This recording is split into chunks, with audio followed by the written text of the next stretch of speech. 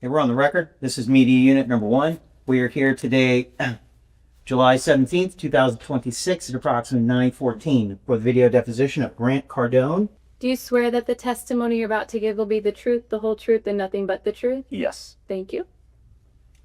Good morning, Mr. Cardone. Good morning, Raj.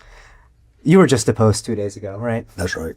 You testified 2 days ago as Cardone Capital LLC's corporate representative, right? Yes, sir.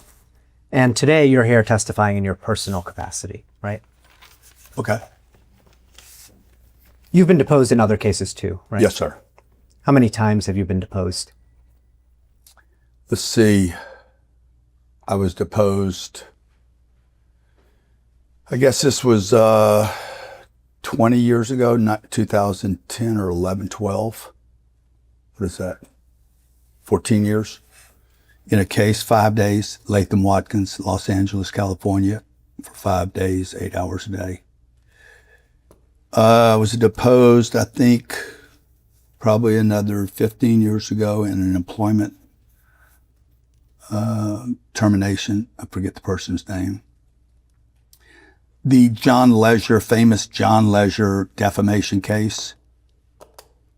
There was an attempt to depose, but because I wanted to keep it public, they canceled that. I won that case, by the way. I won them all. So, I don't know that there's anything else. And then, obviously 2 days ago. So other than this case, you've been deposed 2 times, is that right? I think that's right. I'm sure you remember the deposition rules, but I'll go over them quickly. Sure. You understand you're under oath today? Yes. Let's try our best not to talk over each other. I'll ask the question, then I'll give you an opportunity to respond. Okay? Yeah, that's fair. If you're confused about a question, feel free to ask me to clarify. Sure. But if you answer the question, I'm going to assume that you understood it. Is that fair? If you ask me the question and I answer it, If you answer the I would question, assume that you understand it. let me try that again. Okay. If you answer the question, I'm going to assume that you understood what I asked. That's fair. Okay. I want you to answer my questions today and only my questions. Almost every question I ask you today is going to call for a yes or no response. Do you understand that? I understand that's what you want. And you understand that your lawyer is going to have a chance to ask you questions at the end of the deposition, right? I didn't know that, but I don't know On Wednesday, I don't know the legal,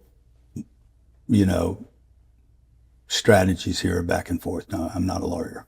On Wednesday, your lawyer asked you some questions at the end of the deposition, right? He asked me 2 questions at the end of the deposition. Do you understand that at trial, you'll have a chance to give testimony in this case? No, I don't understand that. I know nothing about a trial. Okay. We have a lot of ground to cover today, but I want to start with something that happened this week. You had a call with Fund 5 investors this week, right? On Tuesday, I think I had a call with Fund 4 and 5. And any other investors, by the way, that would have been interested. This past Tuesday, right? Tuesday, this week. Yes, sir. Okay. I'm going to mark as There exhibit. was about 1,100 people on that phone call. Mark as exhibit 259, a social media post from yourself. Okay. This is your Twitter. Can we ask them to? Sorry about that. This is your Twitter handle, right, sir? This is X. I apologize. Formerly Twitter. This is your X handle, right? Yes, sir. At Grant Cardone, right? Yes, sir. And this is an X post from you on July 13th, 2026, right? I don't see the date on here, but I would expect we did this week. And you announced that there would be an urgent investors call tonight. Yes. Cardone Capital Fund 5 special call, right? Yes, sir. Now, on this call, you discussed the refinancing of the Sawgrass property, right? I did. And other things. Other than the refinancing of the Sawgrass property, what did you discuss? Good question. I would have answered questions from a number of people that initiated that they had received an email from you guys or some group that you hired about an opt-out or about a class action lawsuit that they would be involved in or included in had they not, or if they didn't respond. Many of these people had questions. They thought it was fraud. They thought somebody hacked my accounts. So as I have been doing and told your colleague, Morgan, on 2 days ago, for 12 years that we've been raising money, we're very transparent and very communicative with our investors, and we answer their questions. Call was about an hour and a half long. That call wasn't recorded, right? I don't know. You did discuss this lawsuit on the call, right? I answered their questions. You discussed the opt-out deadline for this lawsuit, right? I did. And in fact, the call was held 1 day before the opt-out deadline, correct? I don't know that. Did you remind investors of the opt-out deadline? I may have. I also told them to do whatever they chose to do. I said, look, I'm not going to even tell you what I'm going to do or what my family's going to do. If you want to opt in, you want to opt out. You guys made it very easy, as I told them, to opt out, which is do nothing. Don't even see the email. And the rest, I said, yeah, just do what you want to do. Guys, you want to stay in the deal? You want to stay in the deal? Can we ask them or ask Sherry to handle it, and she'll handle it. I told them very clearly, you can opt in, opt out, no hard feelings, do your thing, do whatever you want to do. I'm fine with it. I also did not tell them what I would do or what I would recommend. Did you tell them that if they remained in the lawsuit, if they didn't opt out, they would be involved in the case? Did I ask them? Say again? Did you tell them that if they did not opt out, they would be involved in this lawsuit? I did tell them that. Did you explain to them what their involvement would be in this lawsuit? No. Did you tell them that they would not have to attend trial? Dude, I'm not a lawyer. I don't know any of the intricacies of your little game here. So no, I didn't go into any of that because I don't know any of that. My investors do not want to be involved in your lawsuit. 900 have opted out. Another 1,000 are calling me right now saying, I don't want to be part of this. They don't even know that they're part of a lawsuit. Did you tell your investors that there could be a problem with Fund 5 if it's forced to end early? I don't think I said that, but it would be a problem for them. They'd be wiped out. Their equity would be wiped out, and they'll end up paying your legal fees. Did you tell your investors that if this lawsuit succeeds, they would have a choice about whether they keep their investments or not? I did not. Let's look at Exhibit 260. Do you recognize this document, I sir? do. You posted this graphic on X, right? I did. It's got some incorrect data on it, but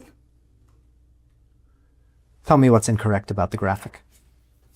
well,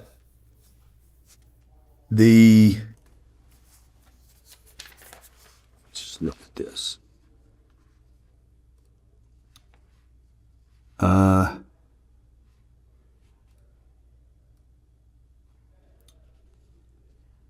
The $11 million down, we distributed, we underestimated how much was being sent out. We missed it by 3 million. Meaning, Raj, that we sent our investors 3 million more than I had communicated. You sent them $3 million more in connection with the Sawgrass refinance, right? Yeah, we refinanced this property. It kicked up our cash flow to a full 6%, almost 6% on the Fund 4 and Fund 5. We returned $14.2 million, if I have my numbers right, 14.2 or 14.3 million, which was a return of capital and our catch up on cash flow. Now, in the LTD distributions from operations column, Yes, or sir. row, Row. it says 17.2 million for Fund 5, right? What line are you on? I'm looking at the LTD distributions from Yes, operations. it says 17.2 million. I see that. So Fund 5 has returned $17.2 million from operations life to date, right? Yes, sir.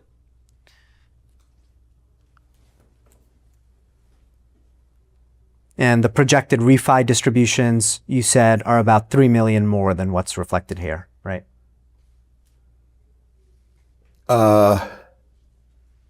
Yes, of the $50 million that was put into this deal, we've returned 17 million. That's over 30%. Are you looking at a spreadsheet in connection with Yes, I am. the response? What spreadsheet I'm is looking that? at mine, the one I use every day. You're welcome to have a copy of it. Okay, I'm going to request that we get a copy of that. Fantastic. It's what I use to communicate to our investors every day. At the bottom of the graphic, it says projected refinance distributions are estimates and subject to change, right?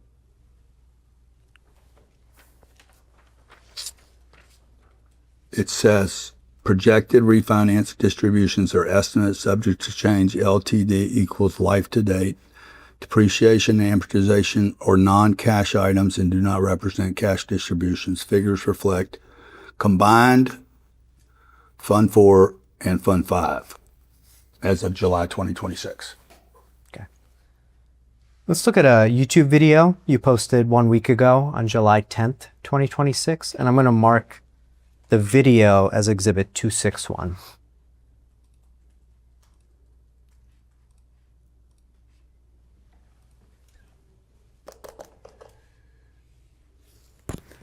First seal, Fund 5, 15% return. Bunch of clickbaiters out there. This is what all you clickbaiters don't know. First, we don't promise any investor anything. We don't guarantee anything. We targeted this asset to do a 50. If we were to sell this piece of real estate today, it's $72 million, 2.4 multiple, a 32% return. I'm not going to hit a 50. Okay, we're going to go way over a 15, even when I take my fees out. Show your wrong and unable. Now that's you on the video, right, sir? It is. And this is your YouTube channel, Grant Cardone. It is. 3.2 million subscribers, I think. Yeah. And this video was posted on July 10th, 2026, right? Yes, sir. The video is titled, "They Said My 15% Return Was Impossible. Here's the Proof," right? I don't know if that's the title. I can't see it from here. I'm sorry, actually. I think the title, at least the title now, is Controversial Fund 5. That's what I wanted to name it. Sometimes the team changes things. And in the video, you said you don't guarantee investors anything, right? That's what we've said ever since we've raised the first penny 30 years ago. Everybody knows there's no guarantee. Are you subscribed to the channel? It's an educational channel. I want to talk next about your social media presence. When did you start posting on social media? I think it was when social media came out. I saw it. I was, giddy about it. Around the late 2000s, do you think? No, I think it was early 2000s. Early 2000s. Probably 2010 or 11. In 2011, you were on the Turnaround King TV show, right? Yes, sir. I was. And you refer to yourself as the Turnaround King, right? No, they're the ones that called me the Turnaround King. I think that was National Geographic's. So, and sometime in the 2000s, you started posting frequently on social media, right? 2010 or 11, I started posting on social media. And you started to get thousands of followers, right? No. I didn't start getting thousands of followers. First I started getting 1 and 2 followers, then 3 and 4. I wish it would have been thousands, but it wasn't. It doesn't work like that. Let's look at Exhibit 262.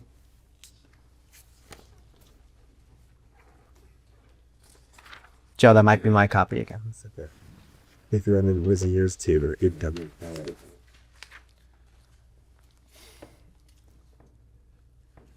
This is an interview you gave in 2017 with Entrepreneur. Do you recognize this? I don't recognize this. The title is How 3 Social Superstars Built Huge Followings Fast. Do you see that? Also, I did not do an interview with Entrepreneur Magazine. This is an article from online which contains quotations from a Grant Cardone GC. So is it online magazine or Entrepreneur Magazine? Because I'm looking at Entrepreneur right here. I don't see online magazine. I can represent to you, sir. I got this from entrepreneur.com. Okay, I lost you when you said something about online.com or online magazine. Let's look at the second page of the document, page 2 of 7. Okay.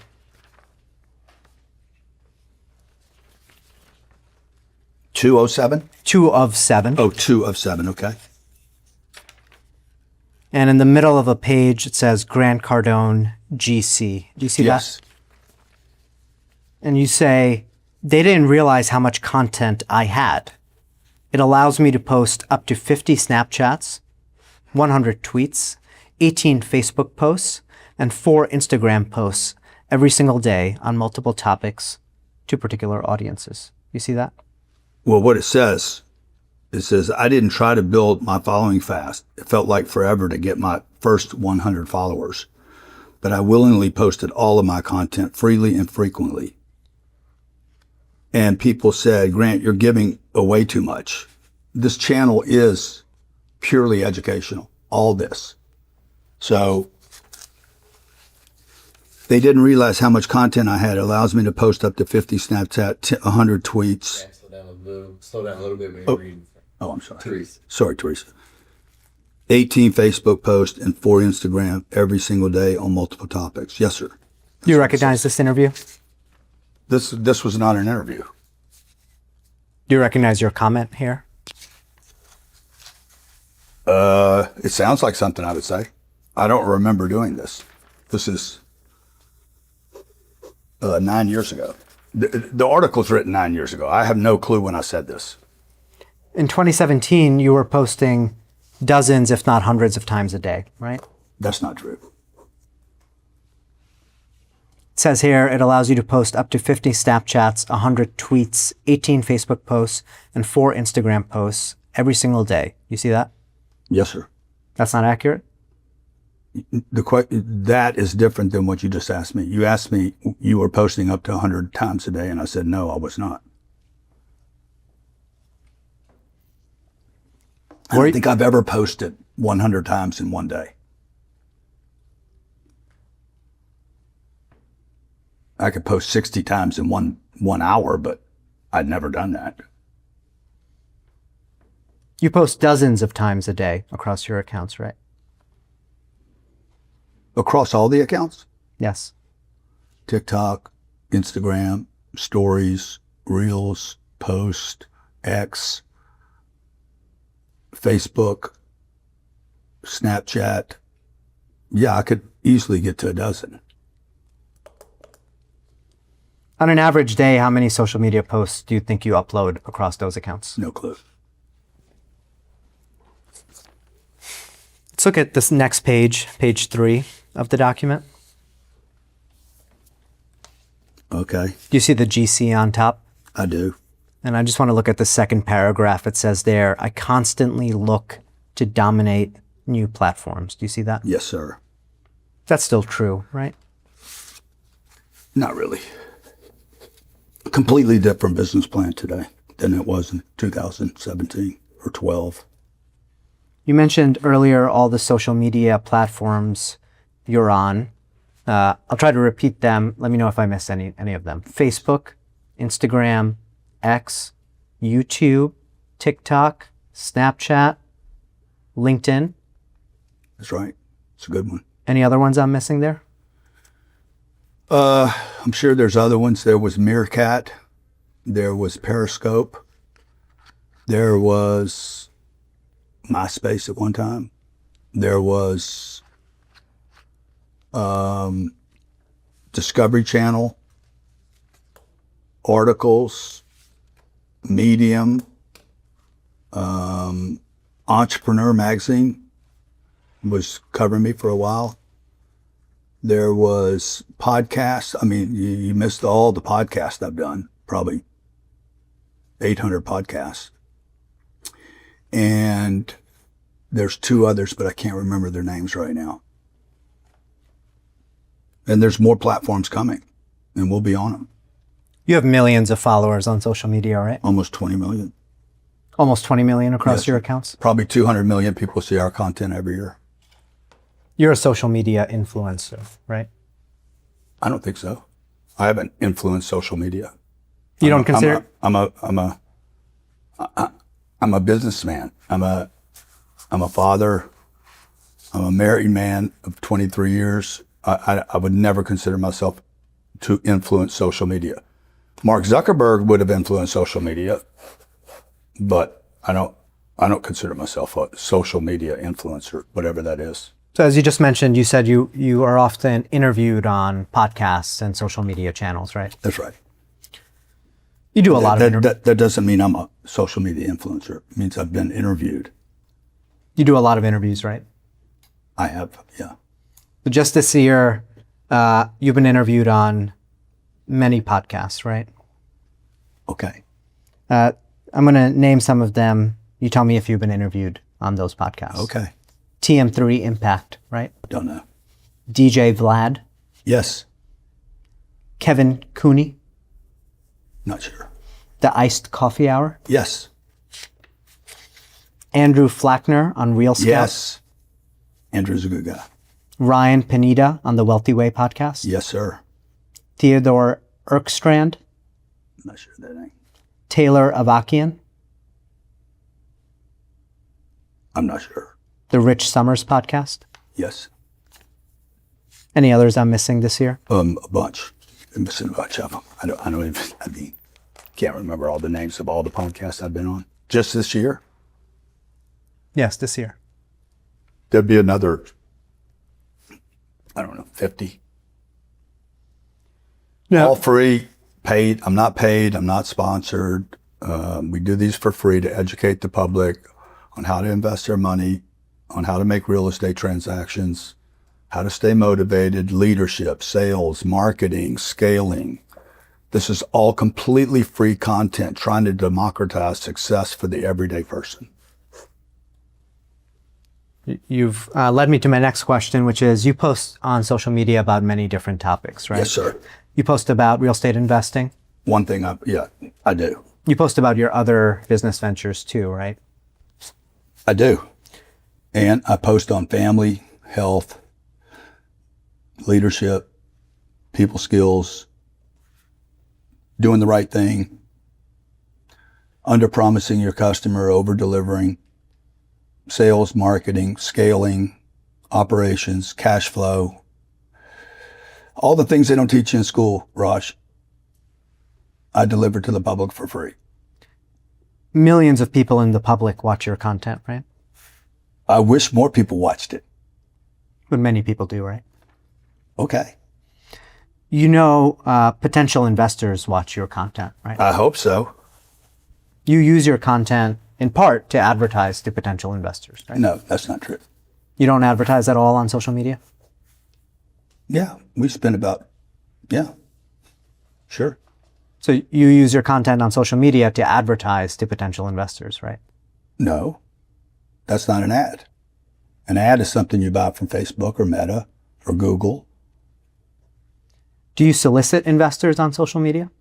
Do we solicit investors? No, we don't actually. We educate people. We educate people on social media. We offer events. We offer, like right now we have a 10X Business Summit going on. It's going to be right here at the Turnberry Hotel. So it works like this. We do social posts, okay, Raj? We do something educational about business. We're doing this right now. At the end of it, there might be an invitation. If you want to come to Miami, call our office or go to this landing page. Or it could be we're having a webinar or training this weekend. And then we invite those people. Those people come for free. Nobody's paying me anything for any of this, which is crazy. These people then get educated, and a tiny, tiny percentage. Okay. If you really want to understand my business, 0.005% of the people that we touch on social media ever pay for a course or to come to a workshop or buy a book. Of that 0.005, maybe 0.001 become an investor in the company. So we'll have about a couple 100 million people will see my content this year. 158,000 will become customers in our business. It's some variation in our business. Of the 158,000 people and the 200 million people that originally saw it, I only have 20,000 investors. You've used social media content in the past to try to raise money for Cardone Capital, right? Have I tried to use social media to raise money? You've used I have used social media to bring awareness to our projects. Have you ever included Cardone Capital's phone number in a social media post? I hope so. Now, another thing that you post about on social media is your lifestyle, right? Okay. You mean my family, my two beautiful kids, my wife, my marriage of 23 years, and homeschooling my children and taking care of myself and our travels? Yes. You live a lavish lifestyle, right? I don't think so. You owned a private jet for many years? I did. I've owned 4 jets. You've owned 4 private jets. I've owned a Gulfstream 200, Gulfstream 550, a Gulfstream 650, and a Bombardier Global 7500. 2 helicopters. 4 private jets, 2 helicopters you've That's owned. right. You don't own a private jet today, right? Yes, I do. You do? Which one is that? The Global. You bought these private jets with investor money, right? That is such a lie. And you know it's a lie, dude. This is, you guys got to stop misrepresenting. I'm asking a question, sir. It's a lie, and you know it's a lie. If you've done your research, you know what social media I'm posting. You know me buying a jet. I owned a jet before I ever raised any money for any funds. I owned a plane, the Gulfstream 200, I paid $8 million for, and we had never raised a penny. You should be ashamed of yourself, dude. You own luxury cars, right? What is a luxury car, Raj? You own a Rolls Royce, right? No. You post about... I don't own a Rolls Royce. You post about your lavish lifestyle. I own, you asked, I own an Escalade, 2 Escalades. I own a Tesla. What's the first 3? Is that luxury? I was given a gift. I found this on the web. What's the first? Google's tracking me now. My wife has a Range Rover. I think I replaced it with a Bentley. I gave my wife a Bentley SUV for Christmas. And I drive a G-Wagon. I want to talk about the social media accounts you use. We're done with the luxury today. lifestyle? I want to talk about the social media accounts you use today. Okay. On Instagram, you use the Grant Cardone account, right? Yes. That's your personal account? It's used for everything. It's used across the board. There's only one account on Instagram. It's used for business and your personal. It's used for everything. Okay. And there's a Cardone Capital account too, right? Yes, there is. And you control those accounts, right? I don't really control the Cardone Capital account. I don't post on that. The team posts on that account. Your team posts on it, right? Yeah. You pay attention to what's posted on your social media accounts, right? I pay attention to everything. You're involved with the content that's on your social media accounts, On right? which one? on both of them? Not really. I just answered that a few minutes ago. I really don't pay attention to what they post on Cardone Capital as much as I post on Grant Cardone. Let me ask a different question. If you saw something you didn't approve of on either of those social media accounts, you would ask to take it down, right? Yes. I want to look at Instagram. I probably wouldn't ask. You would just take it down yourself. No, I would tell somebody to take it down. You would tell one of your employees to take it down, right? Yes, sir. Okay. I want to mark as the next exhibit. This is exhibit 263. It's an Instagram reel.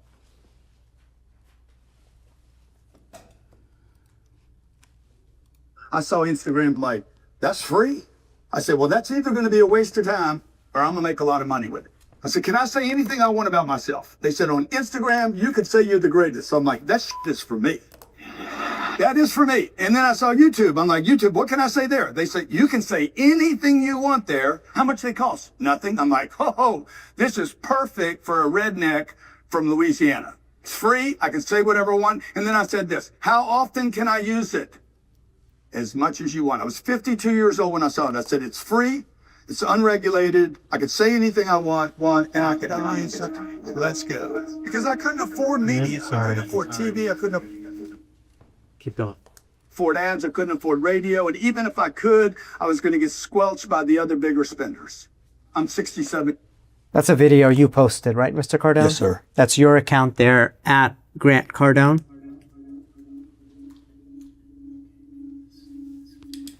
That's my account. That's me. It's not AI. It's the real thing. Now, you can't say anything you want on Instagram, right? Objective form.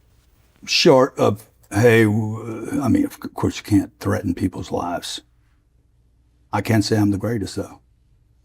Your statements on social media are regulated by the federal securities laws, correct? They've never regulated me. You think that your statements on social media are unregulated by the federal securities laws? Objective form. They've never interfered with anything I've said, any offer I've ever made, any position I've ever taken, except during COVID. Is it your personal belief that you can make false statements on social media? Of course not. I wouldn't either. So you do understand that your statements on social media are regulated by the federal securities laws, right? I've already answered the question. I'm sorry, I didn't hear that. I've already answered that question to you.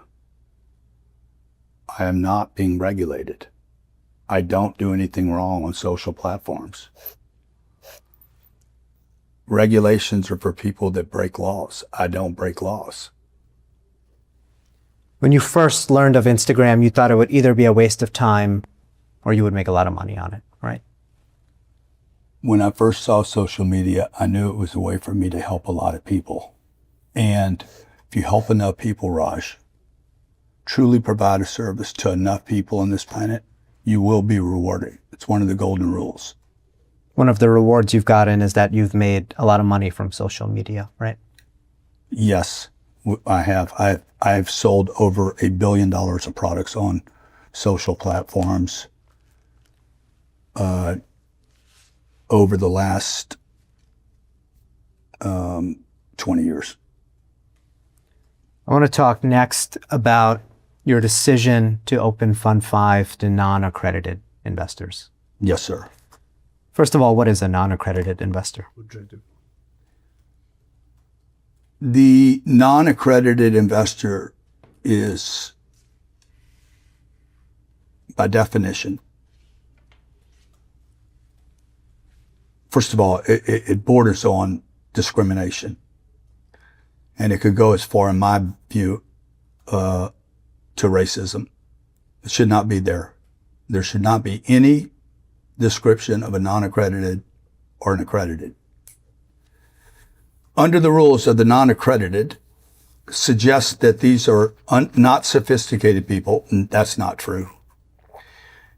It suggests by dollar amount that they only make $200,000 a year, or their net worth combined, if they're married, is $1 million in net worth, or I think they need to make $350,000 a year. But I have fought, Raj, for now about 5 years maybe 6 years now with Washington, D.C. to change that rule to get rid of the non-accredited as discriminatory.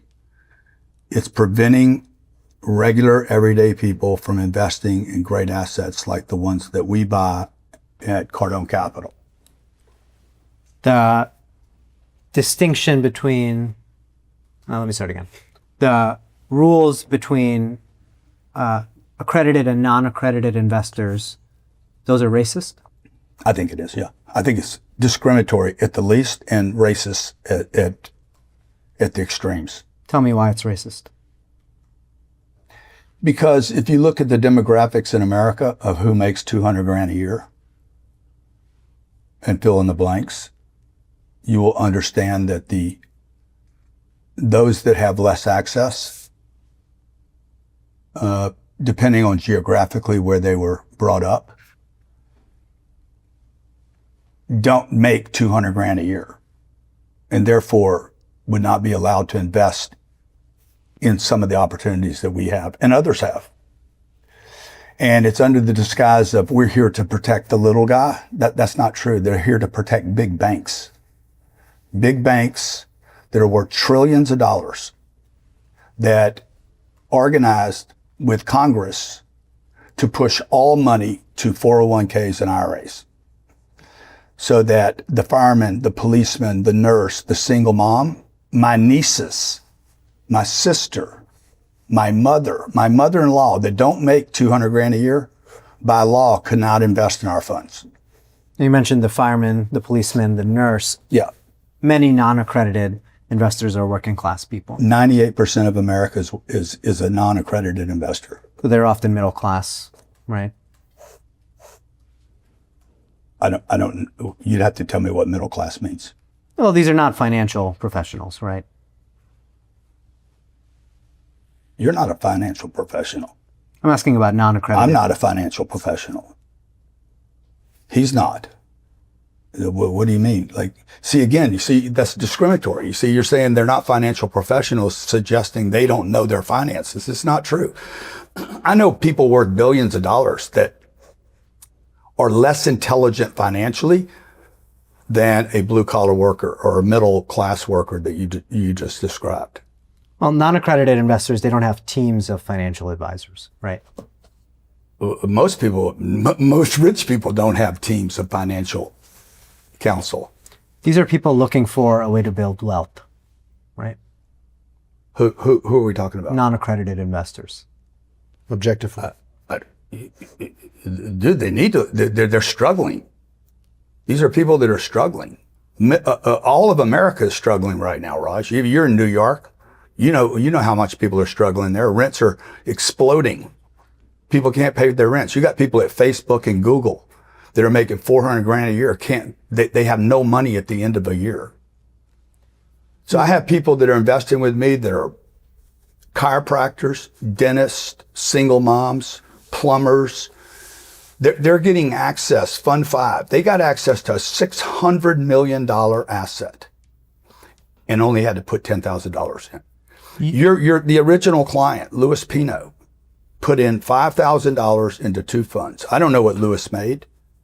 Louis was a huge fan of mine, bought every book we had, went to courses.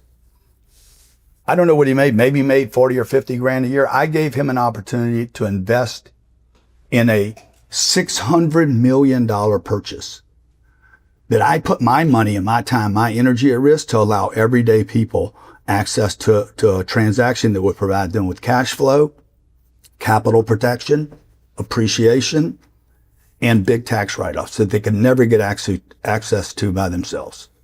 I moved to strike everything after all of America is struggling right now. Raj is non-responsive. Because you don't like the answer. Sir, let me finish. You guys strike when you don't like the answers. Let me ask my question, sir. You started off as a non-accredited investor. Everyone starts off as a non-accredited investor. There's no human being ever born in the United States of America that started out as an accredited investor. So you started off as a non-accredited investor, correct? I did, and you did, and everyone does. Your family members started off as non-accredited investors, right? My family members? You mean my daughters? Yes, when my daughters were born, they were non-accredited. Now, the federal... My daughters are still non-accredited. And my daughters, by the way, by law, My daughters, okay, could not invest in my funds. My niece that has known me for 40 years and my godchild, by law, without me creating this fund, would not been able to invest in my funds. Now, the federal securities laws give non-accredited investors special protections, correct? Objective form. The who does? The federal securities laws give non-accredited investors special protections, correct? Objective form. I think the federal securities laws protect all people, not just non-accredited. Are And I there would expect that they protect the accredited more than the non-accredited. are there special rules that govern solicitation of non-accredited investors under the federal securities laws? Objective. And they're changing all the time. Is that Like a, they just changed this year. You know that, right? Mr. Cardone, you have to answer my question. I did. Do you want me to ask it again? They have laws. I'm sure they have laws and restrictions. I'm not, I don't know them all, but they're changing. What I'm telling you is they evolve and they change. They move. They're mercurial. They changed this year. For instance, the non-accredited this year went from it's no longer income constrained. Did you know that? Now it's if you write a check for 200. By the way, I'm influencing the direction of this with DC. If they write a check, if Teresa writes a check for 200,000, she no longer has to go to her accountant to get them to check whether she's accredited or not. Mr. Cardone, when did you decide to create a fund for non-accredited investors?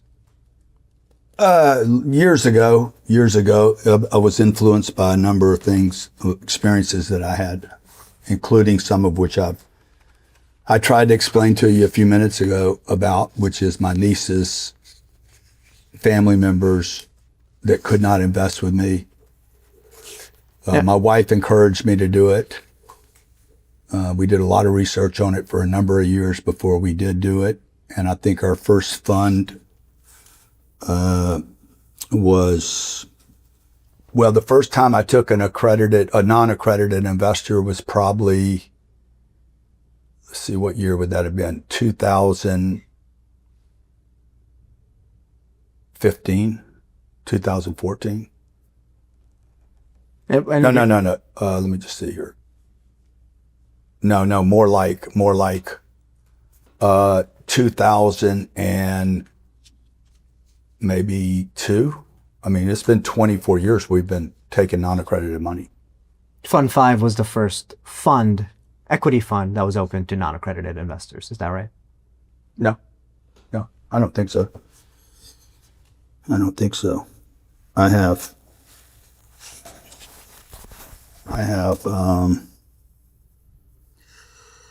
no, I don't think so. There was funds, for instance, the Trellis deal in Savannah. That would have been 2000. I know there's some non-accredited investors in that. There's non-accredited in our Audubon Park deal. There's definitely non-accredited in I have 47 properties. I've had 76. Okay. I would say there's probably been non-accredited investors all the way back to 1996 involved in my deals. Dale Christensen was one of the first non-accredited investors. He was 53 years old, psychologist. He had less than $100 to his name. He was an investor in one of my funds. The first Cardone equity fund open to non-accredited investors was Fund 5, right?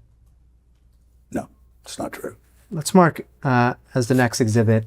It is named Fund 1, but for different reasons.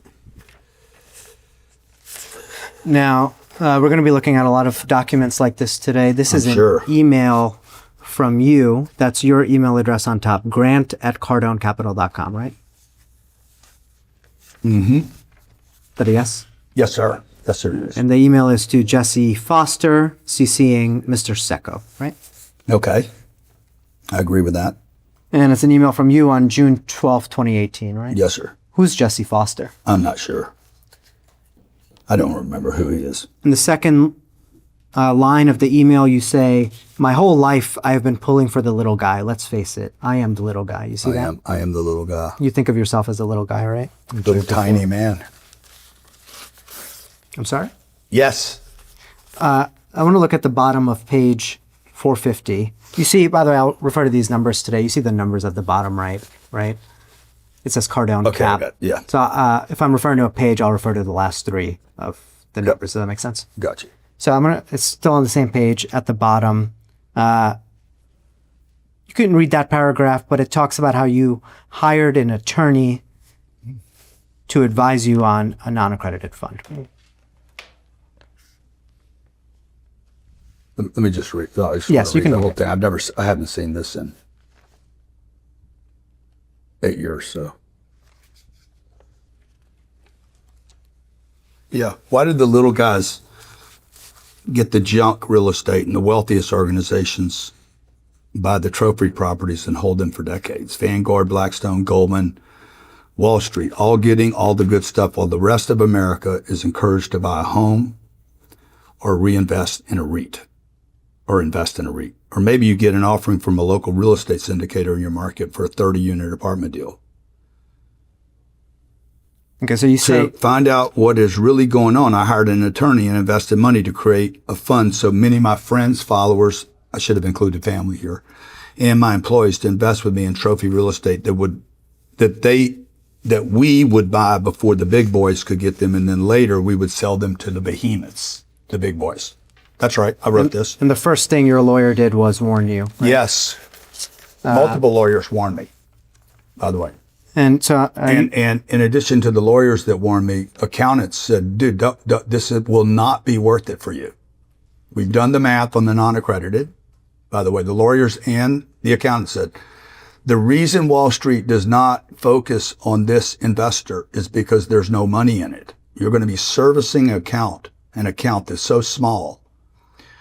And this is why the Goldmans, the Blackstones, they go get big, massive checks, $10 billion at a time, $5 billion at a time, $1 billion at a time, while I'm taking 5 and 10,000.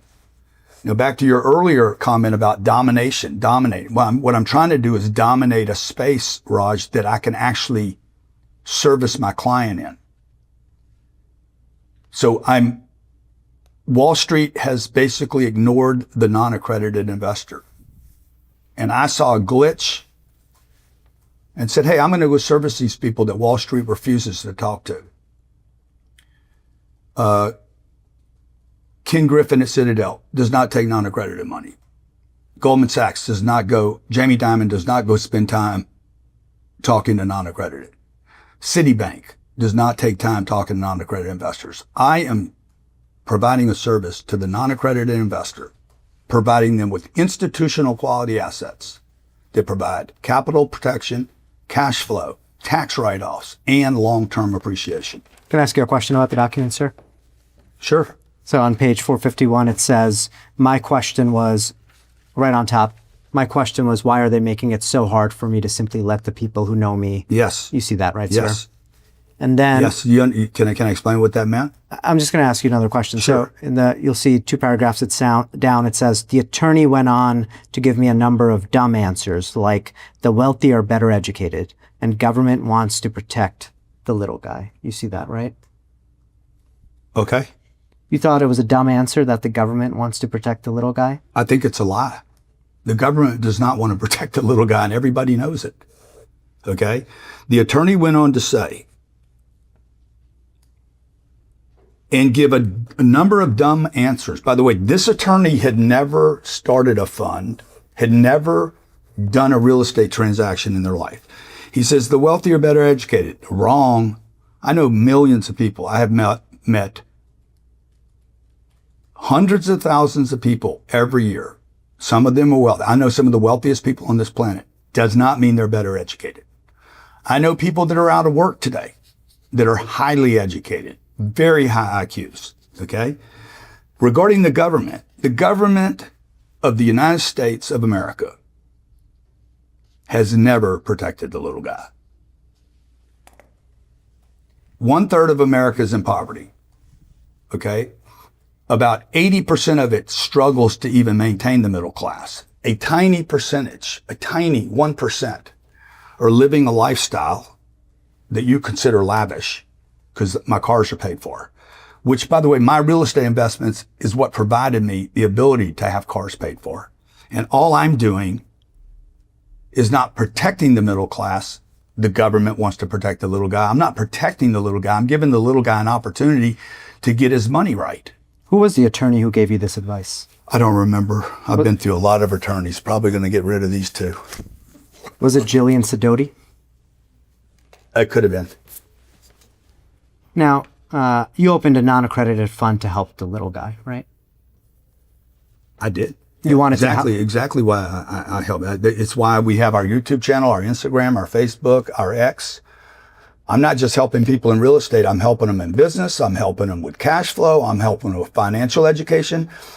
Just so you know, about 30% of my audience is Black and under the age of 30.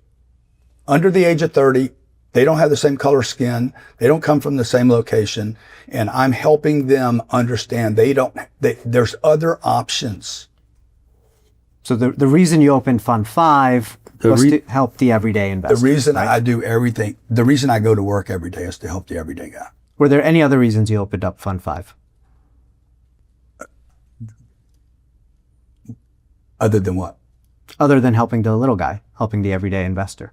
Sure. I'm sure there's a lot of reasons. What were the other reasons? A lot more reasons. Oh my God, dude, how much time you got? Like, it's a business, okay? Number one, I'm running a business here, okay? Now, the business is not what you think it is. You think it's Grant's going to make money out of the promote. That's not actually the business. You're missing the bigger story, okay? I am going to build the largest real estate company ever built in the country and share it with the everyday man. Okay. Now that could include a dentist that makes $1 million a year, but the intention was to also include the Louis Pinos that only have $10,000 to invest. Now, why would I want to do that if it wasn't just for money? Because my business is servicing roofers, HVAC people, real estate brokers, real estate salesmen, real estate appraisers, people in the escrow business, the mortgage business that don't have access to these deals. They're around the fringes. They're working on the roof or working on the plumbing, but they can never actually invest in the very things that they're servicing. Now, why would I want to do that? Because when you send money to somebody every single month, okay, and we have, by the way, for 20 years, I have never missed a payment, ever. In 20 years, 20 times 12 is 240 months. Raj, I have never missed a distribution on the 15th of the month.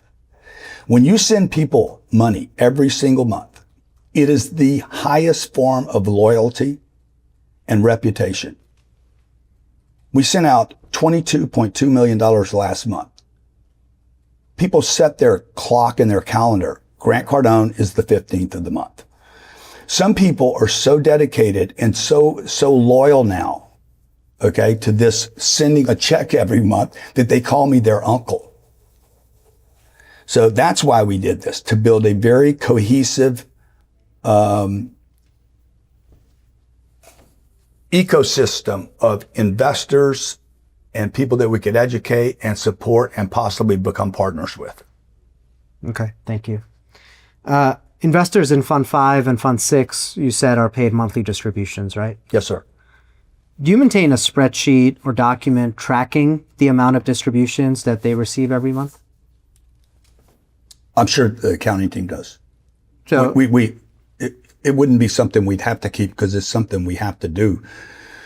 We distribute on the 15th of the month. So the very fact that we made a distribution would be a record by itself. Right. So let's take a non-accredited investor. He's in both funds.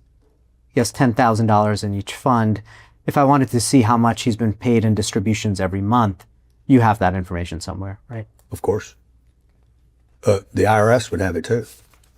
The SEC spent 28 months going over all our records. You probably know about that.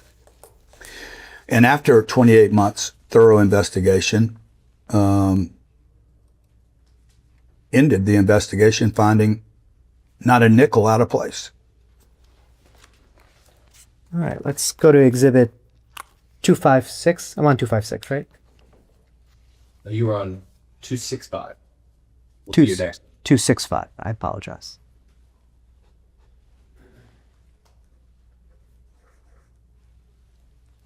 Okay, I'm going to mark as exhibit 265 a YouTube video titled Not All Real Estate is Created Equal, Real Estate Investing Made Simple with Grant Cardone. And I'm going to mark as exhibit 265A a certified transcript of that exhibit, of that YouTube video. Terrible title. We're terrible at our titles. I'm going to play a portion of the video now, Mr. Cardone. Okay. Can you see that? Yes, sir. I can see it. Another failure in my life. Cardone TV. Grant Cardone TV. Welcome to the Cardone Zone every Monday. We have Wi-Fi. Sell this thing to. I know exactly who I'm gonna sell this thing to when I buy it, and I know when I'm. I'm sorry. Did we skip? We did skip. Yeah. I want to make sure I get the intro for you.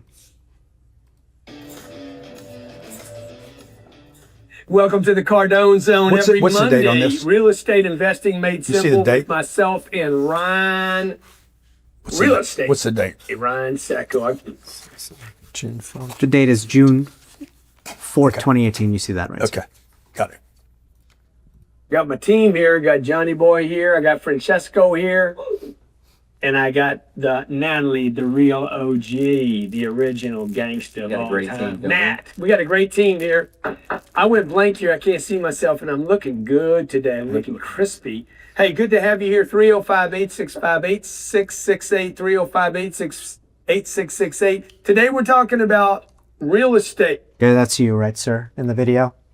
Man, I swear that's me. Okay. That's your YouTube channel. I look Grant better. I'm in Cardone. better shape now than I was then, Raj. I think we all are, Mr. Cardone. No, not necessarily. No, come on. Stop it. All right, let's watch another part of Most this people video. are not now. in better shape 8 years later. Mr. Keel might be in better shape than me, that's for sure. No, definitely not. Cheeks are getting all blown out.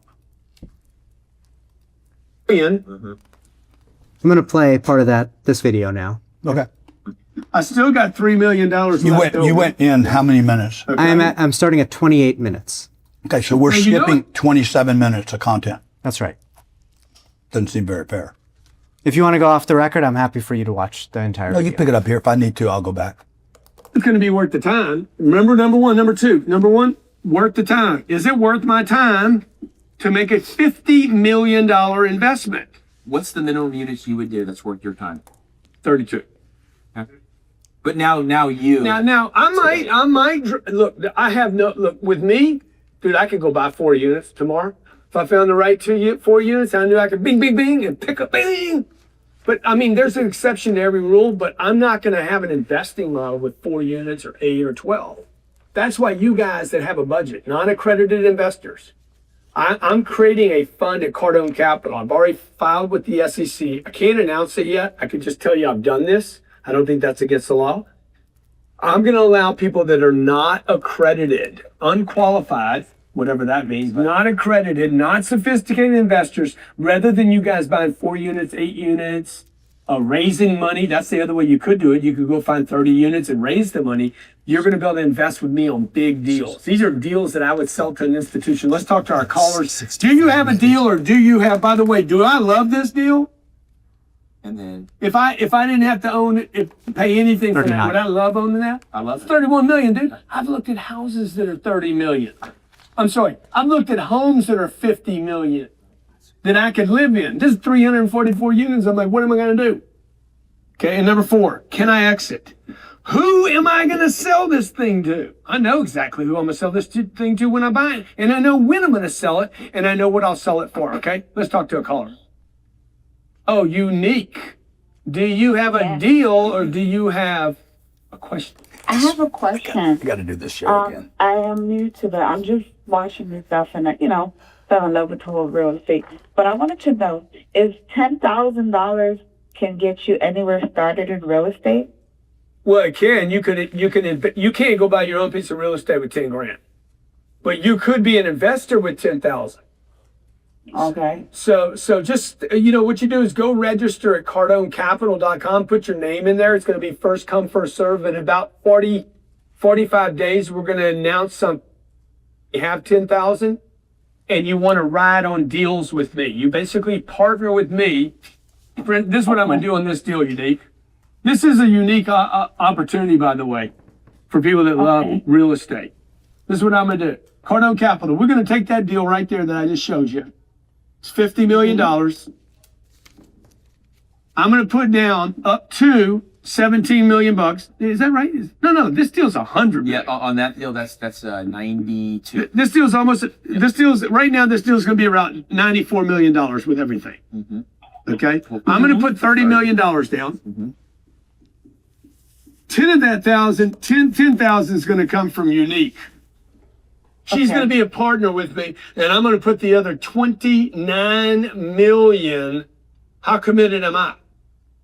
100%. Okay, I'm going to sign the debt on $64 million. I don't know what I was thinking. This deal is 50 million. It's almost 100. I'm going to sign the debt. Unique, you're not going to sign the debt. I'm going to sign the loan, okay? I'm going to put my little GC right here. They're going to be like, okay, he'll do the deal. I would add you to the loan, Unique, but no offense, I don't know that it's going to help us get this $64 million loan. Particularly when I tell them your name's Unique. It's just going to weird everybody out.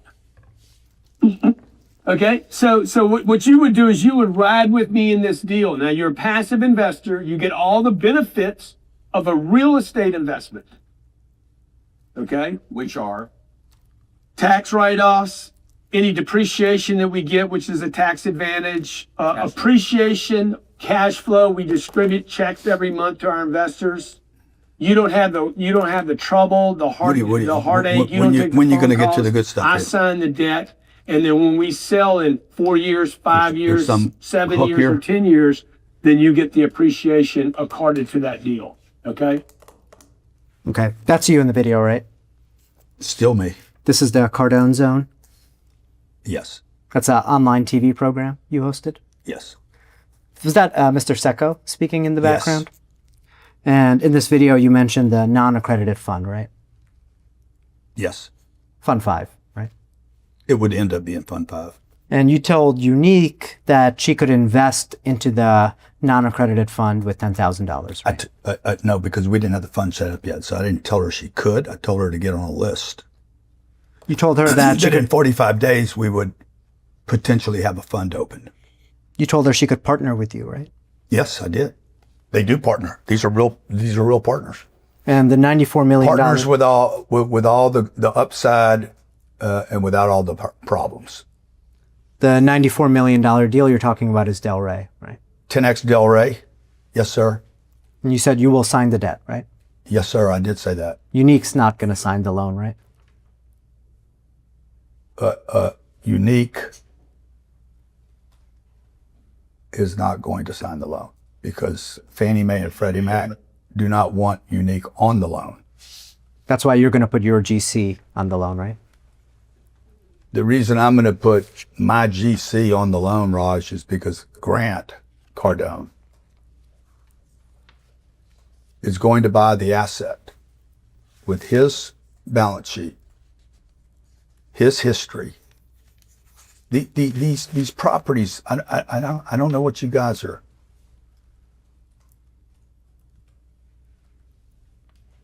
These properties don't get loans by themselves.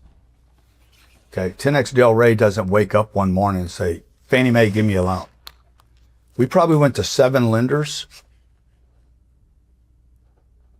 to see if this qualified under their structures. We then negotiated, we being me, take the W, flip it upside down, me, negotiated the terms, whether it was going to be a 3-year, 5-year, 7-year, 10-year, 12-year.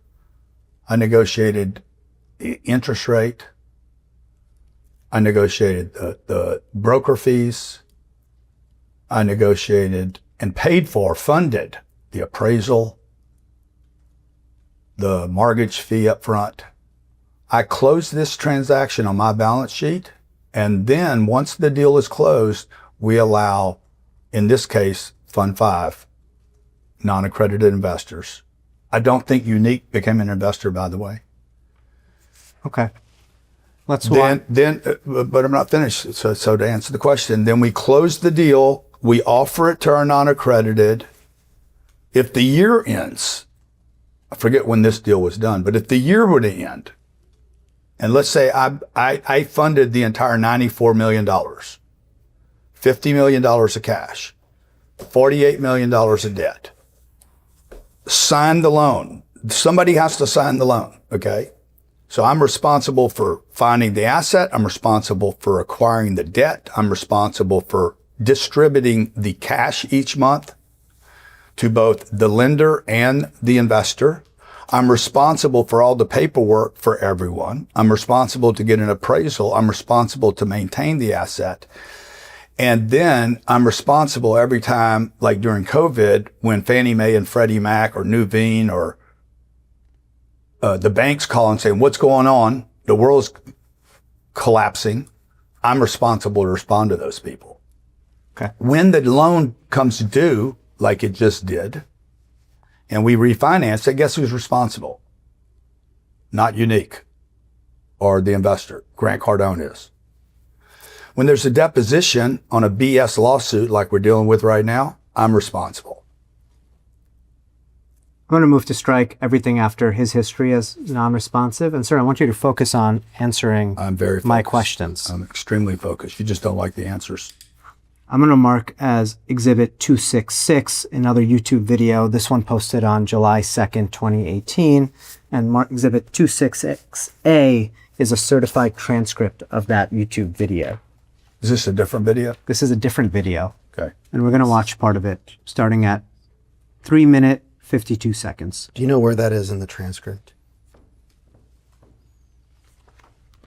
I am going to be asking around page 22 of the transcript. 22. Thank you.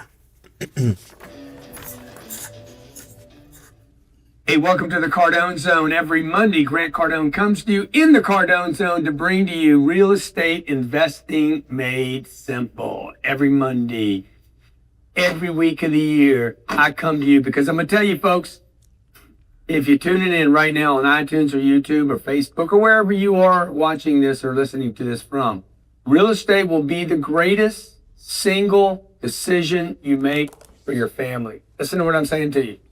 Investing in cash flow producing real estate will be the most important. Oh, that's you, right, sir? Yes, sir. That's your YouTube channel? Yes, sir. And this video was posted on July 2nd, 2018. It's titled Leverage Your Real Estate Investing Made Simple with Grant Cardone. You see that? I don't see the title from here. Okay, but sorry. I believe you. I believe Okay. you. It's not. It's Let's go to 20 minutes and 16 seconds in this video. Oh, no money down. That, my friends and gentlemen, ladies, is called leveraging your real estate. How to leverage your real estate. You can't leverage your business. It's dependent upon you. You can't leverage a calculator. It's only worth $4 or $5. It'll be worth 50 cents before it's over with. You won't even have these. They're going away. Nobody will, except if it had 10X on it, leverage your brand. Okay? So that's what we're doing at Cardone Capital. We're leveraging 25 years of me buying real estate. I pick the deal. I find the deal. I get the best debt on the deal. I get the lowest interest rates available. I think we're paying 3.5% on this office building. Okay? Ridiculous, right? You're leveraging me and my real estate. I find the deal, buy the deal, negotiate the debt. I decide when we're selling it. And by the way, you are in the deal as my partner, shoulder to shoulder, without the responsibility, the headache, the debt, signing on it, the obligation. And it's backed by real assets that go up in value over time and have a better chance of going up than your cash. When we come back, I'm going to take you Now, Mr. Cardone, you said you got the best debt on the deals, right? Yes, I did. And I do. You said you will get the lowest rates. I just got a 5.05% interest rate loan this week that would typically cost these people 6.5 to 7%. You get the lowest rates available on the market, right? Yes, sir. Now, you said that investors are in the deal as your partner shoulder to shoulder, right? Did I say that? I didn't hear the shoulder to shoulder thing, but maybe I did. I didn't read it. Well, we can look at the transcript if you like. Do you know what page? I'm on page 24, line 4. Line 4. Correct, on page 24. I decide when we're selling. That's right. I decide what we paid. I decide what the debt was going to be. I decided whether we were going to buy it. I decide everything, Raj. Complete, total, absolute control. And it's laid out in the circular that they have no control, nothing. I do everything. All they have to do is write a check. You are in the deal as my partner, shoulder to shoulder. Okay, I did say that. Feel like we're an army. Without the responsibility, the headaches, the debt, signing on it, the obligation. It's backed by real assets that go up in value over time, as everyone knows, by the way. Like, you cannot find a human being on planet Earth that does not believe real estate's not going to be worth more tomorrow or next year or 10 years from now than today. And you have a better chance of going up than holding cash. But Mr. Cardone, All that's true. your investors, they have no control of the funds, right? Zero. No control. It's laid out in the circular. Zero control over anything. All decisions are mine. And you said that investors... That's why they're called passive investors. Okay. You said that investors will not have the responsibility, the headaches, the debt signing on it. You see that, right? That's right. I do see that. You said investors don't have the responsibility of the debt, right? That's right. That's what I said 3 times now. They do not have responsibility of the debt, nor would Fannie or Freddie or any lender want them to be held responsible for the debt. Just so you know, in 2012, there was a Jobs Act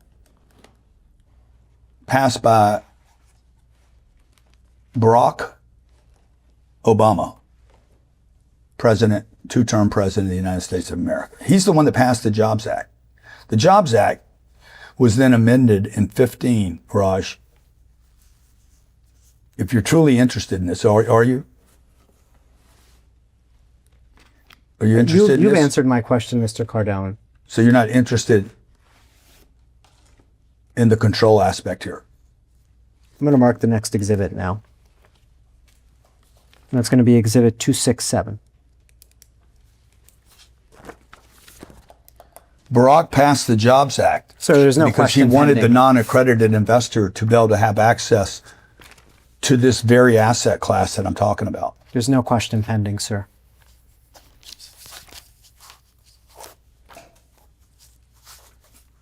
Now, what I've given you as exhibit 267 is an August 5th, 2018 email. We're done with the video? We are done with the video, yes, sir. Exhibit 267 is a August 5th, 2018 email from Mr. Secco to you, correct? This looks like it's from Robert Gibbons to me. I'm looking on top, sir, on page 99. An email from Ryan Secco to Grant Cardone, correct? Page 90, okay. Robert Gibbon, from Robert Gibbon, not from Ryan Secco. Again. Above that, it does say an email from Ryan Secco to Grant Cardone, but that's okay. That's not the origination of the email. Correct. Mr. Secco's forwarding you an email from Mr. Gibbon, right? That's Okay. right. And Mr. Gibbon works at Cushman and Wakefield, right?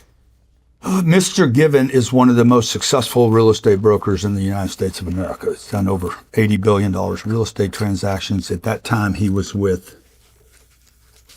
Wake. I think he's with CBRE now. And Mr. Gibbon informs you, congratulations, the seller accepted your counter terms. Do you see that? Yes, sir. This would have been after 90 days of negotiating a very difficult contract. And that was for the Delray property, correct? Yes, that we paid $92 million and today is worth $140 million. At the time you paid $92 million? $92.5 million. 92.5. Closing costs, I think, was $94.3. That was the most you had ever paid for a single property, correct? I don't know. I'm not sure of that. I have a track record, but I have no clue. You're not sure. I'm not sure. I can tell you real quick. Again, like, there's no secrets over here, man. Everything I've done is completely out in the open to the whole world. Prior to this, I had a couple $100 million invested in a portfolio. I did the Trellis deal at $30 million, Audubon deal at $35 million, Integra Shores at $33 million, Wellington at $32 million, Iona Lakes at $55 million, Woodway would have been $90 million, Woodway and Murano would have been 141, so this wasn't the biggest deal yet. Then 10X Delray was 94 million, Stella was 71, Naples was 101, Sawgrass was 143. And So- that's just some of the deals. For an individual property, was this the most you had ever paid? I'm not sure. I'm not sure at this time. Okay. I'm going to mark as the next exhibit 268, a YouTube video from Grant Cardone titled, We're done with this? we're done with that, yes, sir. 10 things to know before getting started. Real estate investing made simple with Grant Cardone. Okay.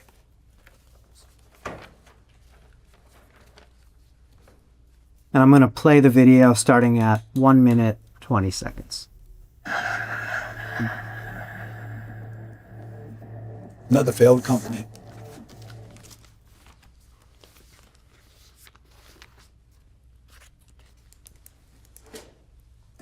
And I'm going to get the whole world involved in it. You're either going to invest with me or you're going to actually help me raise these funds. Okay, so when you see me on social media talking about other stuff, anything that you see me talking about, what I'm doing is building an audience so I can allow people to get in a vehicle to where everybody gets rich. Because let me tell you something, if you want to make happy customers for life, make them money.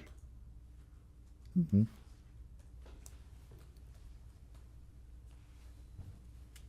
That's you on that video, right, sir? That is me. Okay. And you mentioned that your deals are doing 160 to 200% returns, right? I don't think I said that in that video, did I? Did I say that in that video? I didn't hear that clip. Maybe I have the timestamp wrong. So But it will come do. back to that. It will do 100%. By the way, this deal has done. This deal, Delray, that you've been focused on this morning. We put in $34 million. The equity amount today is $83 million. Sir, I'm sure. That's more than 250%. I'm sure we're going to The get there. the only way that gets destroyed is if you guys win your little bullshit case. Sir, the way today works is that I ask questions. You I give know answers. how it works. You know I know how it works. Okay, so now I want to walk through how the waterfall for Fund 5 works, and I want to break down. We're done with this video? We are done with that Because video. I don't know what I saw in that right there, except that you said I claimed 200% and I didn't. Well, actually, I apologize for that. I think I just had the wrong timestamp, so we're going to come back to this a little bit later. Do you want to take a break, Joe? I don't want to break. I know. Would We can take a quick break. Let's you go on mind the if I- record. You need I to just break? want to You got a run down the prostate hall. problem? No, I don't. Okay. For the record. Okay. But I wanted to. I do take. It's 10:38 off the record. The time is 10:50. We are back on the record. Are you ready, Mr. Cardone? I am, sir. I stay ready. I want to talk about how the waterfall for Fund 5 works and break down for the jury how investors get paid. Okay? Break down for the jury what? How investors get paid from Fund 5. Okay. But Fun- the jury's not here right now, are they? How do I do that? They might watch this video, sir. Oh, at okay. trial. All right. Fund 5 owns interests in 5 properties, right? Fund 5 owns interest in 5 properties. Yeah, that's right.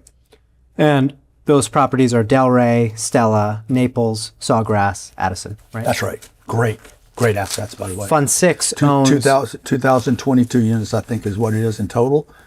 About $600 million worth of real estate at when we capitalized it, and I think it required $162 million as a down payment. I'm for gonna the whole portfolio. I have to move to strike everything after that's right. And sir, again, I'll remind you to please just answer my question. Okay. I have limited time here today. Well, Fund. I mean, I have as much time as you want, so I don't have any limits of time. You can stay as long as you want. These guys probably want to get home, but I have no place to go. Fund 6 owns 4 properties, right? Or I'm sorry, let me start that again. Fund 6 owns interests in 4 properties, right? That's right. And those 4 properties are Columbia, Breakfast Point, 10X Living at PCB, and Retreat at PCB, right? Yes, sir. Okay. That's right. Now, when you acquired these properties, you were owed a 1% acquisition fee on all of them, right? I am entitled to a 1% acquisition fee. That's 1% of the purchase price, right? Yes, sir. And then you receive, Can I explain our fees to you? I mean, I'm going to go through it, sir. Cardone Capital receives a 1% management fee, correct? we're entitled to that. We don't necessarily receive it 1%. any more than the exit fee, the acquisition fee, the management fee, or the promote. We're entitled to it. You're entitled to a 1% management fee per year, right? Yes, sir. Now, when these properties are sold, you're also entitled to a 1% disposition fee on all of them, right? Yes, sir. That's 1% of the sales price, right? Yes, sir. Now, in addition to those fees, you're entitled to a promote, right? I am entitled to promote. You're entitled to receive 35% of the cash flow of Fund 5, right? Yes. And you're entitled to receive 35% of the profits of Fund 5, right? I am entitled. Same thing for Fund 6, right? I think that's right. And you're contractually... It changes. The funds change. Like we have a fund right now that's a 50-50.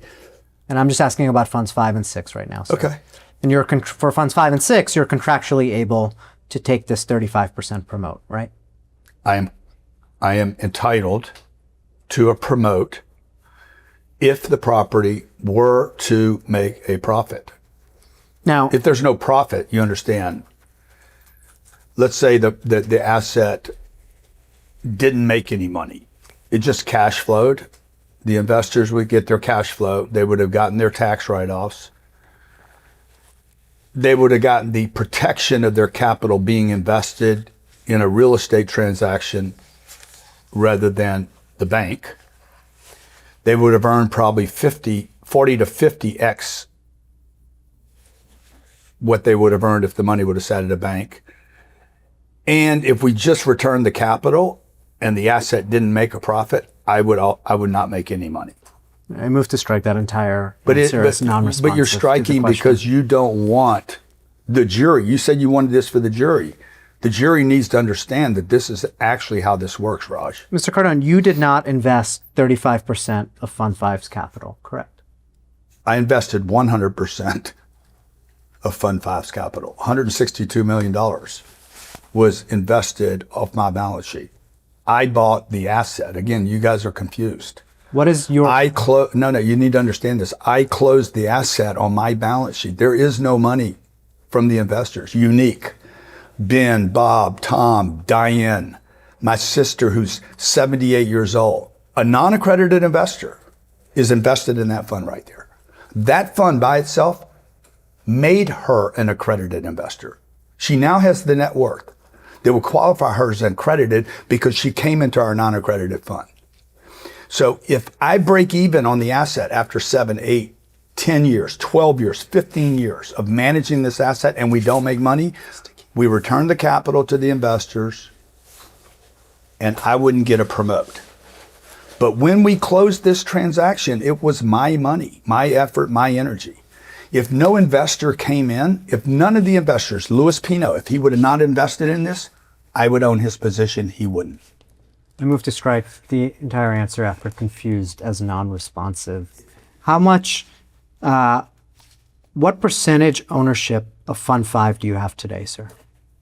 I don't know, somewhere between $8 and $12 million. I don't know what the percentage is. I'm not focused on my percentage of these deals. I have $5.3 billion of real estate. 6,000 of the first 6,000 units I own in totality. I earn about $1 million a month in free cash flow from the real estate that I bought, Raj, before we ever raised a penny from non-accredited investors. I'm giving my position away in these assets at the same price, by the way, that I negotiated the asset. I move to strike everything after percentage is as non-responsive. But you asked me a question. Why would you strike the answer if I just told you? I told you the answer. So, on your promote, have you ever not taken your promote on any transaction? Yes. Which ones? I don't know. Probably all of them. I have either delayed my promote or not taken it in full. What about on a realized transaction? Have you ever not taken your promote in full? On a realized transaction, have I ever not taken the promote? Yeah. Which transactions were Probably those? a deal called Heron Point in Boynton. It didn't do much. Heron Point did not achieve a 15% internal rate of return, right? Well, you don't even know what Heron Point is. You don't know what Heron, so you're asking, like, you're so tricky, man. I'm asking you a question, Right? sir. Right? It didn't get it. You don't even know the Heron Point deal. You've done no research on Heron Point. Did Heron Point obtain a 15% internal rate of return? Let me see here.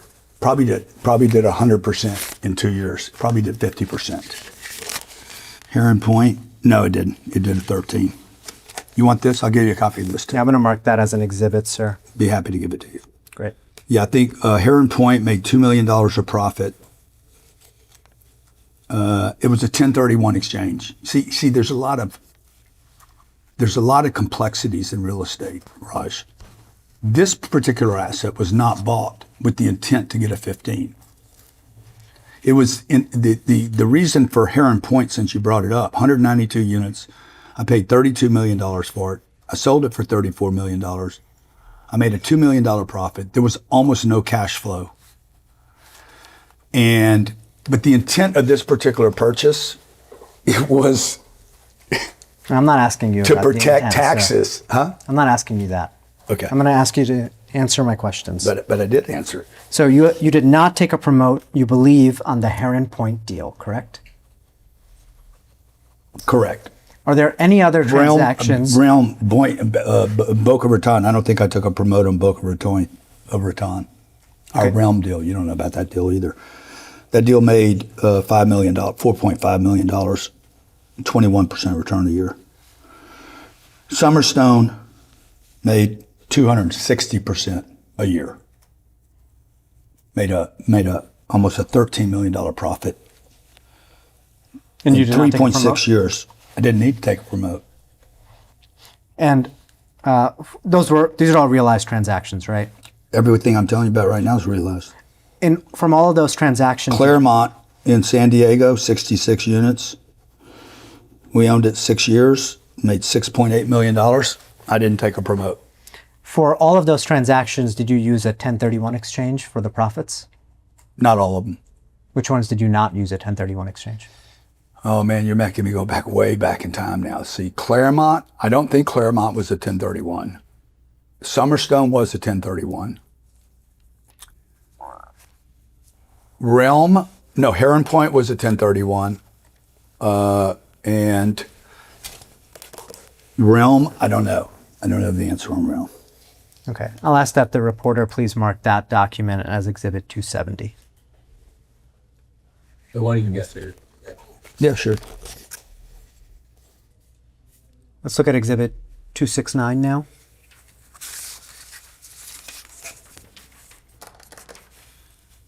I want to show you an underwriting for the Delray property. I just want to say these are not audited returns either, okay, for whatever it's worth on 269, 270. I want to show you an underwriting now for the Atlantic Delray property. Okay. It's dated August 29th, 2018. Now this printout is just the 10-year tab of the spreadsheet. If you want the full spreadsheet, it's on the laptop right here, but I just printed it out for you. Now, this is an underwriting model, correct? Yeah, it is. Yes, sir. And you look at these all the time, right? I just put down. I'm looking at it right now. I don't look at these all the time. Well, in the course of your work at CARDONE Capital, you often look at underwriting models, right? Yes, yes, sir. And what is the 10-year IRR projected on this model? This says a 12.67 10-year IRR and a 14.81 10-year AAR. And so those are the IRR and AAR numbers for the Delray property, right? Yeah, and it says, I'm sorry, it says underneath it, project performance before fund fees. Right. So if you were in That'd be the 1% acquisition, the 1% management, and the 1% exit, and the 35% promote. So for an investor in Fund 5, the net IRR would be even lower than 12.67%, right? Objective form. Could be. It could be, if you take 65% of 12.67, it's at, 12.67 times 0.65. It could be 8.23. But it wasn't, and it won't be. It's going to be double that. It's probably going to be in the 20s, Raj. That's why it says projections. We'll have to strike everything after wasn't as non-responsive. Because you don't I'm want gonna the mark- jury, you don't want the jury to hear the truth then. I'm going to mark as Exhibit 270 a YouTube video. 271. We done with this? We're done with that for now. I'll mark as Exhibit 271 a YouTube video dated September 17th, 2018. We're going to watch part of the video now, starting at 5 minutes, 45 seconds.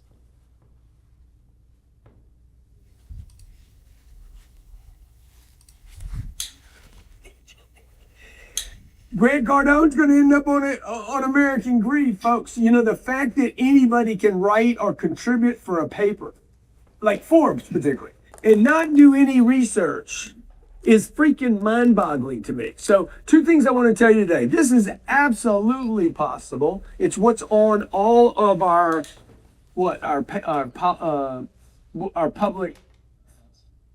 our CardoneCapital.com. Our internal rate of return, our expected internal rate of return is 15%. And by the way, it's actually higher than that. I just told them, look, just for the public, so we don't disappoint anybody. I hate doing this, by the way. Bring it down, okay? And this guy's like, that's impossible to get. I'm not talking about once in a while. I'm talking about year after year after year after year. In fact, I'm talking about over a period of 10 years. And 10 years of 150%, 15% would be 150% return on your investment. That's what we expect to get. Today's a great day because it's Monday, and this is the day that I come to you and talk about real estate and how to double and triple money. Now, a 15% return is easy. Some of you asking every day I get this question, dude, why do you keep pushing so hard? Why? Because I'm passionate about charity. That's you in that video, right, sir? It is, sir. And that's a video dated September 17th, 2018. I can't see that from here, Okay, but I believe you. sorry. I believe that's fine. And the video is titled, How to Get 15% Return on Your Money, Real Estate Investing Made Simple, right? Yes, sir. Now, I made another video Monday, how to achieve more than a 15%. So that's 8 years later that you showed me earlier. So the title of the video... You can achieve a plus 15% return on a real estate investment if you know what you're doing. If you buy at the right time, at the right price, manage the property correctly, don't put too much debt on it, take care of the tenants, you can easily accomplish this. It's not difficult to do. Sir, I'm asking you very straightforward questions. If you continue to give non-responsive answers, we're going to have to call the court and get an instruction that you have to answer my questions. Do you understand that? I don't. I actually don't understand who you would call at the court, what you would ask him, and then what you would say I'm doing wrong. I'm answering your questions. Okay. Well, So I have no clue what you're talking about when you say you're going to call the court. I'm going to ask you straightforward questions, and I would like answers. I'm giving my you questions. I'm giving you straightforward answers, Raj. Okay. The title of this video says how to get 15% return, right? On your money. How to get 15% return on your it says, money. hang on, how to get 15% return on your money, real estate investing made simple. That's what it says. That's the Okay. I title. do want to make sure you're able to see the date. It's dated September 17th, 2018. You see that, right, sir? September 17th. Yes, it had 27,000 views. Now, 2 months before this video, the SEC told you that you must revise Fund 5's offering statement to remove a 15% return representation, right? Objective form misstates the document. Absolutely not true. The They SEC did not tell me. You are completely misrepresenting what the SEC asked me to do, number one. Let's look The at SEC made 3 errors on that and then never told me not to use the 15%. You're just you're misrepresenting what they said. Let's look at Exhibit 273, which I'll mark as this is the SEC's letter to you, dated July 30th, 2018. Now, you looked at this document on Wednesday's deposition too, right, sir? Yes, sir.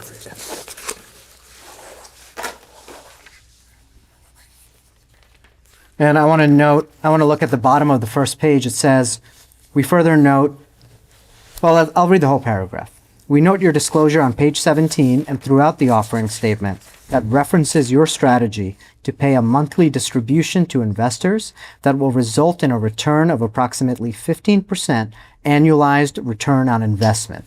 We further note, That's not our, by the way, just so you know. I'm sorry, so let me finish my question. Okay. We further note you have commenced only limited operations, have not paid any distributions to That's date. not true, and that's not true. Sir, you need to let me finish my question, and then you can have a chance to respond to the question.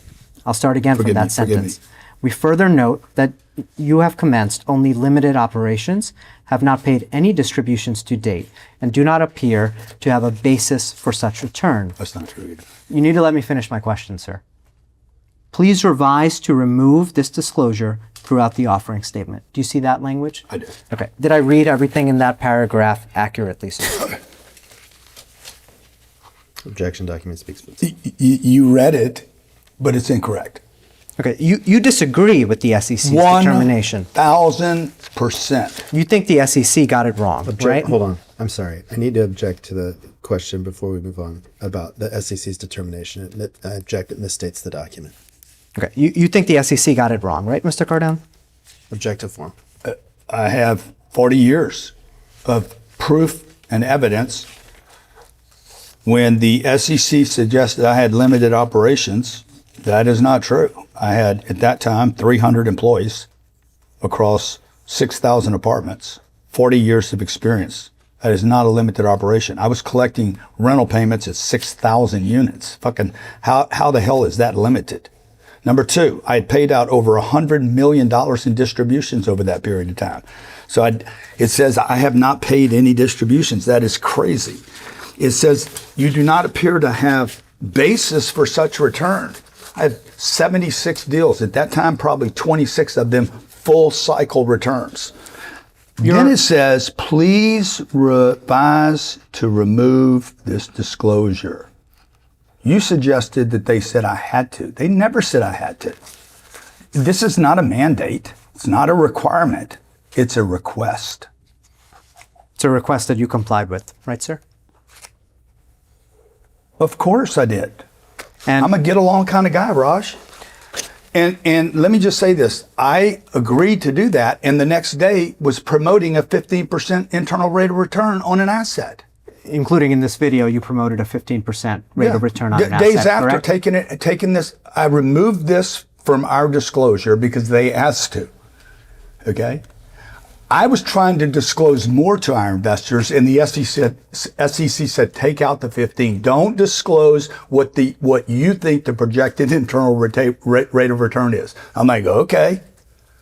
But I think that the investors should know what our projected internal rate of return is. I removed it from the operating circular and then went public and told the public what we still, despite what the SEC asked us to take out, I still projected this to my nieces, my sister, my brother, family members, customers, and employees at our company, and anybody that wanted to invest with us, what I thought it would do. Did you ever tell? Because I thought it would be not full transparency to not project or share our projections with our investors. You care about transparency, right, sir? No, I am transparent. I You are don't care about transparent. it. I live a life of transparency. Did you ever tell an investor that the SEC found that Cardone Capital did not appear to have a basis to project a 15% annualized return on investment? Objection misstates the document. It completely misstates the document. Okay, they were wrong. Why would I tell my investors the SEC was wrong? I'm not going to. Why would I say publicly a government agency is getting it wrong? You never told any investors about the SEC's determination in this Object- letter, right? Object to the form of the question. It misstates the document. There's a lot of things I don't tell my investors, Raj. Lots. So many things you like, it's crazy. Would you like to know what some of them are? I want to know what one of them is. You never told them. I don't tell our investors that the properties have termites if they have termites. There's no reason to know it. Or that we're going to change galvanized to copper. Like, there's a million things I don't bother our investors with, and they don't want to care. This particular piece of data, I wanted to keep it included. They asked me to remove it. I removed it, and then the next day, I vocalized to, in this case, 27,000 views. Hey guys, we think we're going to get 15% return on this investment. We think, by the way, we project.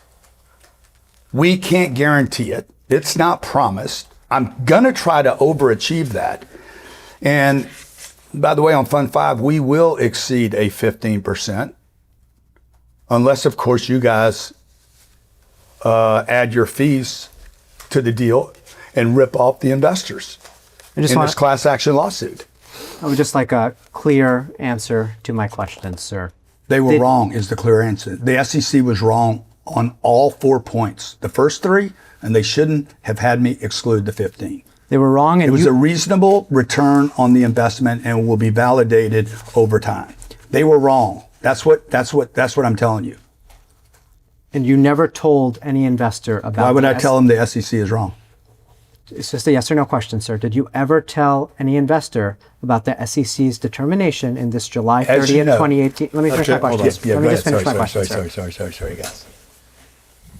Okay. I'm going to ask a very simple question. Did you ever, let me ask. This is a public document. You know it's a public document. So I don't know why you're even trying to run down this path. This is a public document. You can find it, Bob can find it, clickbaiters, haters, critics can find it. It's on it's a public document. I'll ask the question again. And then I'll object to it, and then you can answer. I'm sorry, guys. I'm not a professional at these depositions, as you know. I'm just telling the truth. And if you expect me not to get passionate about the truth, there's been no foul, no fraud, no misrepresentation. Nobody's been harmed. The investors are being rewarded for my promotion to get involved in this investment. I move to strike that entire answer. There's no question pending. I'm going to ask you another question, Mr. Cardone. Yes, sir. I've asked it a few times. Did you ever tell a prospective investor about the SEC's findings in this July 30th, 2018 letter?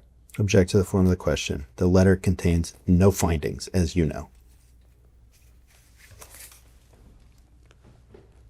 So it misstates the document.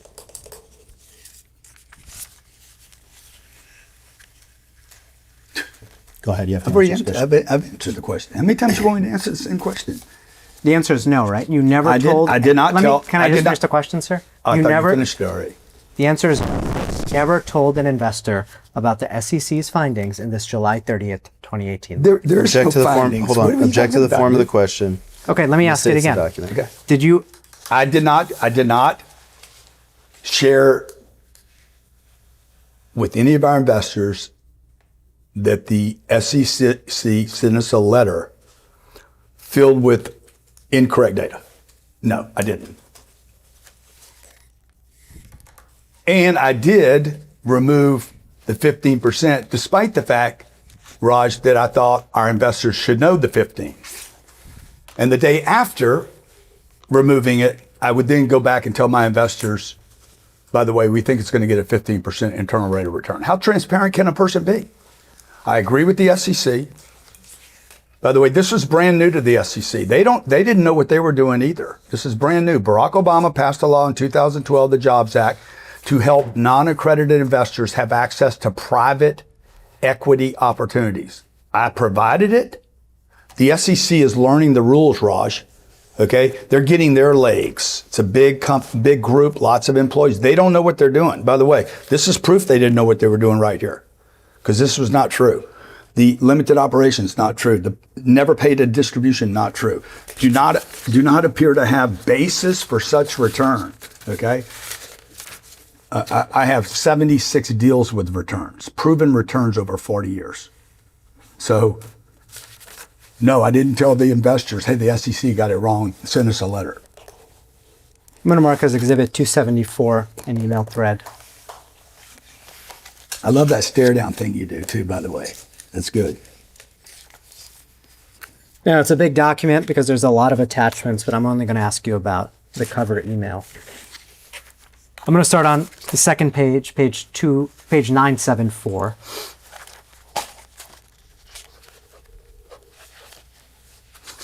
$974. Yes, sir. The second, just the back of the first page. All right.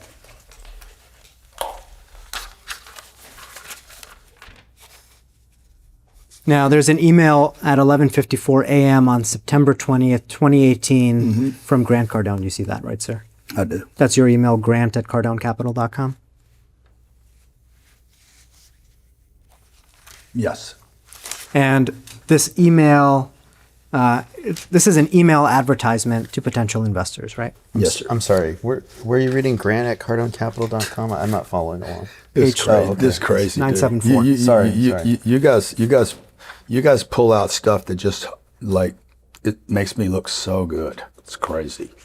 You say in this email that you'll be closing on the Delray property in 14 days. Yes, sir. And then you provide some information for investors about the deal, right? I do. You advertise the property's potential gross income, right? Yeah. You note that the potential gross income is approximately $7.2 million, right? That's what it says.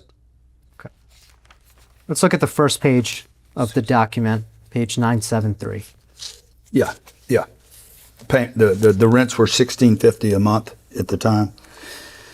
And the potential gross income of the asset was total receipts, $7.2 million. If you look at page 973, the first page of the document. The NOI is almost $7 million today, by the way, just so you know. This is where your case falls apart. You'll see that the investor, someone named Hildreth, asks some questions, and then you respond to those questions. Do you see that? I'm looking on the first page. On September 23rd, 2018 at 7:41 p.m., there's an email from Hildreth. And then on Sunday, September 23rd of 2018 at 10:05 p.m., you respond. Do you see that?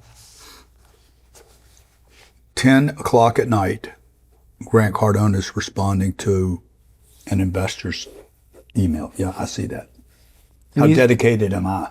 And you say, if all we did was make 50% in the investment, each investor would be paid their capital back and 50%. I see that.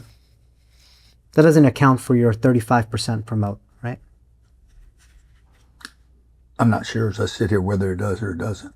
Well, if you make 50% on the investment and you take your promote, the investor is This going to could get be- paid. I'm sorry, let me finish my question, sir. It's just, you're saying the same thing over and over, though. I know what you're going to say. This could be 50% net of the promote.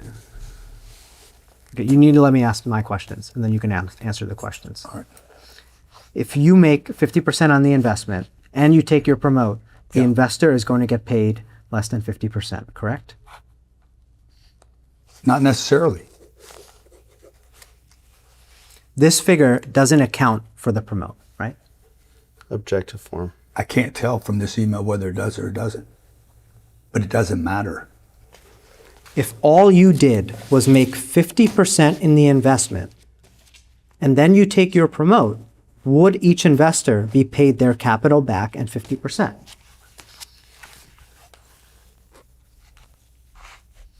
Objective form. I don't know. I don't know if it includes the promote or not. But we're going to hit it.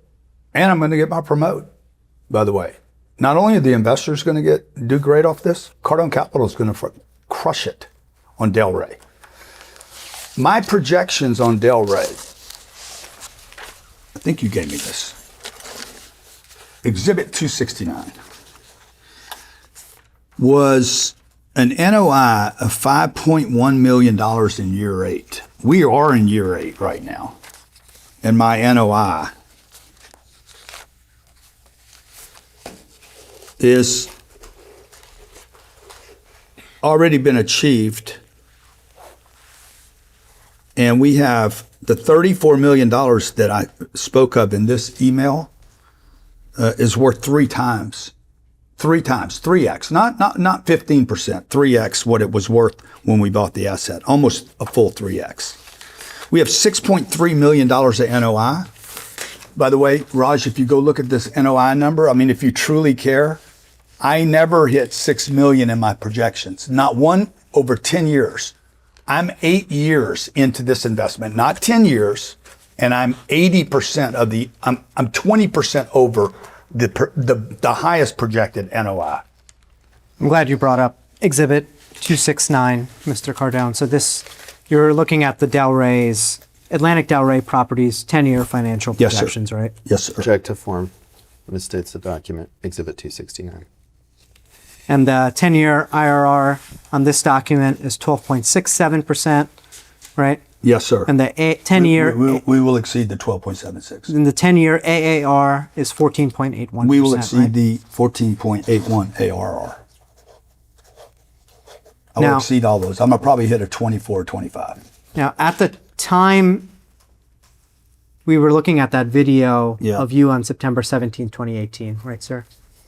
Yes. And in that video, you projected a 15% IRR, right? I targeted. We target. We have a target. You projected a 15% targeted IRR, right? Objective form. We target and then project. We know what our projections need to be. We know what NOI we have to accomplish in order to get an exit. Then we have to apply a cap rate, depending on the market, depending on the timing, depending on interest rates. We have to do a lot of predictions. At the time, your internal projections were showing a 12.67% 10-year IRR on the Delray property. Yes, sir. Right? That's what this says. Objective to form. Is there some other? Hold on, I gotta state my objection for the record. This states Exhibit 269. Is there some other? Yes. My God. Let me just finish. The questions. Morgan asked these questions 2 days ago, though. I'm going to ask my question, sir. Okay. Please. At this time, was there some other underwriting model that showed a 15% investor IRR? Of course. Where do I find it? We've given you everything. You have everything, dude. You go through your boxes. You think a document? We have. Let me explain to you so you understand. This is one underwriting. When I find an asset, when I, Grant Cardone, not Ryan, not my analyst, not William that worked as an analyst, not an underwriter, not Robert Givens, a broker. When I find an asset I want to pursue, the first person that does the underwriting is me. I will do 7, 8, 9 different underwriting potentials. You do that in hard copy on a notepad? Yeah. Typically, I use, you notice I brought this in with me. I'm using these all the time.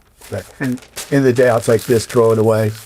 you throw it right away, right? Most of the time, most of the time, I just exhaust the entire legal pad. I have probably 12 legal pads on my desk right now. Throw the whole thing in it. I've been doing this for 40 or 50 years. I write my goals down in the morning. I write them down at night. I write them down when I'm disappointed. I write them down when I have to fool with bullshit like this and I'm discouraged about life, or because I want to keep my attention on where I'm going. Same thing on a real estate deal. I'm going to write down, hey, what if this thing trades for a 6 cap or a 5.5 or a 5.4 or 5. I do all this math on legal pads. And we don't have those, right, sir? Because you've thrown them out. Okay. What's the point? This is just one set of underwriting. I did it. Then I'm going to send this deal to Ryan after I exhaust this thing enough and say, dude, this is, you know what, you need to pursue this deal. I'm going to send it to Ryan and say, Ryan, you underwrite it. Okay. Ryan will not be privy to any of my data. I said, Ryan, give it to whoever's underwriting and have them underwrite it, and they cannot see mine and they cannot see Ryan's. And those are these Let me spreadsheets. finish. Let me finish. So then you could save yourself some time and get back to New York. We are then going to we're going to then take a look at the broker's underwriting performance. Every broker, every deal I have has a public database. You should depose Cushman Wakefield, CBRE, JLL. You should depose these people and grab their public, what do they call them, OMs? I think they're called OMs. Public data, you have to sign a confidentiality agreement to get access to it. And they also, Raj, will then have a 10-year projection. In addition to that, now we're on 5 underwritings if you don't count the 8 or 9 I did. In addition to that, the broker at CBRE or JLL or Colliers or Cushman Wake are also going to have an underwriting performa for 10 years because they're going to go out and seek the debt market. Now, in all these underwritings, there's going to be, it's called a BOV. Okay, the BOV is best case, worst case, and most conservative case. They're going to have 3 different offers delivered to the seller. The seller will see this first, okay? The broker will pick one of those to project to the audience. I'm the audience market. I'm a targeted market to buy that asset. So now we probably have, I don't know, a dozen different underwritings, okay? There's only one that matters. Yours. F&A right. I am buying this asset with my money. Okay, I don't care what Ryan said. I don't care what our analyst said. I don't care what Robert Gibbons at CBRE said. I don't care what the mortgage bankers. I don't care what Fannie and Freddie say. I am buying this deal. And I want to know that my family is going to be protected in this deal. The fact that I'm going to bring it to the marketplace and offer it to other people later, that's one thing. Right now, all I know is that I'm buying this, so I have to know my money's safe in this deal. You're buying this asset, so you underwrite the deal yourself, right? Every deal. There's Every no deal. deal that we have bought that was not underwritten by me multiple times. And sitting here today, I can't look at your underwriting for the Atlantic Delray property, right? But you could be an investor, Raj. I'd love to have you as an investor. You look like you'd be a good investor. The underwritings that you perform for the property, sir. You can get access to any of my underwriting anytime you want. Well, you're on our list at Cardone Capital. I'm happy to we do Zoom calls on the 15th of the month. We do public webinars where we actually go over the numbers, show them. I'd love to have you as an investor if you're a lucky guy. Well, if you got bad luck, I don't want you as an investor. I've looked at the underwriting models that we have from Cardone Capital, from third parties, like you know the this brokers. one's wrong, right? You know this is wrong. If I'm you sorry, look let at me this just, one. can I just finish my question, sir? I'm just telling you, Exhibit 269 is completely incorrect. Can I finish? Completely incorrect. This is wrong. It's low. Okay. Can I finish my question now, sir? Sure. Now, I've looked at all of the underwritings for the Atlantic Delray property from Cardone Capital, from third parties. None of them show investors in Fund 5 getting a 15% internal rate of return. Okay. So I'm trying to see, where is that document? Where is the underwriting model that does show a 15% IRR? Okay, well, whatever. Like, I don't you understand that's even better for me? Hey guys, I'm targeting a 15. Here's our underwriting. If I only achieve this underwriting, we hit a 12.8. By the way, I don't get to promote. I don't get to make any money. And Grant Cardone likes to make money. I do like to make money. I tell my whole audience, I want to make money. The more money I make, the more money they make. This says exactly what we thought. Okay? This performance is very conservative, and it's pushed to Fannie Mae and Freddie Mac or whoever the lender was.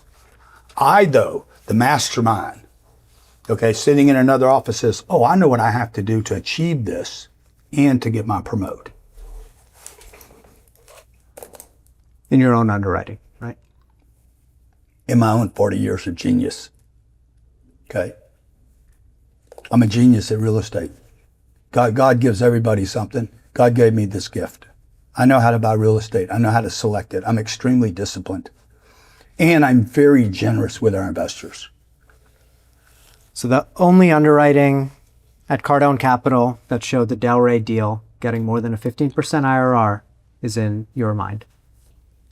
Objective form. No, it's not true. Where is it? I've been looking for it, sir. I've been looking at the documents in this case, and I haven't seen it. Well, I could show you the results of it right now. We're over. I'm not asking for the results. I'm asking what you knew at the time that you told investors they would get a 15% return. I don't know what to tell you, man. There was an analyst here that wrote some underwriting. It's your job to grab all the data. It's not. I mean, I don't know what to tell you. We gave you everything, dude. The SEC did a 28-month investigation in this company, unbeknownst to us. They have every document this company's ever had. We spent 28 months.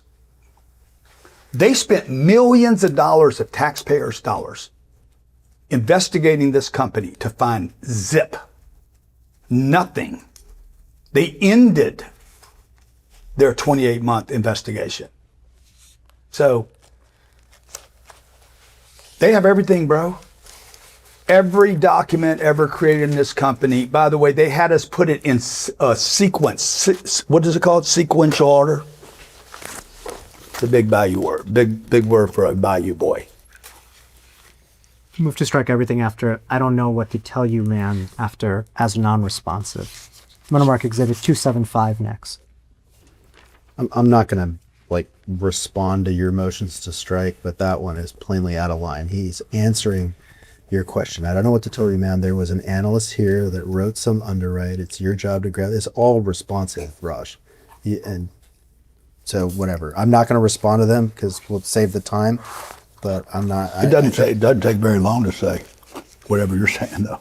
I'm doing all the work over here. All right, let's look at Exhibit 275, Mr. Cardone. This is an email from Susan at Cardone Capital to you and Mr. Secco, right?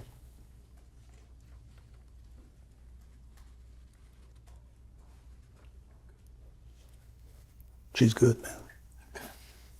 This is an email from Susan. Bro, I'm with you. I can do more than one thing at a time.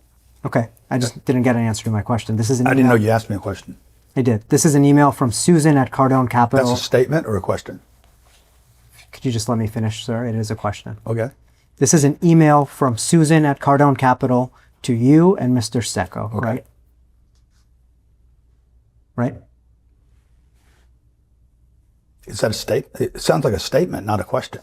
It's a question. I'll ask it again. Where's the question, though? You're saying this is an email from Susan to Cardone Capital. Am I right about that? Is this an email from Susan at Cardone Capital to you and Mr. Secco? Oh. From Susan to Grant and Ryan. Yeah, I'm looking at the same thing you're looking at. Okay, that's your email there, grant at cardonecapital.com. Yeah, I'm sorry. I actually thought you were just making a statement. And Susan is Susan Sheeman, right? Yes, Susan's a great lady. She was your former chief financial officer? Yeah, that's right. Now, Susan's an accounting person, not an analyst. Just so you understand, don't get confused with the departments. And Susan's also an investor in our funds. In this email, I want to look at the second line. It says purchase of 10X Living Delray. Do you see that? Yes, sir. And then it says need to draft a note for the loan from GC to purchase. Interest rate 6% or less. Do you see that? Mm-hmm. I see that. So I want to understand how you purchased the properties for Fund 5 and Fund 6. You purchased the properties first using an SPE, right? Yes, sir. That's correct. And the SPE is a special purpose entity, right? Yeah, it's an LLC. It's an LLC. You own that LLC, right? Legally, do I own it? There's nothing in it when you set up the LLC. So do I own it? I guess I control it. There's nothing to own, really. Anybody can set up a SBE or LLC. So. And that SPE goes out and gets title to a property like it controls basically the documentation that then would support this investment. And then you backfill the deals using investor equity, right? We fund the deal. We set up the SVE LLC. This is required by Fannie and Freddie. This is not my idea. The bank, a lender, life insurance company, or Fannie and Freddie. These are government subsidized $11 trillion group. They require this, the formation of the SVE and or the LLC.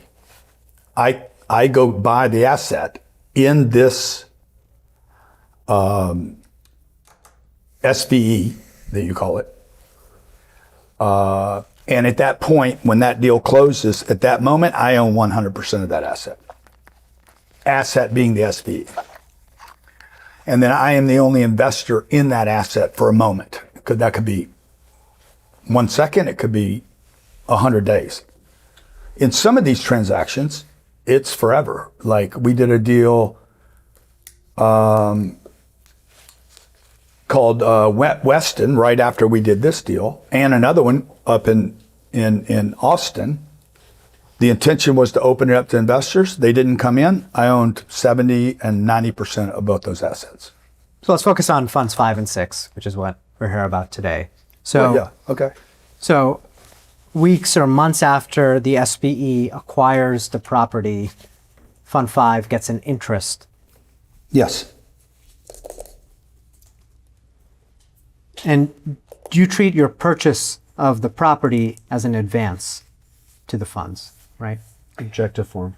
Not exactly. That's not actually correct. Okay. What I do is I have to account for this. Okay. So let's say I put $68 million of my money into a deal, somewhere thereabout, on this particular deal. 162 million. Let's just do the whole fund. You want to do the whole fund? Have a lot of fun here. Okay. $162 million. That would have been my money. I have to document. I need to document both internally for the IRS, for the SEC, and everybody else. Clearly for situations like this. Hey, this deal owes me some money. Otherwise, if he puts money in, how am I going to get paid back the money that I put in the deal? Now the interest rate. What rate? Just need to put some kind of market rate in here. You select the interest rate, right? Probably not. Susan's probably the one who recommended it. Mashiman asks you, need to draft a note for the loan from GC to purchase, interest rate 6% or less. You see that? Yeah. You selected the interest rates. What did we end up picking? You tell me, Mr. Cardone, do you know? I don't remember. But you did get paid interest. I don't know. There's two questions. What rate did I pick and did I get paid it? Let's put the rate aside. Did you get paid it? The I don't interest? know. I don't know. The IRS would know though. I filed taxes for 50 years. Investor money is used to pay those interest payments, right? Say again? Investor money is used to pay those interest Bro, payments. you're so out of your league here. Objective form. You're so out of your league. Your whole firm is it's unbelievable. It's a disgrace. I have never used investors' funds to buy anything. Period. You have now said that I used investor funds to buy a jet, a Rolls Royce, and to pay interest. It's not true. Who paid the interest that Ms. Sheeman is referencing here? I don't know that it was paid. What is it, a stare down? We're doing a stare down right now? I'm just asking you a question. You don't know, but you just sit there and stare at me after I answer. You don't know whether Fund 5 or Fund 6 paid you interest for purchasing the properties. I don't. I actually do not know. Objective form. I don't know. Now, in the same email, I'm entitled to it. It's interest on the money. and where would that interest come from? Objective form. Do you think it comes from the investor? That's why I'm saying you're out of your league, dude. The investors don't have money. They put money in the deal. Okay, this is basic economics. The investors are not producing income, Raj. You're suggesting I took the money from the investors. The investors don't have any money. If they put $10,000 in, Mr. Pino's $10,000 is still in that fund. That's why these investments are so good. Now, what would pay the interest would be the property. In the case of Delray, the property is doing $7 million a year in gross revenues. The property would pay the interest if there was interest due and if there was any interest paid, but not the investor. That's why I say I see. The money comes from the property. Yeah, not the investors, dude. Okay. Now in the next line, Ms. Sheeman says... That's why the idea that the investors could somehow buy my lifestyle, it's completely not true. I'm giving the investors hundreds of millions of dollars of profit potential that I could have kept for my own family. The next line, she says, acquisition fee totaling $921,763. Do you want to pay at inception of the fund or at exit of the property? Do you see that? Oh, yeah. She's asking me, what cost do you want reimbursed by the fund and how much? She's talking about what I'm entitled to. No, I'm sorry. I was looking at the acquisition fee. Okay. Do you see where I am? Where are you at? The second purchase of 10X Living Delray. Okay. The second Good. bullet, Okay. acquisition fee. Yeah, there was an acquisition fee on a $94 million purchase of $921,000 that we, this is one of many fees, by the way. There would have been a mortgage fee of $500,000. There would have been a broker fee of probably $400,000. There would have been escrow, insurance, taxes, titles. There's going to be a whole series of fees. She's like, do you want to pay at inception of the fund or wait till the exit? And do you know I what agree with that. do you know what you decided for the Fund 5 and Fund 6 properties? I don't know what we decided. You don't know if you got paid the acquisition fee at the start or if it's going to get paid at the exit. Yeah, I have no idea. At this point, I mean, again, there's 76 deals in my brain. I'm entitled to it. We're going to get it at some point, or we're going to get caught up on it. Sometimes in the beginning, a real piece of real estate can't afford the acquisition fee or the management fee that we're entitled to. Sometimes they can't afford them in the beginning because they're still like getting their legs, okay? They're maturing, the rents are growing. So what we want to do in those properties is we want to handle first the asset, take care of the asset first, take care of the lender second, not the investor second. The lender has to be taken care of. 40 years that I've been doing this, I have never asked for forbearance on a loan. I've never been late on a loan, never missed a payment on a loan, never been a day late, never paid a late fee on a loan.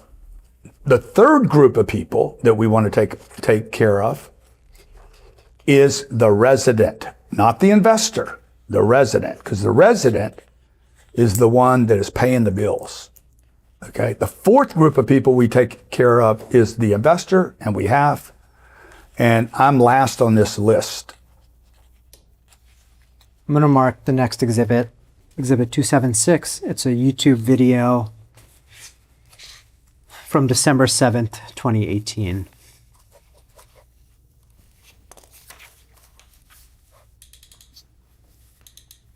I'm going to play the entire video. How long is this? 1 minute, 45 seconds. Great. We're in Manassas, BC. Look. I just want to tell you, get your money ready. Heads Am I in up, get Vegas? your Is that money Vegas? ready. Non-accredited See, investors. Manassas. Uncle G, it's going to take care of you and your family. But you got to get ready. CARDONEcapital.com, CARDONEcapital.com. I've been working with the SEC now for a little while. Can't take your money yet. No big announcement yet, but you need to get ready. That was the perfect plan. It's going to take care of you and your family. We all going to fly Gulfstream in the sky. So would you agree? Seriously. That was a little bit of an seriously, overstatement. For your cash flow and your family, appreciation and leverage, tax advantages. I'm making the little guy. We're going to take Wall Street and disrupt the system. I'm helping out the little guy. I wish somebody had done this for my mom. They did.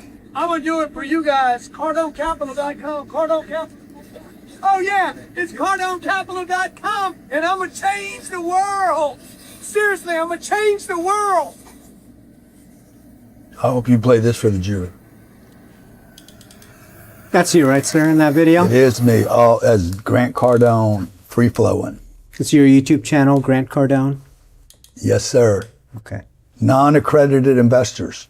I'm spending my energy trying to get the attention of those that have been overlooked by Wall Street. And you say in this video you've been working with the SEC for a little while now, right? Yes, You thought it was important that your followers know you're working with the SEC, right? of course. I have to move through the SEC. This is a 9-month process. We probably spent $300,000 or $400,000 preparing that fund for these investors. If I wanted to do a Reg D, I could be up and running, taking money in 1 minute. It would cost me nothing, literally nothing, to start a Reg D fund. Instead, what did I do? Good guy that I am. Spent 9 months, time, energy, resources, funding, talking to a bunch of people at the SEC that really don't know what they're doing because they're brand new to the whole game. And we worked with them to make sure that all the documentation was there to abide with Barack Obama's 2014 Jobs Act, to give the little guy access to institutional quality assets. Now I got to figure out how to market this, okay? Now, why all the flamboyance and the da-da-da, and guess what? Because I'm not spending money on ads. Again, this is a much more economical, efficient way. I'm using YouTube and Facebook, trying to get the attention of regular people. Because I'm having to compete with Charles Schwab, Fidelity. They spend billions of dollars on ads. I don't have that budget. Okay. I think we're done with this video. I'm going to mark Exhibit 277 next.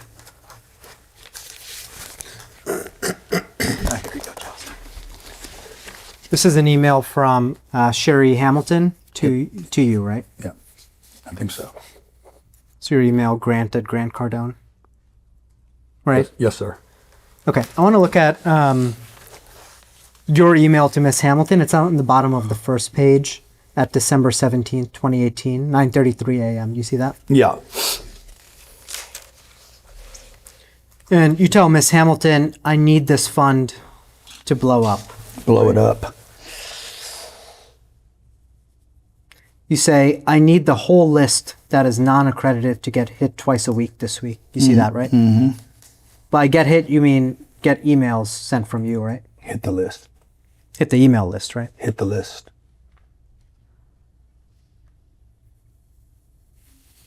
And then you drafted some emails for her and Cardone Capital to send on the email list, right?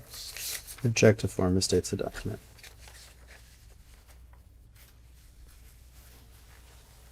Okay.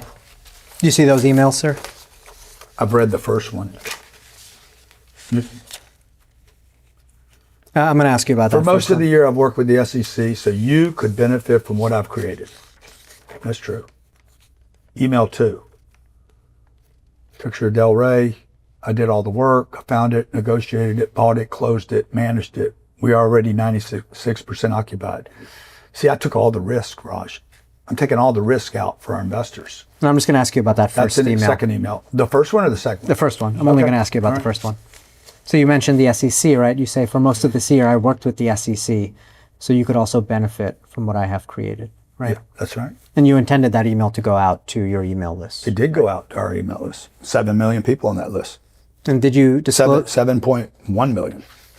Did you tell those 7 million people that the SEC found you had no basis to project a 15% annualized return? Objective form. We already went over that, 69. Raj. 269. Sorry, we already went over that, Raj. Why would I tell my investors that the SEC made a mistake? I wouldn't. Okay, I'm going to look next at Exhibit 278.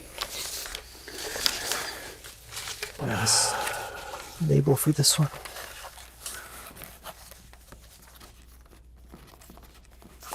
Could you please mark this as 278?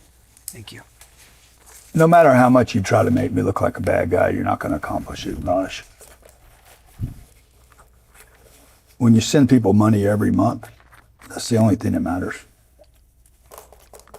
Every month, 96 months in a row, capital's protected, cash flow's handled, properties are taken care of.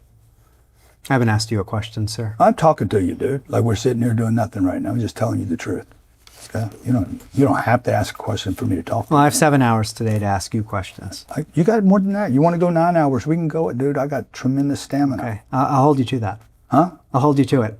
Fuck, I don't care. We can let them go. What's that? Those two words you say every once in a while? Objective form is 3 weeks. I can say that. I can say that for them. Save right. myself some money. Let's look at the next exhibit. I can save myself about 30 grand today.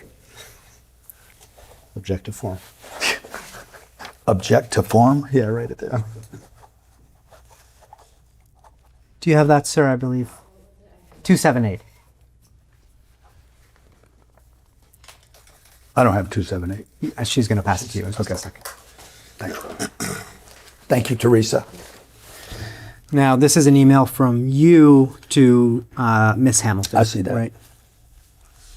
And the subject is response to, right? Yeah. And you say, what return can I expect? Mr. Cardone has underwritten the properties being considered in this fund for a 5% cash-on-cash return with a 15% IRR. IRR includes cash flow and the sale of the assets. You see that? Yes, sir, I do. So you're telling Miss Hamilton the response to the question, what return can I expect, right? Yeah. So you decided to project a 15% IRR for funds 5 and 6, right? Of course. It wasn't someone else at Cardone Capital, it was you. Of course.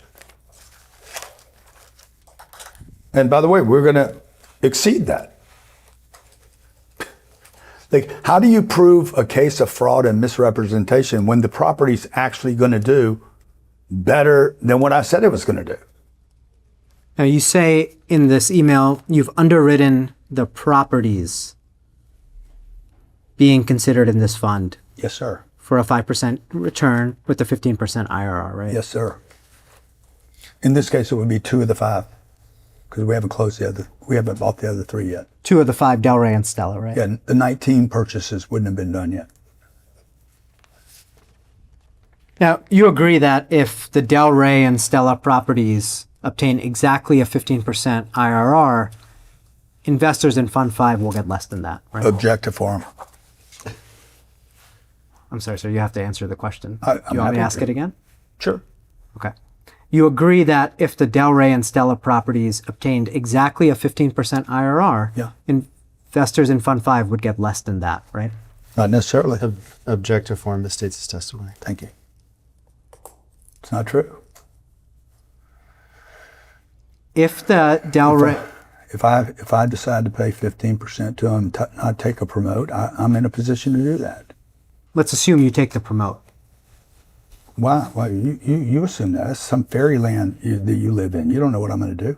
Let's talk about the fees then. We can talk about the 1% Sure. acquisition fee, the Sure. 1% management fee, Sure. and the 1% disposition fee. Sure. Those are going to be deducted in order to get the return that investors will actually walk away with, right? No. The acquisition fee has already been handled completely in all these deals. Okay, So that's handled. It wasn't deferred. No, I'm Okay, that net, is net handled. I'm net handled. Okay. The management fee and the exit fee, again, this is my world, bro. I get to decide whether I take those fees or not. Okay, if I elect not to take them, I don't have to take them. So if I did take them, I would make that decision based on what's best for the investor and based on what I've shared and told the investor. If you remember when Charles Schwab got into the brokerage business, okay, they offered a low discount. Robinhood did the same thing, a no cost account. This is what we're building here. I'm gonna build the largest real estate fund in the world, democratized with regular people. And if I have to sacrifice my fees for 5 years, 7 years, 15 years to build a $50 billion company, I will.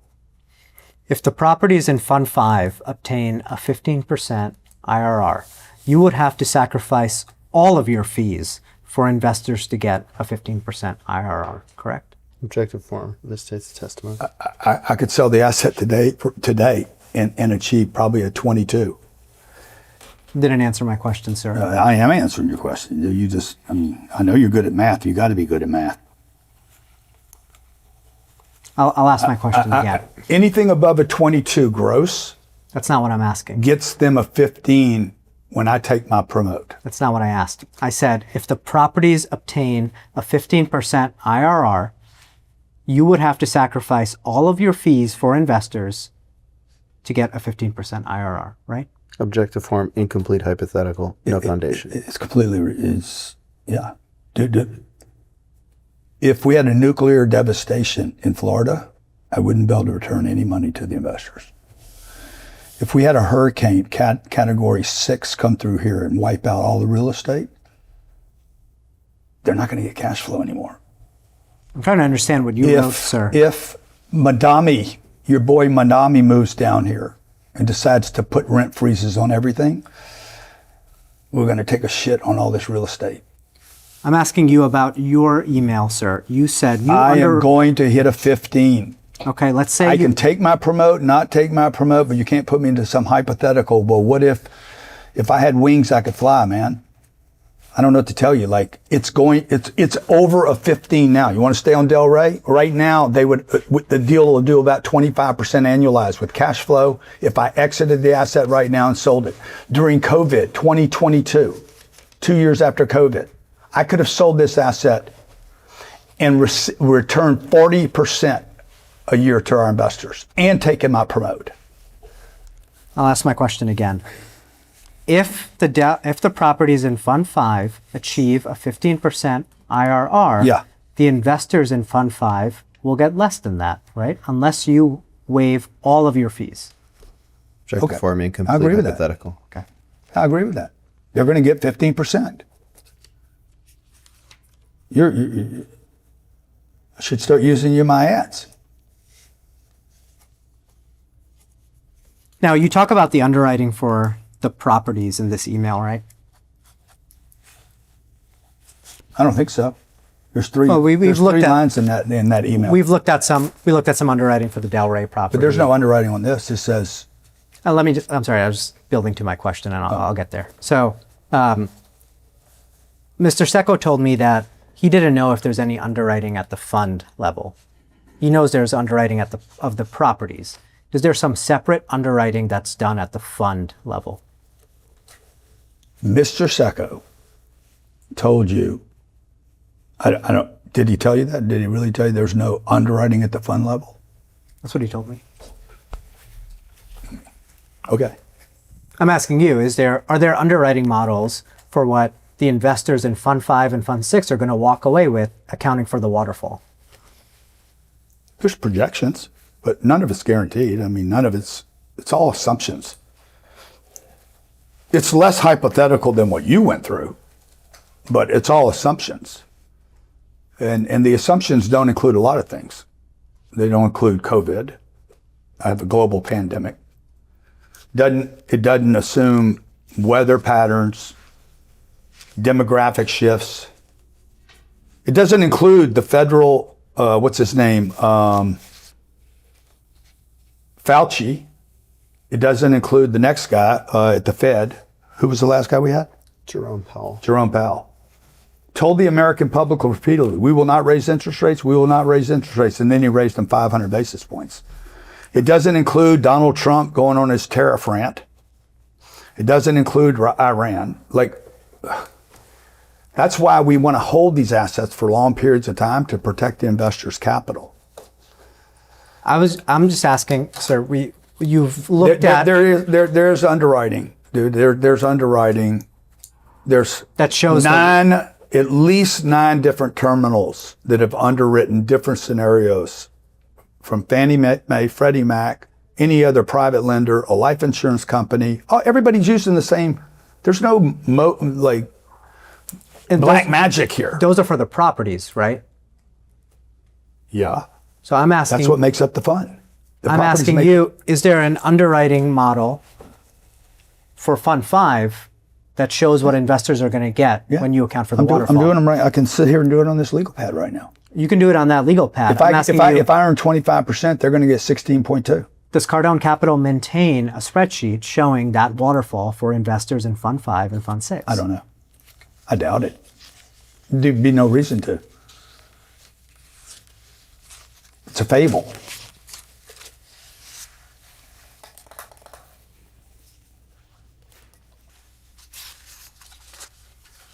On the bottom of the first page, there's an email from you at January 2nd, 2019 at 7:46 p.m. You see that?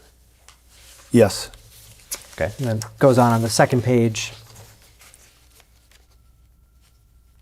Okay.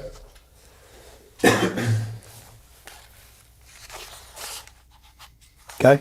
Okay. This was an email advertisement that you wrote, right? Yes. And I want to look at the third paragraph. It says, you can buy shares and own a piece of our real property. You are a partner. This is not a stock. You see that? That's right. You often tell investors that they're going to be partners with you, right? They are. We treat them like partners. I consider them to be a partner. The investors cannot... We also call our tenants residents because we want our tenants to feel more like residents of the property. And we also offer our residents an opportunity to become investors in the property. We are truly democratizing the asset class that has for 1,000 years been kept for kings and queens and big institutions. The investors in Funds 5 and 6 do not control who manages the property, correct? There's one person that's controlled. That's you, right? 100%. We make that very clear to our investors. You're a partner with no control. It's called a limited partner. You're a member. In that same email, you say, as professional real estate investors, my team manages the property to enhance the exchange with tenants and over time increase rents. You see that? Yes, sir. Now, you charge a 1% management fee, right? Yeah. We're entitled to a 1% acquisition fee, a 1% management fee, and a 1% exit fee, and a percentage of the promote that can go anywhere from 20% to 50% or higher if we wanted. We've had 20s, 35s, 20, 25s, 35s, and 50s. But I can go higher than that if I want to. Can you go higher than 35% for promote for Funds 5 and 6? I have a fund right now that's a 8% preferred and a 50% split on 28 and 29. I'm just asking Fund about 5 Funds 5 is and 6. it's clearly established what Fund 5 is, and you know that. 35%. That's what it says. Okay. Cardone Capital. And every investor knew it said 65-35. Cardone Capital pays an outside property manager to manage its properties, correct? Yes, we manage a third party. So we use 2 layers of management. And that way there's no conflict of interest. the funds, let me start again. The property's operating income is used to pay for that outside manager, right? The properties, what? Operating income is used to pay for the outside property manager, right? What else would pay for it? The investors don't have any money. The property is the business. The property produces income through rent and other income. It then disperses from effective collected rent to pay expenses. So Expenses can include taxes. If you look at the pro forma, payroll, repairs, maintenance, supplies, advertising, promotion, expenses, utilities, trash removal, management fees, property taxes, insurance. Those are expenses. Part of that is management. There's payroll in the management. On these big properties, 300 units, there could be 2 mechanics, there could be 2 leasing agents, there could be 2 maintenance people. Dude, there's a lot of work going on here, okay? and I'm just asking That about management fee at that Delray property was $200 and $20,000 a month, every month, 2.4 million a year that the investors don't need to worry about. In addition to that, I'm entitled to 1%. But notice, I'm not in there, and we haven't collected that, but I'm entitled to it. And it would not come from the middle; it would come from the after the debt service, if I chose to take it. Right. I'm trying to understand that structure. So that $2.4 million number you Third-party mentioned, management fee was funded from the income of the property. right? And then the investors pay the 1% management fee, right? Objective one.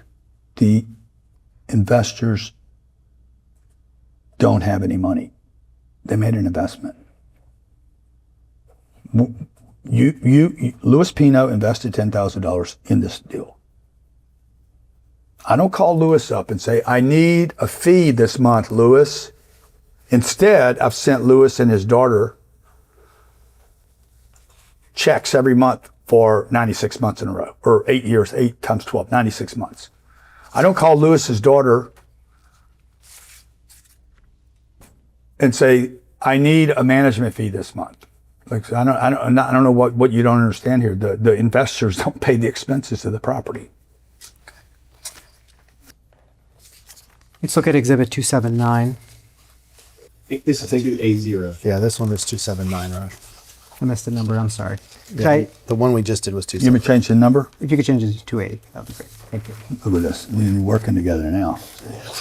We'd be better together, Raj. All right. I want to look at the forwarded message from You pay less taxes too, moving down here. the forwarded message from Grant Cardone. Do you see that? It's sent at 7 p.m. on January 19th, 2019. Okay. And it's to Mr. Secco, right? Okay. It comes from the invest@cardonecapital.com email account. Yeah. So this is- Not for me. Because this is an email advertisement with your name on it, right? Objective form. Yeah, I wouldn't call it an advertisement, but it is an email to somebody. To your email list, right? Objective I know form. this says, "Hey there." I don't know who it's going to, but Well, emails from the invest@cardonecapital.com with your name on it are typically blasted out to your email list, right? Objective form. possibly. Could be. There's nothing wrong with it if it did, but I don't know who this particular email went to, whether it went to one person or 7.1 million people. Now, I want to It's look. not very effective. I want to look a couple paragraphs down in the email. It says, "What about the debt? I am responsible for all of it. My investors are not responsible for any debt and aren't on loan." Okay. Do you see that? Yeah. I am responsible for the debt. I'm responsible for getting it, acquiring it, Let me taking ju- care of it. On the Fund 5 and Fund 6 properties, they all have mortgages, right? Yes. Are those all from Fannie and Freddie? No. And the loan to value ratios for each of those properties is between 60 to 80%, right? No. What is the loan to value ratio? Today or range? then? At the time of the acquisition. I think they were below 70. Okay. 60, probably 65. Could have been lower than 65. Today they're way lower because we've been paying debt down. So Not only have we been returning cash flow to our investors, we're paying the debt down too.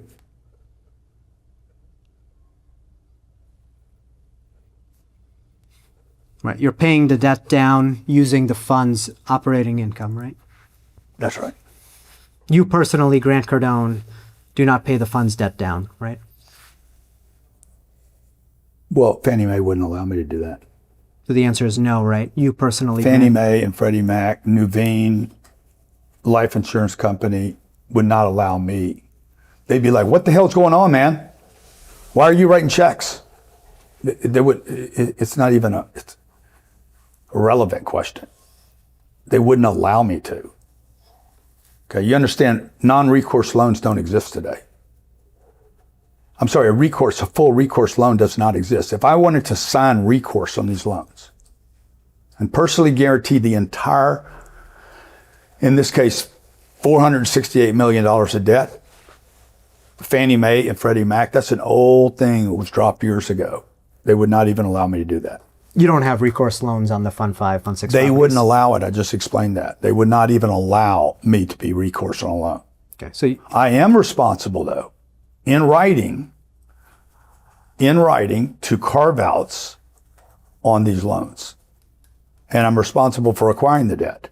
So just so you understand, if you put all 2,200 investors together on Fund 5, put them all in a room together, and we got a meeting with Fannie Mae and Freddie Mac, they would not have been able to acquire that debt. Fannie Mae wouldn't have taken the meeting, wouldn't have talked to them, wouldn't have entertained the concept. There was one guy that could get that loan. In this case, those 5 loans for almost $500 million. And it was none of my investors. It was me. I'm responsible for the loan, man. and again, you don't personally pay the fund's debt payments, right? I've answered that 3 times. The answer they is won't no, right? allow me to make the payments. They wouldn't allow me to make the payments. Don't you understand? Okay. Objective flow. Do you want to take a lunch break now or keep going? Let's go to 12:30. Yeah, I'm good. Okay. I've had to pee for the last hour, but I can hold it. great. 15 more minutes. What's 15 minutes? I've done 8 hours without peeing. It's not good for you. It's not good for you. Huh? It's not good for you. I don't think it is good for you, actually.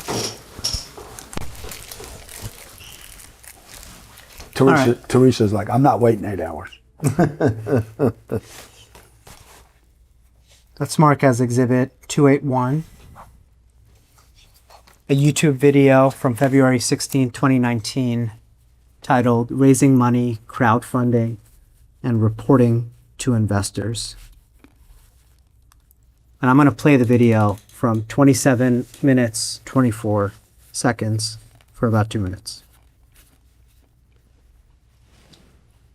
Get thumbs up. You know, that always helps. And tell your friends that I'm doing this.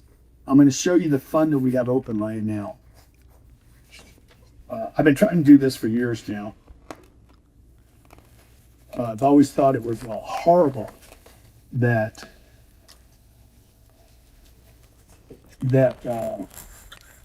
Click on the photo.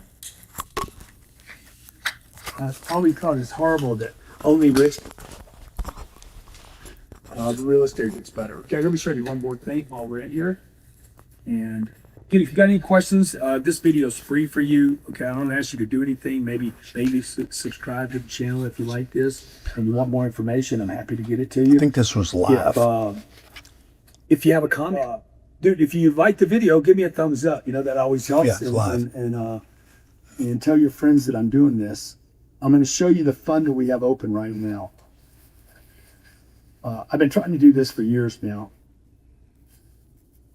I've always thought it was horrible that Click on the photo. I always thought it's horrible that only rich people get the best deals. And what I did was I created a fund Some great videos. for the everyday guy. How transparent can you be, dude? No editing. Without showing any passwords or anything.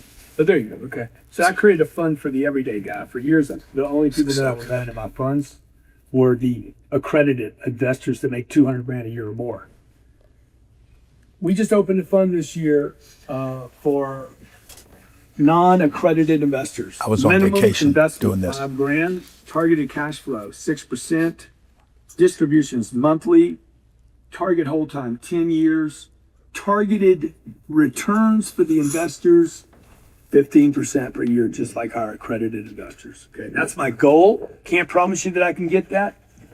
I have never been that low on any of my deals ever in my entire life. But who knows? I had to put something in there, so I'm like, told the SEC, I think I can do 15% a year. These deals are freaking phenomenal deals. This is the thing that I'm most excited about. Anything I've ever done in my career is given the everyday person a chance to invest in unbelievable real estate. So what I want to do right here is I want to show you people coming into the fund, how they're coming in. This is a phenomenal piece of real estate. 36 acres, $92 million. I bought it with my money. And then what I do is I let people come in after me. So for a minimum of $5 grand, I'm gonna show you people coming in here right now. I don't want to show you any names. All right. That's you in that video, right, sir? The one and only, man. That's your YouTube channel, Grant Cardone. Yes, sir. How many views does that video have? I can't see it from here. You tell me what it says and I'll repeat it. Yes, 29,800 views. Do you see that? That's good. Now, you say you created a fund for the everyday guy, right? Yep. It's Fund 5. Everything I said in that was true. Okay, so the targeted returns for investors, 15%, right? That's what you said? Yeah. Everything I said in that video is true. You said, I told the SEC I think I can do 15% a year, right? Yeah. What did the SEC say when you told them you can do 15% a year? Objective one. Cool, man. Cool, do it. They've only approved every fund I've brought to them. Every one of them. I've raised $2 billion with their approval. You think that when you told the SEC you think you can do 15% a year, the SEC said, cool, man? They approved it, dude. I've been raising money. And I've been distributing money. And I had a 28-month investigation. The SEC not only approved these funds for me to raise money from non-accredited investors, they spent 28 months.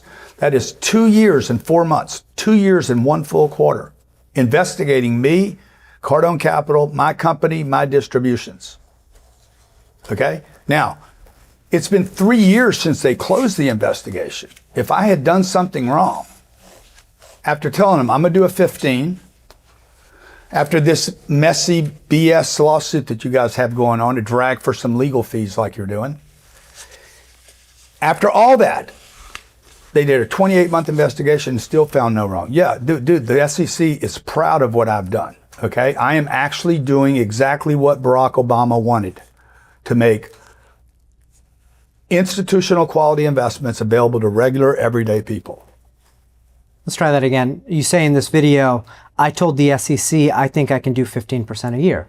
What did the SEC tell you when you told them you could do 15% a year, Mr. Cardone? We're not having a phone call, man. Well, you act like we're having some conversation. Okay, they're emailing back and forth. Who's emailing back and forth? My legal department, my team, Jill, probably Jill. If Jill was on it, I think her name was Jill.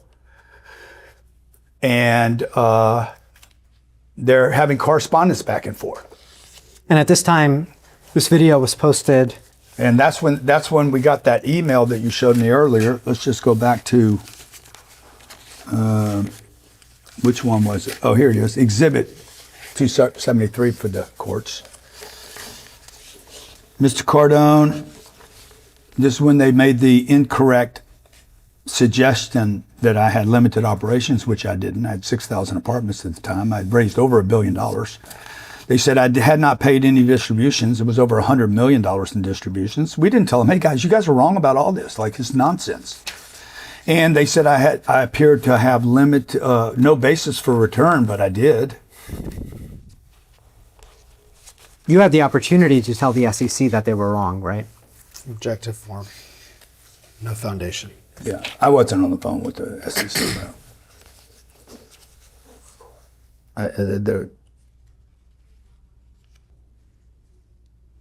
No matter how many times you ask me today, the answer is going to be exactly the same. There's not a new answer here. I don't know why. If this is the whole thing that you have, okay, there's no new answer. I removed it. I don't need to do anything else. They didn't make me do it. I'm a get along guy. Speed limit's 55. I went 55. That's all this is, man. You didn't tell your 30,000 viewers what the SEC told you in the July 30th, 2018 letter. I told them right there, I'm talking to the SEC right now to get a fund approved for you guys to be able to invest in my assets. You said in the video, I told the SEC I think I can do 15% a year. The SEC told you to revise your offering circular to remove that representation, right? Object to form. Misstates Exhibit 273, Yep. which speaks for itself. This is Morgan Morgan spent 2 hours doing the same question the other day. You're wasting your time, man. They did not tell me not to include it. It was just a suggestion. And even when they suggested it, within hours, I was online telling people, guys, I think I can get a 15. And the reason I told them, despite the SEC's please revise, despite them saying please revise, within 2 hours, I was telling my audience, hey guys, I think I'm going to hit a 15. You know why? Because I think I'm going to hit a 15, man.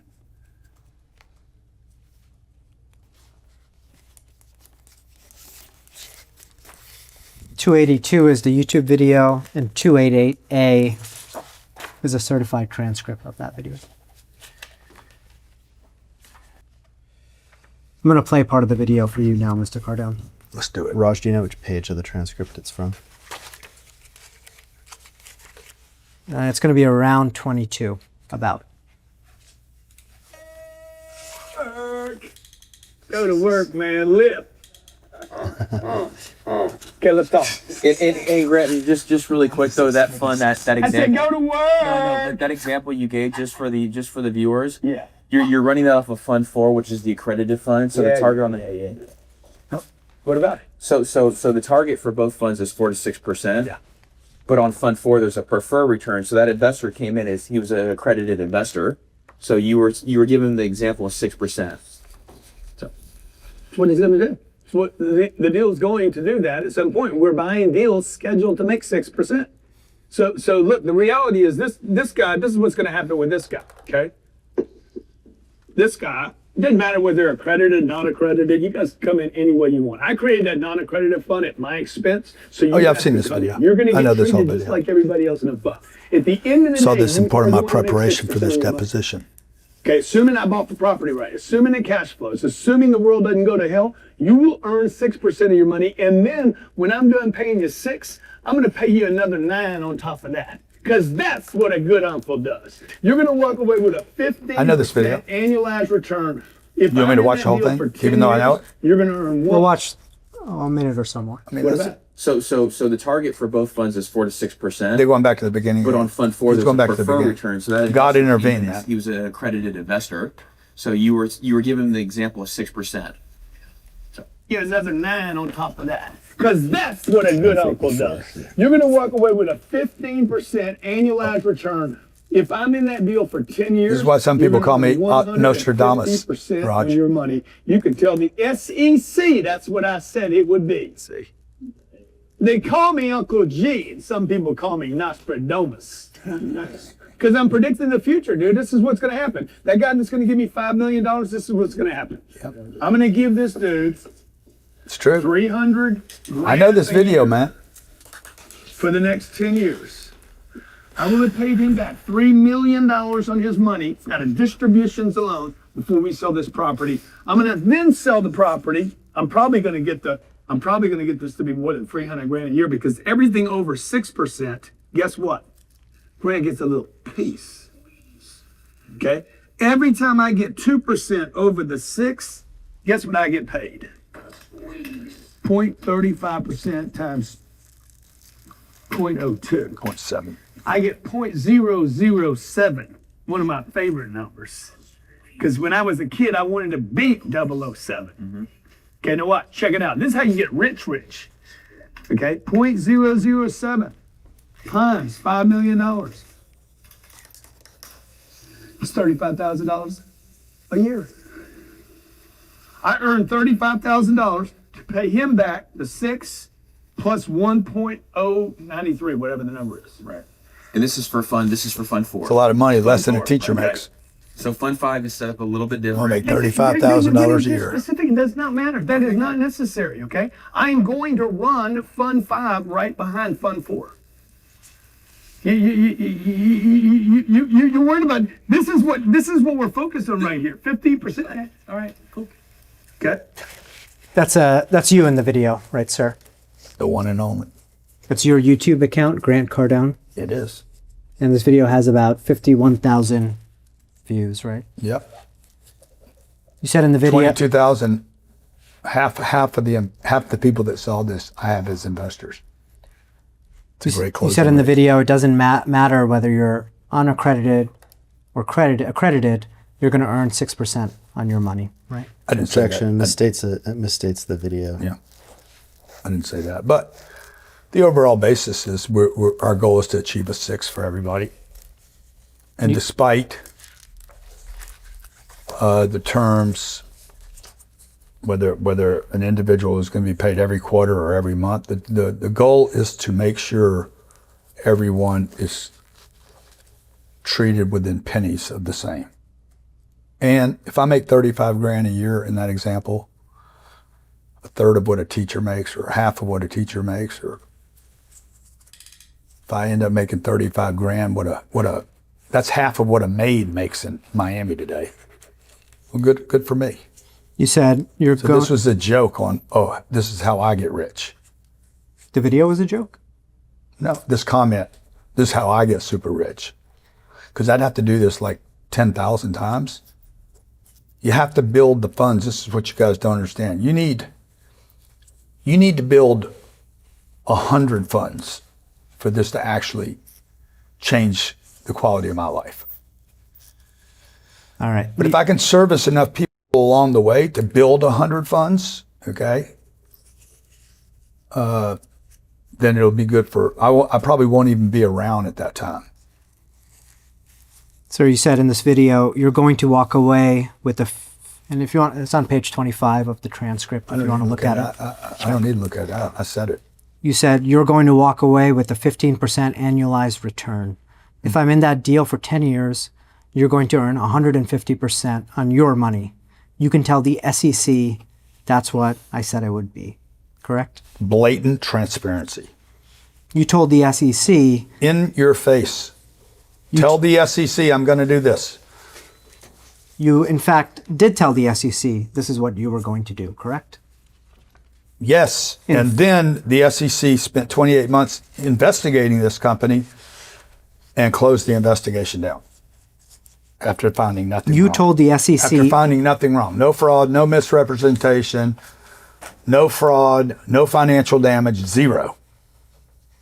I'm going to move to strike as non-responsive everything after and then in the previous answer. You told the SEC. Hold on, I have to understand your objection. Give me a second. I don't see an and then. You told the SEC. Okay. All right, go ahead. I'm on the same page now. I'm 30% right now, just so you know, just on the Delray deal. It's not what I'm asking. asking you, Annualized sir. return of 30.55% per year if I sold the asset today for the current appraised value. There's no question pending. I'm going to move to strike that as non-responsive. I asked if in Fund 5's draft offering circular, you projected a 15% return, correct? Inside the draft, the circular offering, yeah, I targeted at 15. You told the SEC that's what it would be, right? Sorry, objective 4. The SEC, at this point, the SEC doesn't even care about the internal rate of return. They ask that the internal rate of return be removed. They don't even care about it anymore, Raj. They're like, we don't care about it. We don't need you to say it's going to be an 8, a 7, a 5, a 4, a 3, a 2, a 1, a 18, a 20. They don't care, bro. Don't you get it? The SEC was trying to support the Jobs Act.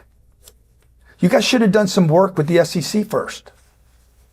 The SEC was assisting the Jobs Act so that people like me could put together assets like this. This was exactly Barack Obama's goal, to put together sophisticated, institutional quality, best-in-class assets and allow regular people to invest in them.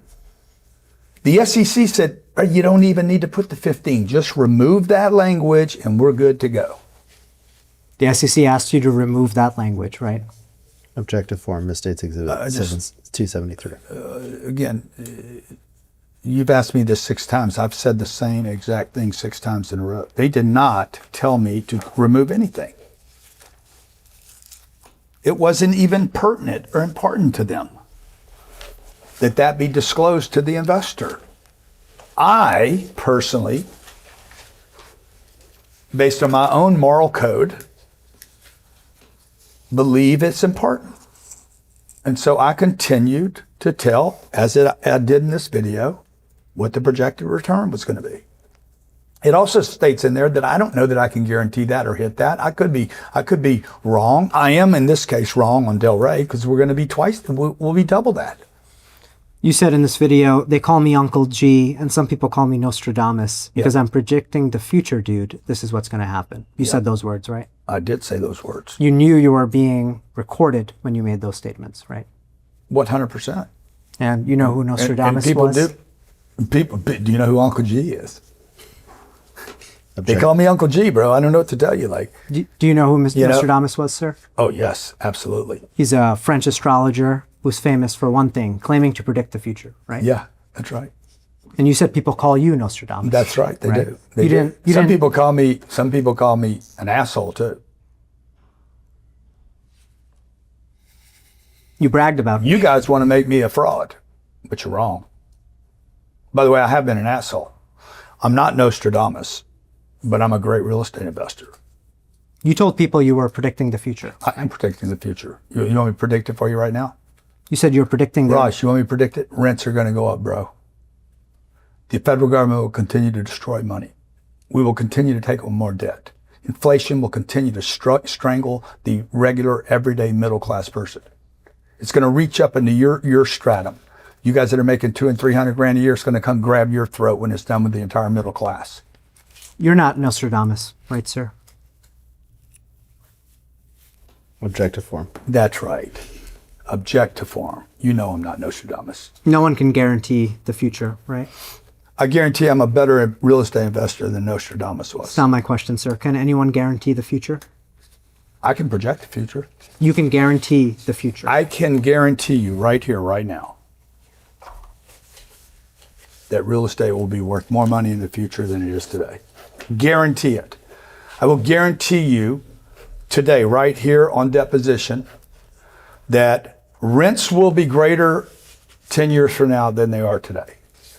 I will guarantee you that this country will have more debt in 10 years than it has today, and that the federal government will continue to print money and destroy the purchasing power of the U.S. dollar and further strangle the middle class. You think you have the ability... I guarantee you those. I can project those. I know I'm right on all those.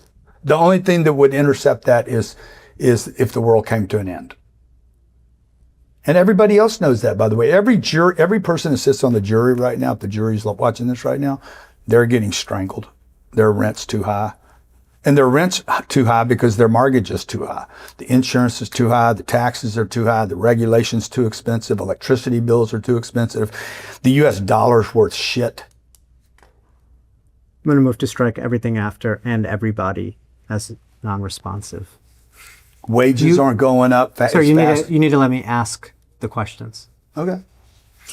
Let's. No, he's on a roll, man. The guy's doing good. All right. Let him go. You cannot predict the future, right? I actually can, and you can too. You can guarantee that investors. Let me finish the question, sir. I answered this same question. Okay, I'm predicting what you're going to ask me right now. I'm predicting the future right now. Okay, you're going to ask me if I can predict the future. I'm predicting rents will go up, home prices will go up, interest will go up, the U.S. dollar will go down. Okay, the value of real assets will continue to go up over the future. And that's not what you said in this video. And wages will not keep up with the cost of living. You said, sir, investors are going to earn 150% on their money. That's a different topic. I'm looking at what you said. You said you are going to walk away with a 15% annualized return. Right. Yeah, I did say that. You said if I'm in that deal for 10 years, you're going to earn 150% on your money. Yeah. You can tell the SEC that's what I said it would I already be. agreed I said all these things. I don't even know why you're going back over this. And so you're guaranteeing I am. returns to investors. I am. In that Objection. statement, I was guaranteeing. Objection. In that statement on that video, I was guaranteeing. And then right before that, I said, now guys, I can't for sure be sure it's going to be the 15. In fact, I'm telling you right now, 8 years later, as you depose me, we're going to exceed that by double. Okay? By double. The only thing I had wrong about that future was I was low. You said you were predicting the future. I am predicting the future. Objection. That misstates the document. I'm predicting that you're going to go home, that you're going to get on an American flight or United flight and fly back to fucking LaGuardia or Newark. Is that true? Why don't we go off the record and take a lunch break? Time is 12:39 off the record. Okay, time is 13:24. We are back on the record. All right, welcome back, Mr. Cardone. Yes, sir. I'm going to hand you Exhibit 283. And this is an email from you to several employees at Berkadia, Wellers, and I believe Ryan Secco. Is that right? 2019. It's from Dave Etchison at Berkadia to Joe Emerson. Yeah, okay. Now, Berkadia is a broker, right? Berkadia is a brokerage firm. Yes, sir. Now, in general, you're honest in your communications with brokerage firms, right? Am I honest to the brokerage firm? I'm honest to everybody. You don't recall ever lying to a brokerage firm, right? Have I ever lied to a broker, a real estate broker? Yeah, I don't make it a habit to lie to anybody, but so I don't know what the setup's for, but Okay, you don't recall ever lying to a broker, right? no. Now, the subject line references Vantage at Panama City Beach, right? I remember that deal. And that's the property today known as 10X Living at Panama City Beach, right? Yeah, you're right. It was we changed the name.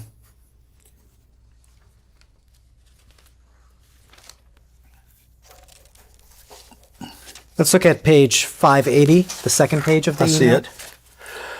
And on that page, you write, I am the only decision maker on Vantage. Do you see that? Right. Yes, sir. And And then it says using NOI trailing 3, T3. And in that same email, you write, all UW ultimately is being done by me and approved by me. Do you see that? Mm-hmm. UW means underwriting, right? What page are you on now? I'm on page 580. Your email dated May 24th. All UW, yeah, is ultimately being done by me and approved by me. That's right. UW is underwriting, right? That's right. Okay, that's an accurate statement, right? That is an accurate statement. Okay, let's look at the first page now. And in this email, you're referring to Joe Emerson. Joe Emerson works, or at the time, worked at Wellers Management, correct? Yes. And you say, Joe manages 5,000 units for me, and he is my eyes on the ground.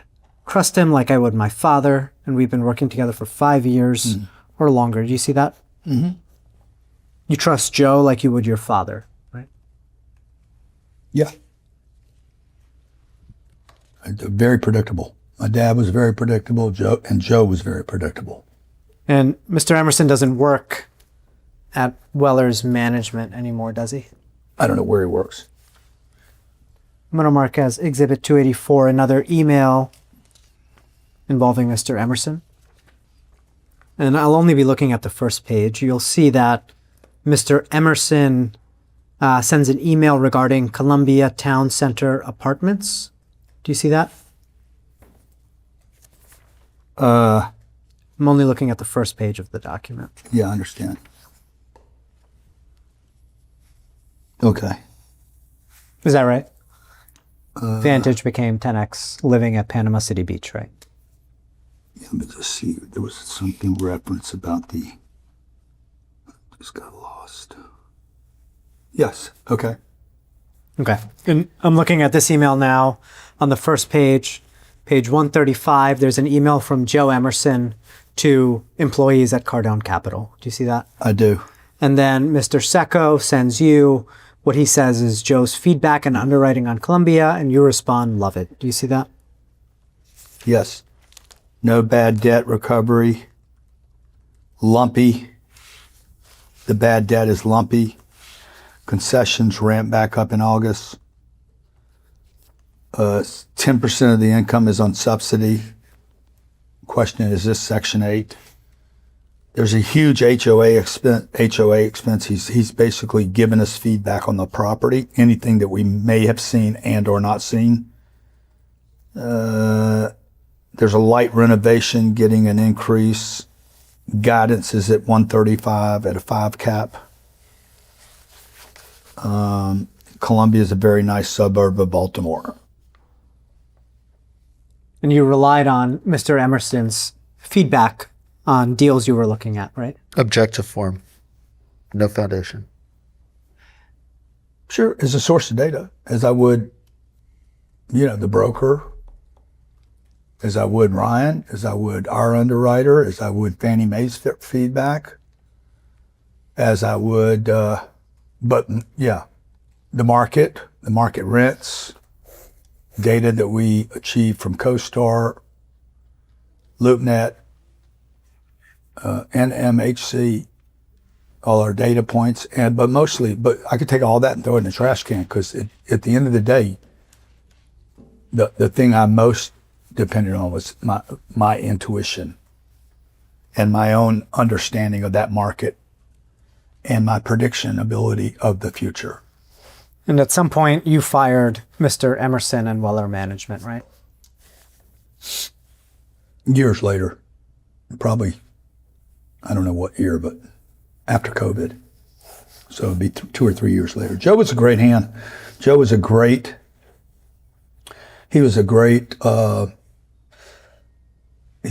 asset for us for many, many years.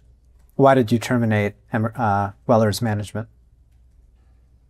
The series of issues, number of issues, mostly what it was, mostly he was wrong. He was wrong about the future.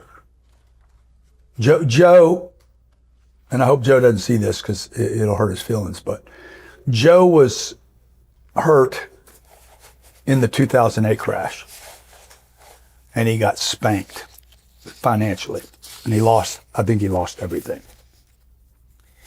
And if you've ever had that, it was like a PTSD event, and he carried it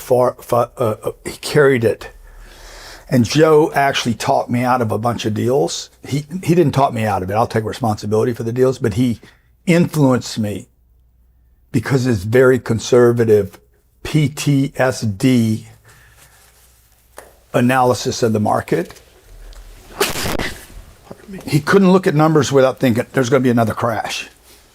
And because of that, it influenced my decisions on a number of deals that would have made me, my family, and our investors hundreds of millions of dollars had I not taken his too conservative of analysis. And the last reason that we got rid of Joe, and again, Joe's a great guy, was because we just outgrew his company. He really couldn't. We had extended into markets now that were much more urban. We were dropping in heavy into Fort Lauderdale, Miami, Tampa markets, Austin, Texas. We were just spreading so fast. He's a better asset guy in a tertiary market. Okay. I'm gonna move on from that document.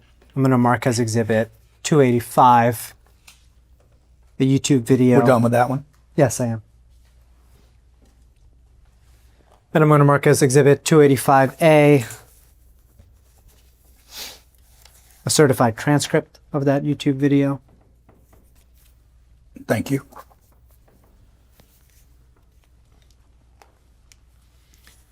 And this is a video titled Analyzing Rent Roll Real Estate Investing Made Simple, dated March 4th, 2019. I'm going to play about a minute of that video, starting at 20 minutes, 30 seconds. Do you know which page that is? I can tell you in a second, Joe. It's going to be around 26. Gucci belts. Here's my Gucci belt. My $40 Gucci belt. You go Okay. lost $59. All right, let's take our callers, man. Look, I'm telling you guys. At Cardone Capital, we find deals that we believe can return 15% to our investors and our partners. People are like, that's impossible. We sold $120 million worth of real estate last year, all of which did double, twice, 2 times our 15% projected per year. What year is this? So you start making money at 15 and 20% a year, you start churning money at those kind of numbers, you can get rich. But you got to be in the right assets and not lose money along the way. You got to know how to do a damn lease audit. Who, what, when? Hey, are there any dogs on the property? Oh, really? Where's the deposit for the freaking Rottweiler? Pet fee? Oh, we going to charge for rough. Okay, go ahead. Let's talk. Hey, That's you on that video, right, sir? The one and only. Okay.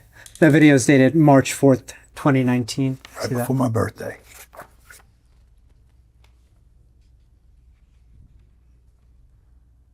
I don't act like I'm 50 years old, do I? 19. And you say that all of the real estate you sold in the prior year, 61. I was 61 years old in that video. I do not act like a 60-year-old man. you say all of the real estate that you sold in the prior year did double twice, 2 times, or 15% projected per year. Yeah, I don't know what I'm referring to right there. I don't know what I sold in the previous year. Do you? What did I sell in 2018? I heard the same thing. Like, did I buy something or sell something there? Are you asking would you? I also started the video with a Gucci belt that I don't have on. Some of the things I do, sir, are tongue in cheek. You know, they're puffery. I'm making fun of things. But I don't recall what I would have sold in 18. I'm going to mark exhibit 286 next. It's going to be another YouTube video. You're done with this whole thing right here. I am. All this is printed. All these trees are killed over this one sentence. I've marked that's 286, a YouTube video titled Commercial Real Estate versus Stocks. And I'm going to mark as exhibit 286A a certified transcript of that video. And I'm going to play just the intro of the video. Can you turn it some more? Hey, welcome. It's Monday, and you're in the Cardone zone where Mondays is reserved for real estate. Mondays is reserved for real estate. If you're watching the show live right now, please do me a favor, post in comments. If you're watching after the fact, post something in comments that suggests you either love real estate, you want to know about real estate, you're invested in real estate, but that you want to play the game. Please post in comments. We love your comments. If you have a question or a deal, throw the deal below in comments. If you want to call in, these lines get jacked up pretty quick. 305. I'm going to jump ahead in the video now to about 18 minutes, 28 seconds. How long is the whole video? It's 1 hour and 3 minutes.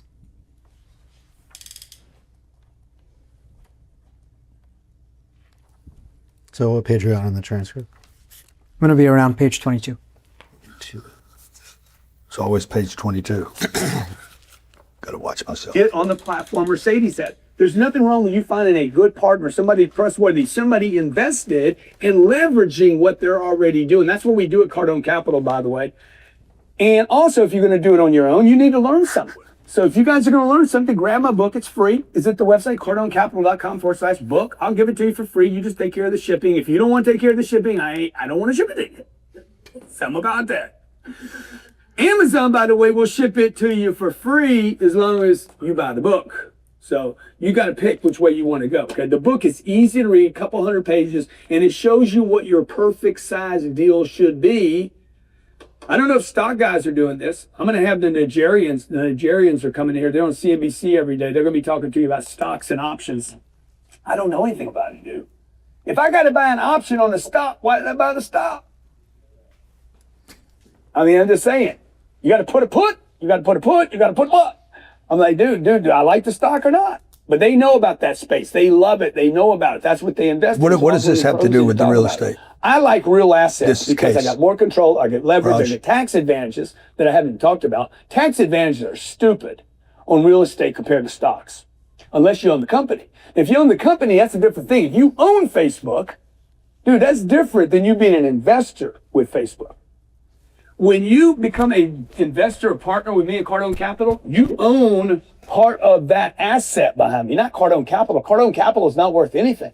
It's the asset What are we're we watching investing in, not Cardone Capital, right? So when I you buy object these to stocks farm. on Facebook, you own a piece of paper. What are we that makes watching? you a shareholder I don't of know what Facebook. I'm watching here. It's a I have 1 hour control, I have video leverage, I have tax advantages. that has nothing to do with this case. I haven't asked you a question, sir. I'm about to. Is that you in that video? Yes, that is me. You could have asked me that in the first 3 seconds. I know. Everybody knows that's me.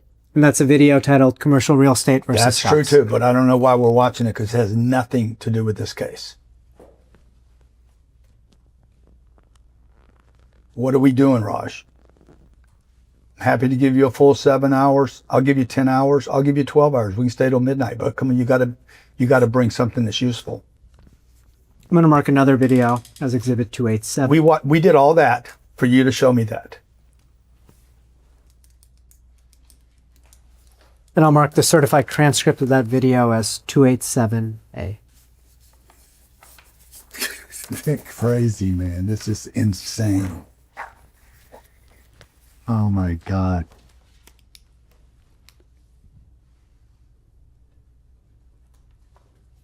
It's what you guys do. You guys try to tap people out. Just 6 years.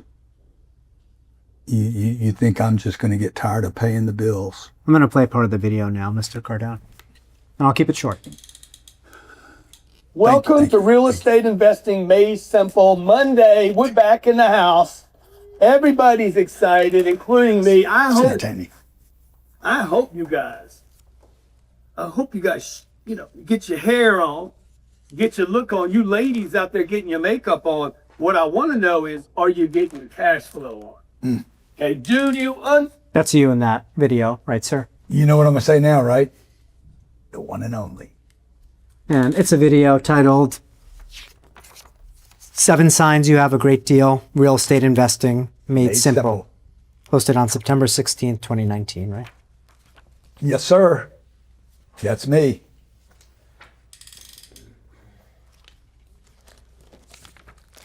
I'm going to ask you a few questions about your background now. I've been waiting I thought that was going to happen 2 days ago. Let's do it. I've been waiting for you to dig into the darkness of Grant Cardone's history. You were born in Lake Charles, Louisiana, right? Yes, sir. Refinery Town, 1958. You attended LaGrange High School? LaGrange High School. LaGrange High School. Pre-Ann Lake Elementary. Then I went to a junior school, Oak Park Junior School, junior high, and then LaGrange Senior High School. And then you attended McNeese State College? McNeese State College, yeah. Known for its basketball stars. And you Spent 5 years there getting an accounting degree. You studied accounting there, right? And a psychology and a minor in psychology. Major in accounting, minor in psychology? Yes, sir. You received your degree? Yes, sir, I did. What year did you graduate? 1981. Do you have any other formal education? Formal education. Let's see. What other formal education? Man, I have, a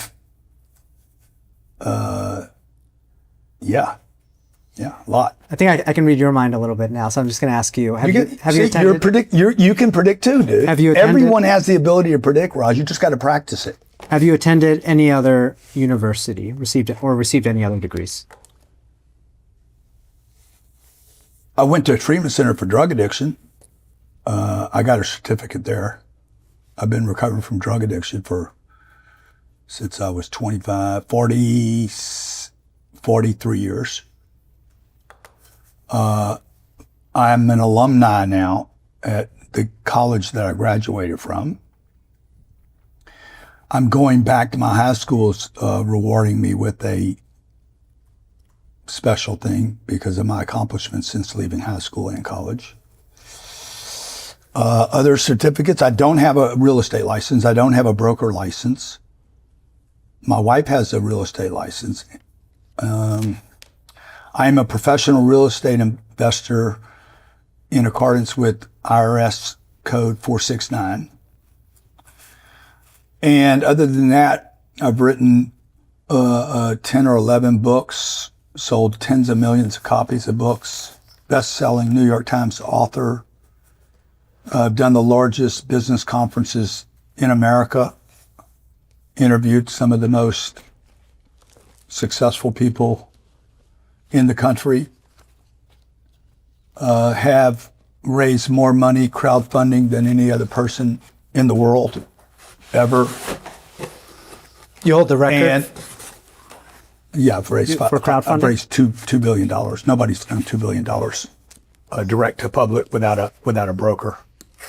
And I've charged the highest price for a business conference of anyone, while at the same time charging the highest price for a conference, also providing 4,000 people with free seats that were first responders.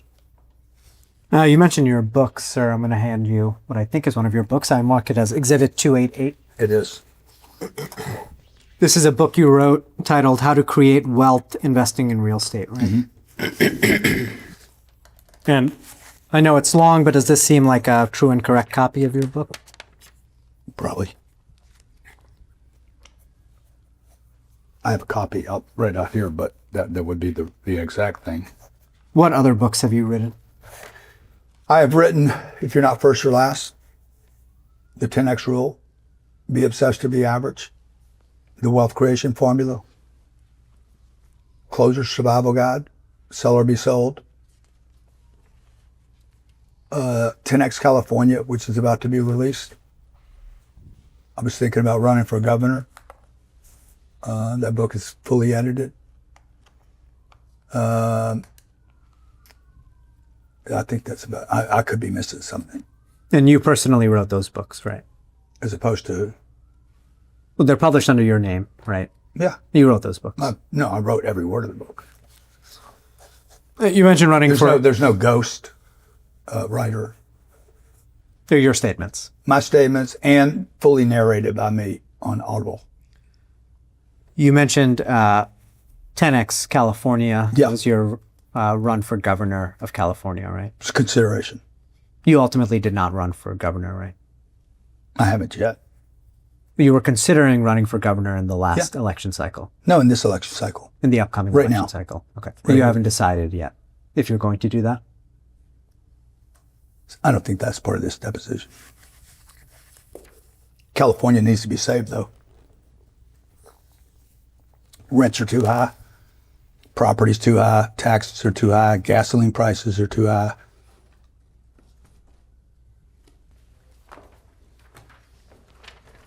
You recognize this Instagram post?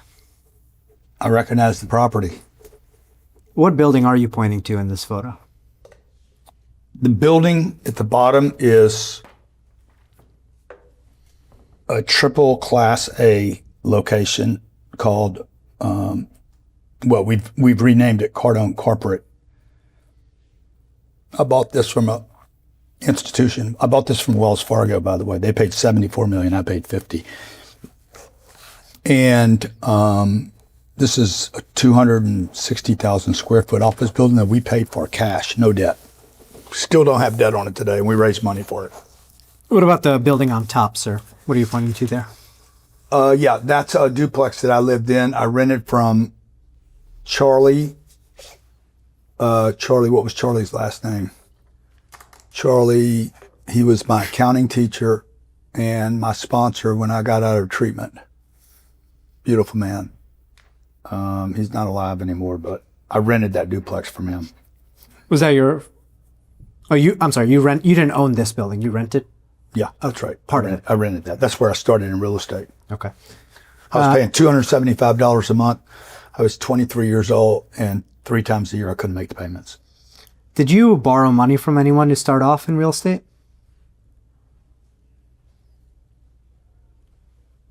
Yeah. Sure. From who? Man, I borrowed money from my mom. I borrowed money from credit cards. Probably borrowed money out of my business. I'd take a loan out of my business, lend it to the LLC to try to put the deal together. Dude, I started with no money, Raj. No money, no contacts, no knowledge.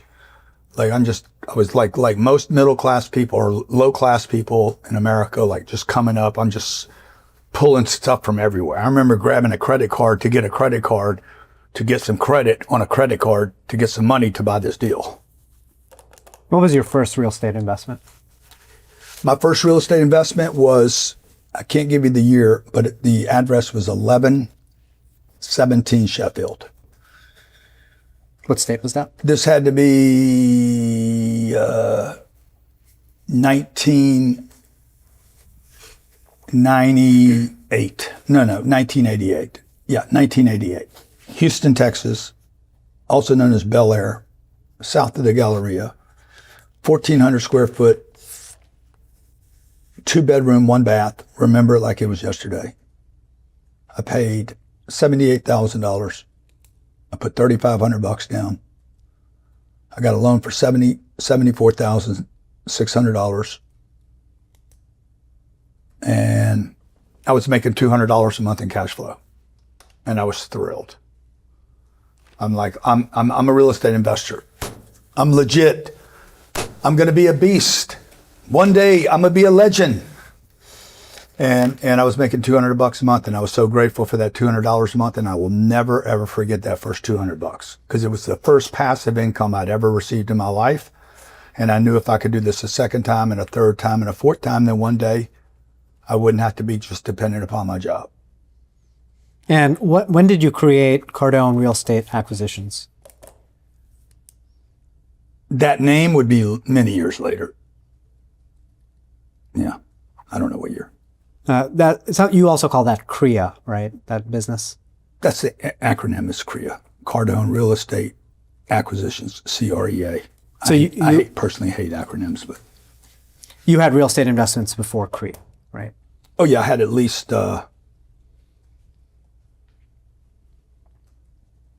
38 deals. 30 at least. You said 38? I'm sorry. Yeah, at least 26, 3, 4, 30. Yeah, at least 38. 36 to 38 deals.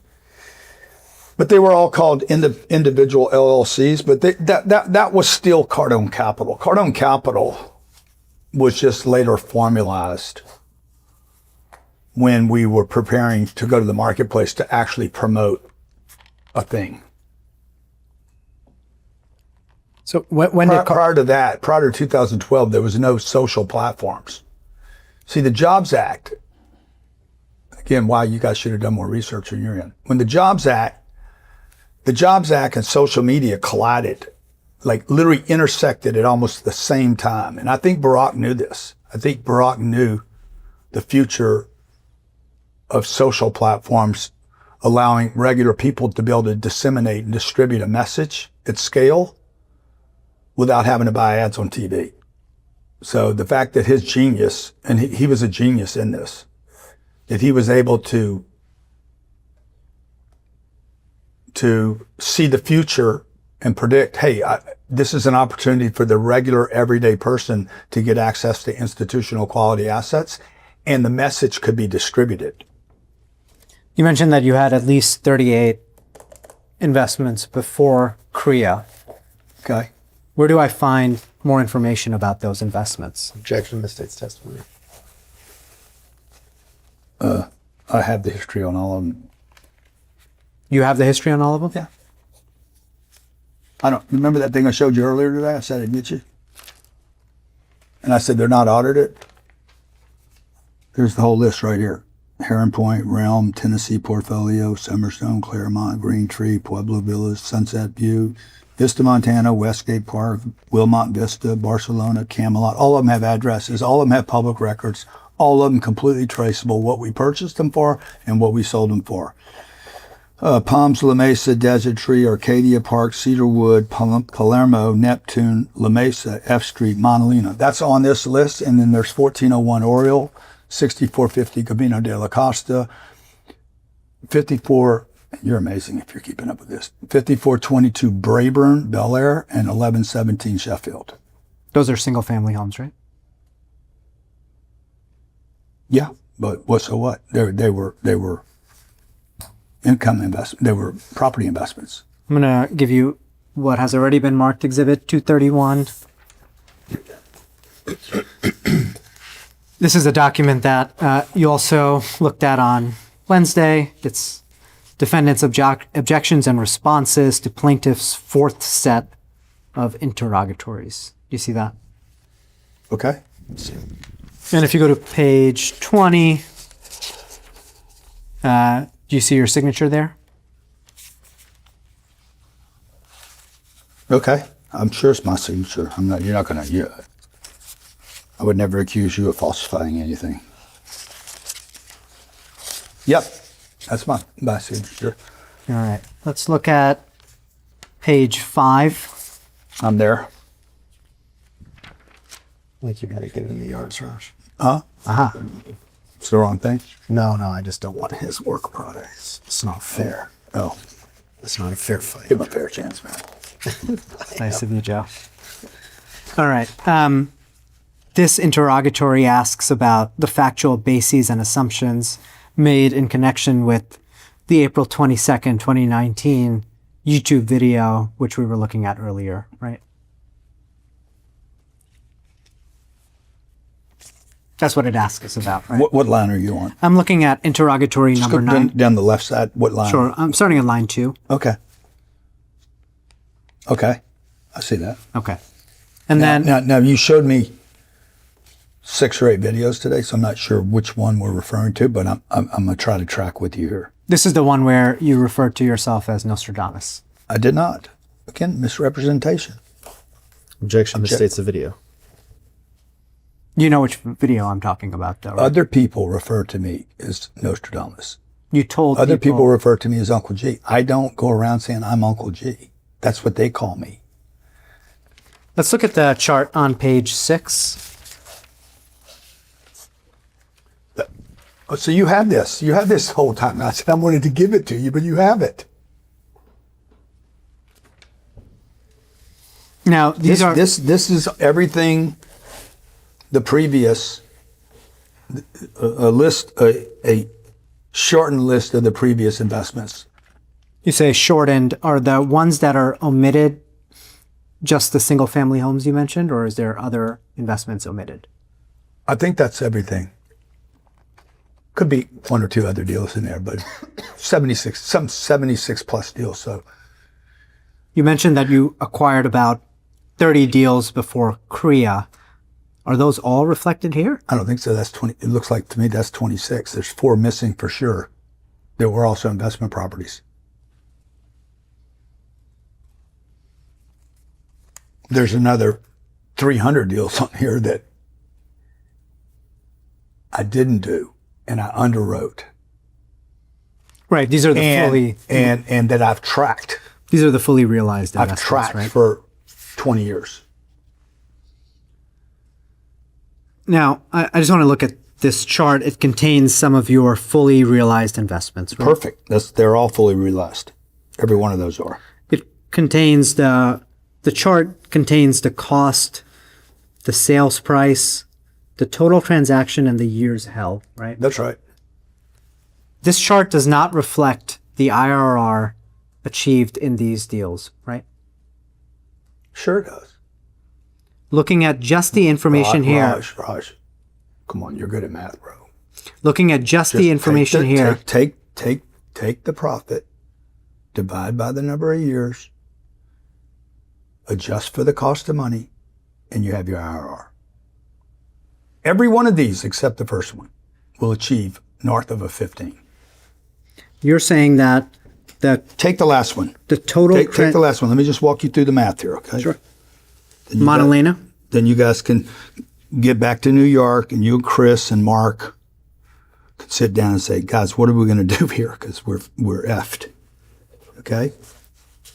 If you knew what I put down on this deal, okay? And you don't. But if you did, I put $4 million down on this deal. Are you talking about Montelena, just to be clear? Yeah, look at Montelena. We can take Montelena, okay?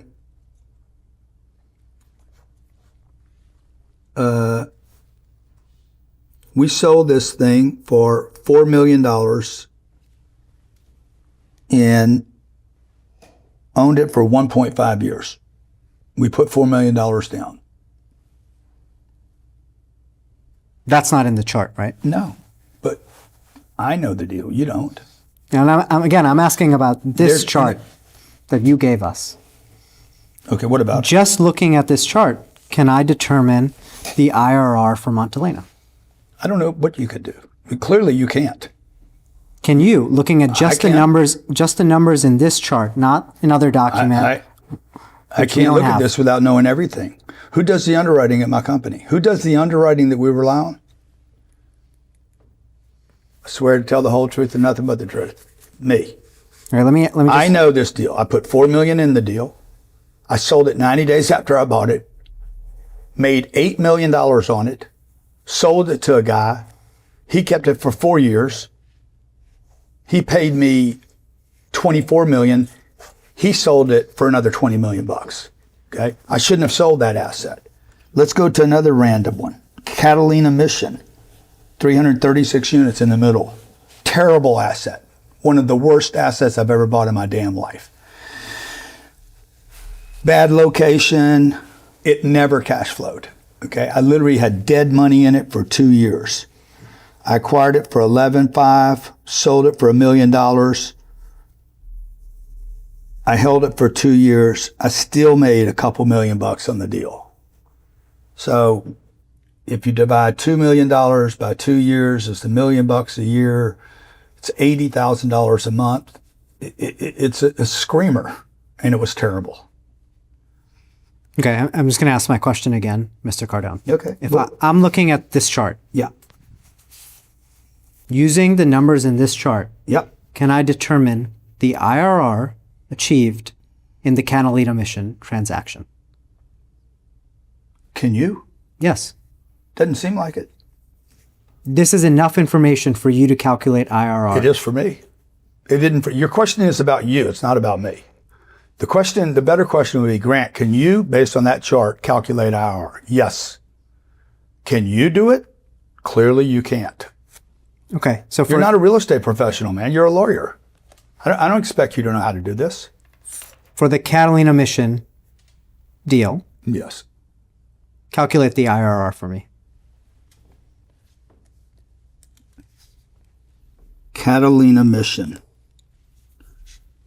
Okay, this says the total acquisition was $11.58. Sales price $12.74.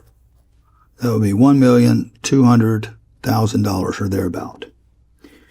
Total transaction was $24 million. Okay, so you see where it says sales price? What you don't know is that is the profit on that deal.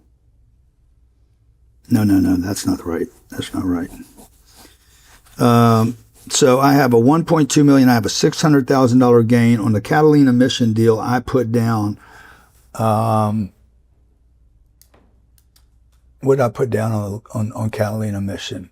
I bought that as a portfolio. So, I mean, it's not really fair for me just to do Catalina because I bought Canyon, Catalina, Desert Tree, Palm, and Palms all as one portfolio.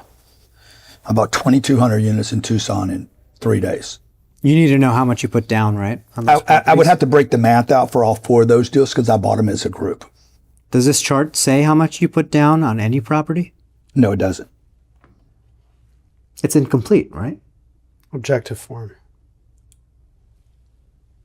It says prior investment performance.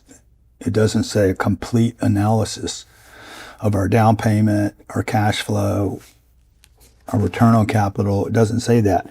It doesn't even say what the returns are on this. Like, I don't know what you're trying to make of this chart. These are our prior investment performances. How long we held them, and how long what we profited. And Raj, as you know, our circular offering says clearly, repeated times, past performance should not be indicative of future results. How are you calculating the profit using this chart? Well, you take the sales price less the purchase price, and that's profit. But there's mortgages on these properties too, right? True. That's not reflected in this chart, right? The mortgage makes the profits even better. That wasn't my question. The mortgage amount is not reflected in this chart, right? There's a number of things that are on this chart. There's a number of things that Gross are income's not on the chart. Other income's not on the chart. Expenses are not on the chart. That's what I'm saying. When you keep asking me, can you underwrite this to an IRR? Probably not. You probably can't. And where do I find the information that I would need to do that? You would not. You wouldn't use this information to make a decision. Ever. It says it in the circular offer. Never. It says repeatedly, do not use the past results to make a decision on future results.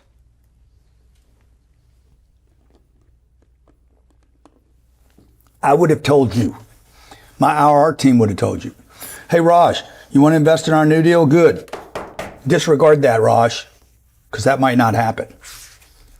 Those times are over. This was 2008, 9, and 10, okay? There had been a crash, global financial crash. We were buying real estate for zip. So you're not relying on your prior investment track record in this case? Oh, I am. I'm telling you not to. You have you have zero experience buying real estate, okay? So you have none. When you go to buy, when my investors go to buy, let's say you've never bought anything, and you go to buy a piece of real estate, you have zero experience. I have $5 billion, $6 billion maybe of experience buying real estate, plus another $60 billion I haven't bought. And I'm telling you, hey, you have no experience to rely on. And by the way, I have $60 billion of experience, but don't even rely on my past performance. The fact that I can do 25% on Delray, 10x Delray, which I will, by the way, our investors, unless you guys get involved in this and take a third of their profits. That doesn't mean the other deals in the fund, Raj, are going to actually return the same thing. Mr. Cardone, this is a document which you signed, right? The interrogatory responses, you signed it. Yeah, of course. And the document, the interrogatory we looked at, asked you to state the factual bases for and any assumptions made in connection with your representation in an April 22nd, 2019 YouTube video. You see that, right? Yeah. And as part of your response, you gave us this chart, right? Yeah. And I think what you've told me is that based on just this chart, I cannot know the annualized returns, the IRR, or the debt on these properties. You can't. Based on this chart, I cannot know You that. can't. I don't know what you're capable of. You got a kid? I don't know if your kid can read yet. Can they do math? I don't know. Can you do math? I don't know. I know what this says to me. If the jury is looking at this document, can they calculate the IRR for any property? Objection. I don't even know who's going to be on your jury, dude. This states Exhibit 231. You're just twisting. It's a straightforward question. In this doc, can someone use? I can. I understand that you can because it's information. F Street. I put in F Street. I put $750,000 down. Where is that in the document? I did the deal. Right. I don't know it. Okay. It was a $3.3 million acquisition. I made $4.9 million on it. I returned $4 million in 3 years on a 750. It's an 800X. Okay. It's 750 in, almost $5 million out. 750 turned into $5 million. I 8x my money in 3.5 years. Do I have the information needed to verify that claim? I don't know what your education is, pal. Clearly, you don't know how to do this because you keep asking me, can you do it? You don't know how to do it. I know how to do it. I don't know if Joe knows how to do it or Brandon knows how to do it. I know how to do it. You know how to do it because I was there, man. Because you know the debt on these properties. I know the data. Debt's got nothing to do with this. Dude. You know the data. The debt doesn't have anything to do with it. That data is not reflected in this document, right? How can I do the data? How can I do it then? Like I was there. I am the data point. Don't try the stare down thing now, dude. That doesn't work on me. I'm trying to understand your responses, sir. Yeah, I'm showing you the responses, okay? You have not provided us. By the way, I'm going to give you this to do the math so you can start doing the math on this, okay? Sure. Let me ask my question. Let me just give you this, okay? Because you're on the list now. The worst performing deal in here did 13%. Annualized, okay? Not internal rate, annualized. 13%, 21%, 157%, 260%, 228%, 14%. Second worst one. 58%, 35%, 79%, 62%, 79%, 62%. Only had a handful of investors on these deals. I have no requirement to produce any of this bullshit for anybody. This was internal, okay? 35%, 55%, 61%, 221%. 11%. Oh yeah, there's a bad one. 29%, 49%, 61. Average, overall average, 62% over 24 deals. That is called proof of work. Okay, these are my Super Bowl ranks. The returns that you're reading, you're not reading from the interrogatory responses that I'm we're reading looking at, from right? somebody that knows how to do math. You take the profit, you divide by the years, and you figure your rate of return. That wasn't my question. You weren't reading from the interrogatory responses, correct? Yes, I am. Oh, yeah. Well, if I did the math on all these, that's the same numbers I would come up with. Of course, I'm using the same data. Okay, I'll ask it one more time. Mr. Yes, Cardone. the answer is yes. I'm using the data in that box. Yes. Chart give me enough data. I'm sorry, let me just finish my question. Gives me enough data. Can I finish my question? I know the question is, you've asked me 5 or 6 times. And I haven't. Does it give you enough data? I don't know if it gives you enough data. This has got to be objective form, guys. How can I know what he thinks or knows, or whether he can add or subtract? I don't know, dude. No objection. Just no foundation. No foundation. I don't know what you know. And just so the record's clear, because it doesn't look like it came up in that colloquy that witness was reading from Exhibit 270 to this deposition. This document, the interrogatory responses, Mr. Cardone, does not provide the IRR for these investments, right? Provides it for me. For if anyone, I know how to do this. That's why 20,000 people trust me with $2 billion. I know what I'm doing, and you don't. Can the jury take this document, if instructed, and calculate IRR for these properties? I don't know what the jury can do. No foundation. See, most of the non-accredited investors, this is why I said non-accredited, the term by itself is discriminatory at least. So you're not answering my question. And it could be racist. You're not answering it's because my question. it suggests that non-accredited can't do math, and I don't believe that. My 14-year-old kid knows how to do this math. You don't. Shame on you. My 14-year-old Sabrina, 15-year-old, that's already homeschooled and finished with high school, knows how to calculate an internal rate of return. I'm going to ask my question again, sir. The fact that you can't is not my problem. There's data in this chart. It includes the acquisition. I've answered this question, sir. I'm going to ask my question, sir. It includes the acquisition cost, the sales price, the total transaction, and the years held. Do you see that? I do. Using just the data here, can anyone other than you calculate the IRR? I have no clue. I can.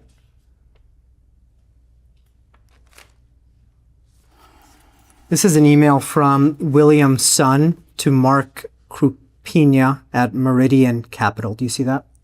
I do. And you're CC'd, grant at CardoneCapital.com. Do you see that? Okay.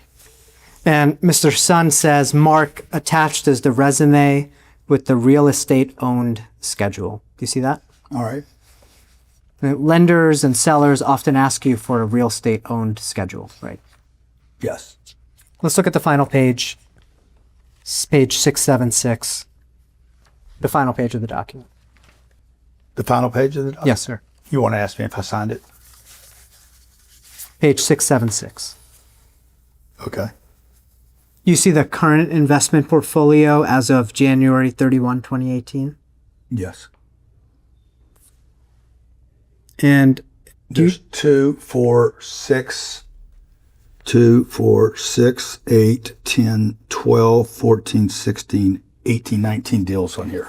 these are deals that you own at the time of this document, right? As of January 31st, 2018? Yes, sir.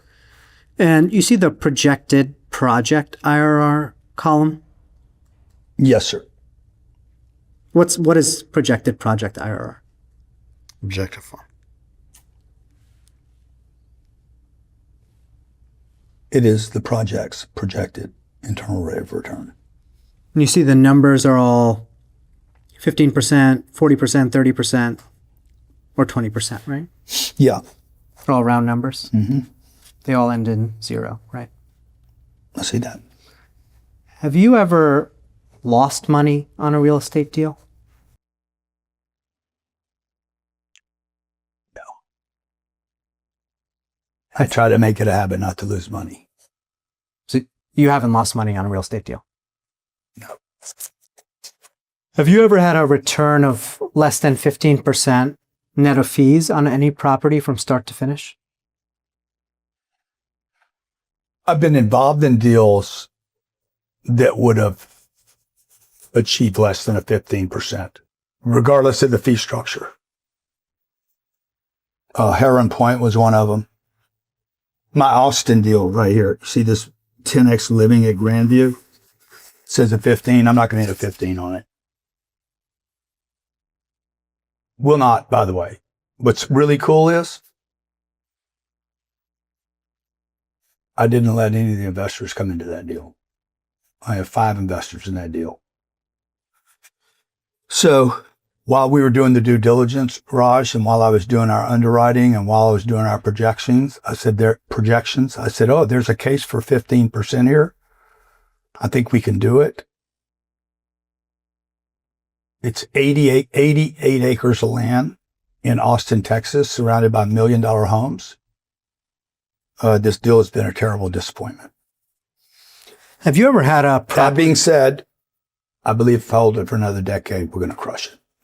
Have you ever had a property foreclosed on? No. Have you ever missed a debt payment? No. Have you ever asked for forbearance on No. a debt payment? Not that I recall of. On all 3 of those. I'm going to mark Exhibit 290 next.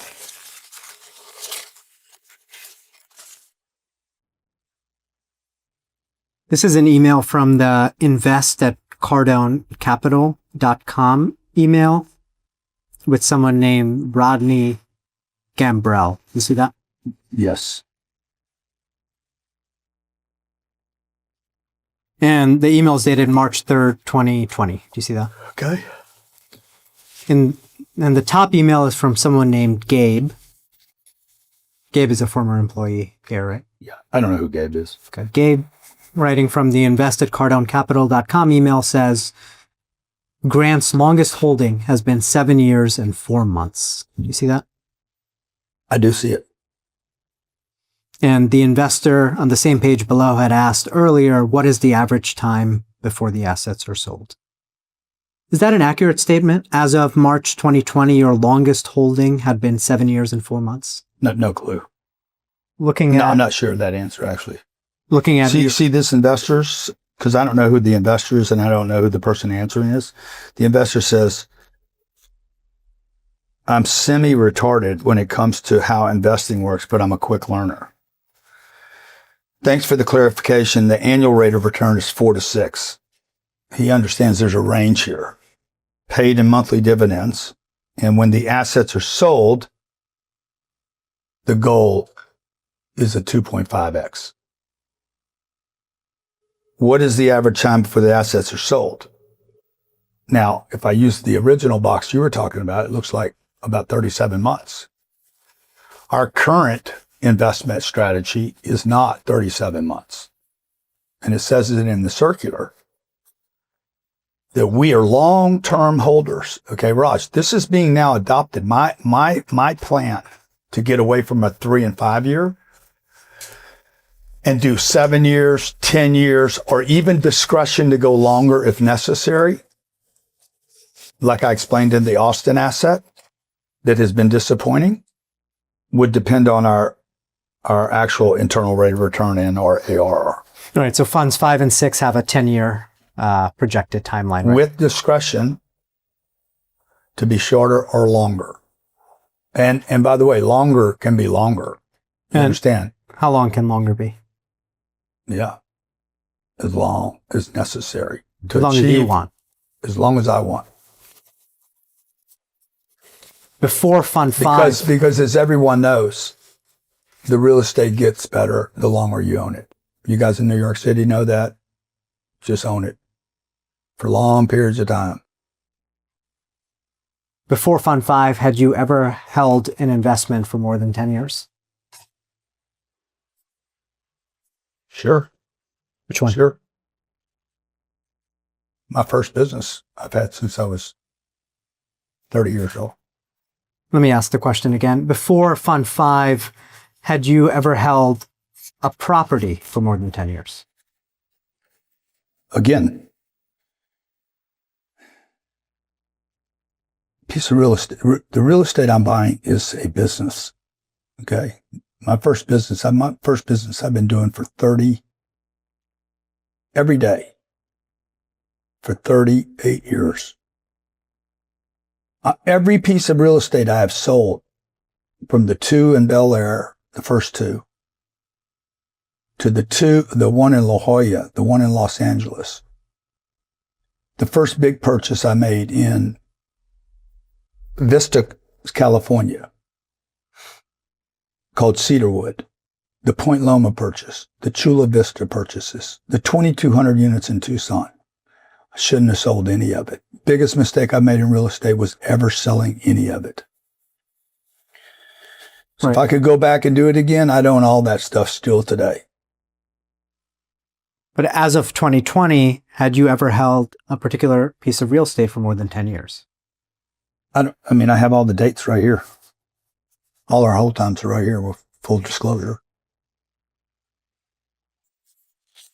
I want to talk briefly about your document production in this case. Yes, sir. You own an iPhone, right? I've owned probably 35 of these. Okay. Is that, you only own one at a time? I should have bought the stock. I should have bought the stock rather than the phone. You only own one at a time, right? No, I have multiple phones. You have multiple cell phones at the same time? Got a burner phone used for my side hustles. Just kidding. It's all Friday afternoon, man. Do you have multiple phones or no? No, this is my primary phone. Okay. Do you have another phone? From time to time we do, yeah. Is that the cell phone from which your lawyers collected text messages for this case? Yes, sir. This is the phone I use to conduct the business. You have a personal cell phone? No, this is my personal phone. This is my business. My business is personal. So everything's on one thing. You've lost me, Mr. Cardone. You have more than one phone, right? You didn't have any of that sugar in there that I offered you. You crashing? This is my personal phone. This is my business phone. Okay. I do have other phones. And you use those phones for your business and your personal activities? No. This is what I conduct my personal life and my business life on.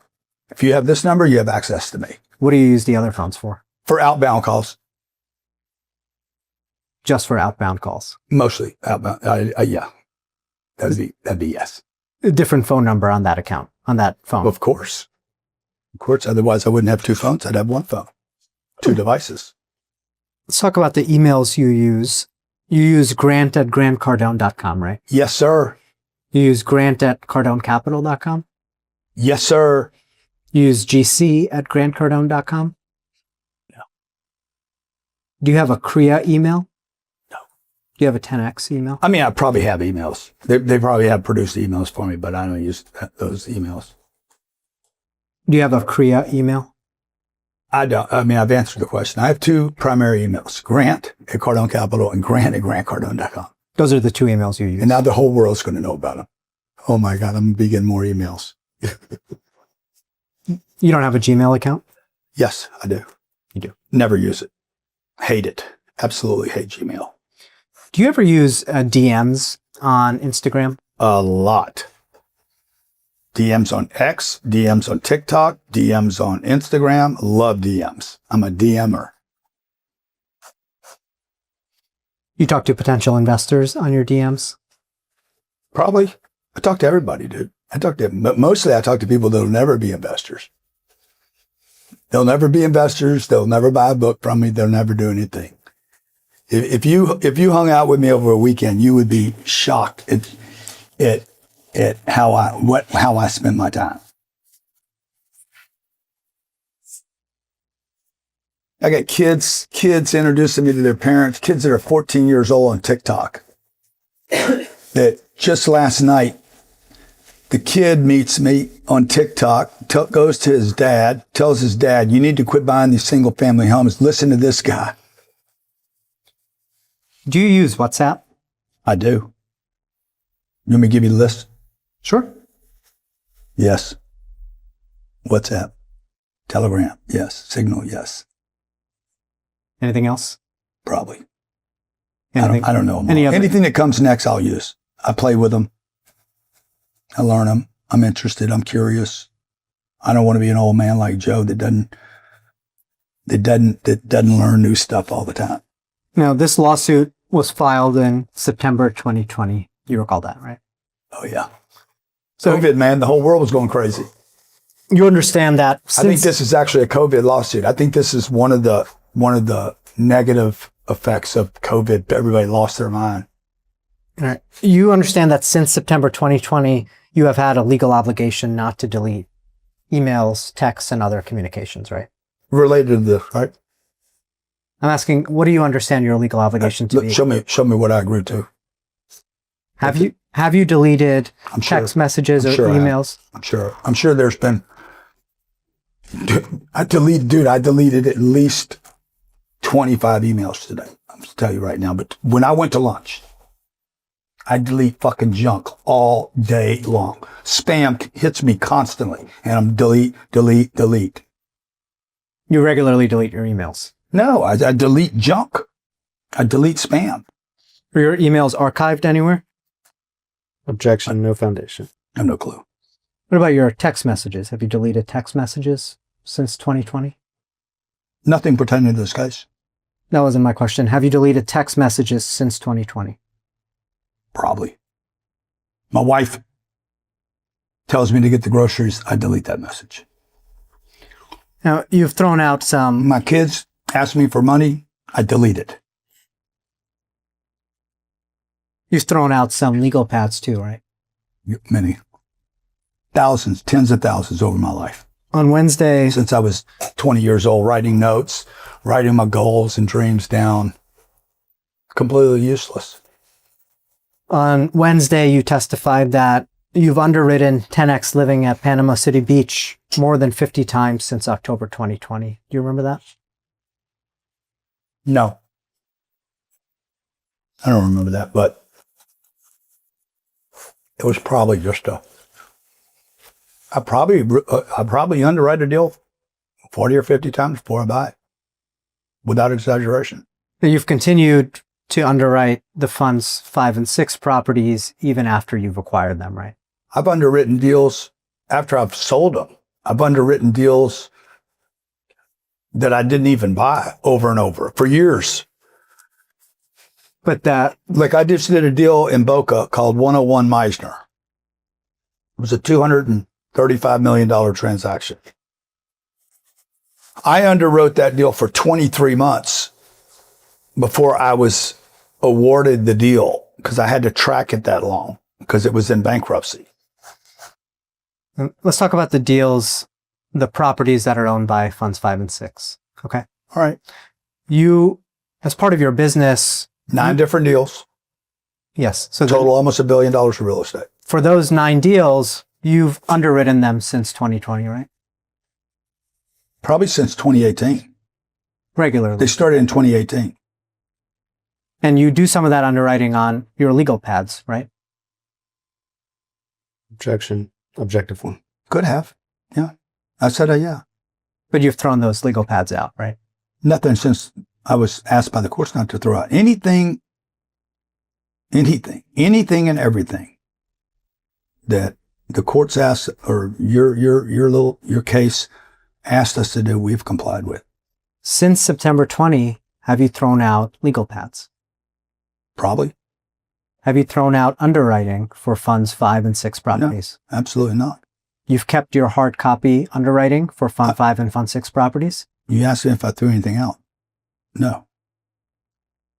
You have that underwriting? If I underwrote it. But in the since 20, I bought $2 billion more real estate. I've been focused on new underwriting of new deals. I got my hands full, man. I've handled COVID. I've handled tariffs. I've handled going from Obama to Biden, or Obama to Trump to Trump to Biden to Biden to Trump to Iran to like. So since October, I have not destroyed any documents involved in the investors of Fund 5 and 6. Period. Since October 2020, have you underwritten the 10X Living at Panama City Beach property? Possibly.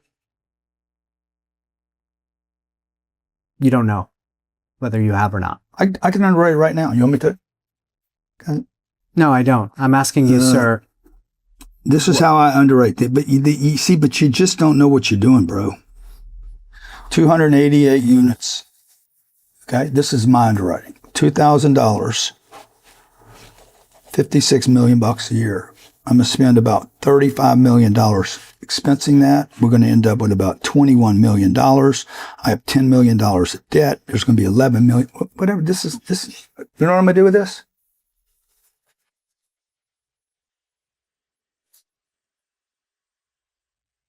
I'm going to throw it away. And you have thrown away underwriting for the Fund 5 and 6 properties, right? No, absolutely not. I'm underwriting 288 units. Okay, these 288 units. It doesn't have to be this deal. Look, the math is the math, man. None of this means anything yet. This is crazy.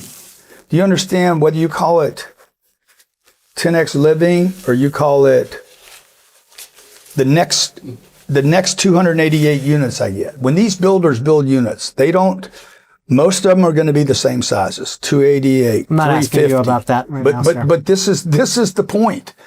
If I underwrite 288 units, the name of it doesn't matter. I don't have to underwrite these deals to understand there's going to be another similar 10X Living, Columbia, Murano, Wood Waste Park, Sawgrass.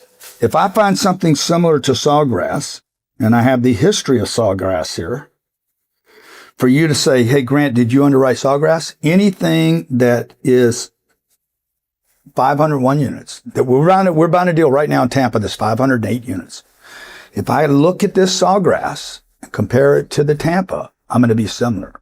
The name changed. The numbers didn't. Do you use, I'm going to move on from that, sir. Do you use ChatGPT? Yeah, I do. I don't think much of it. What other AI tools do you use? Gemini, Claude, Anthropic. Show me one, I'll use it. Have you asked those AI models any questions about this litigation? No.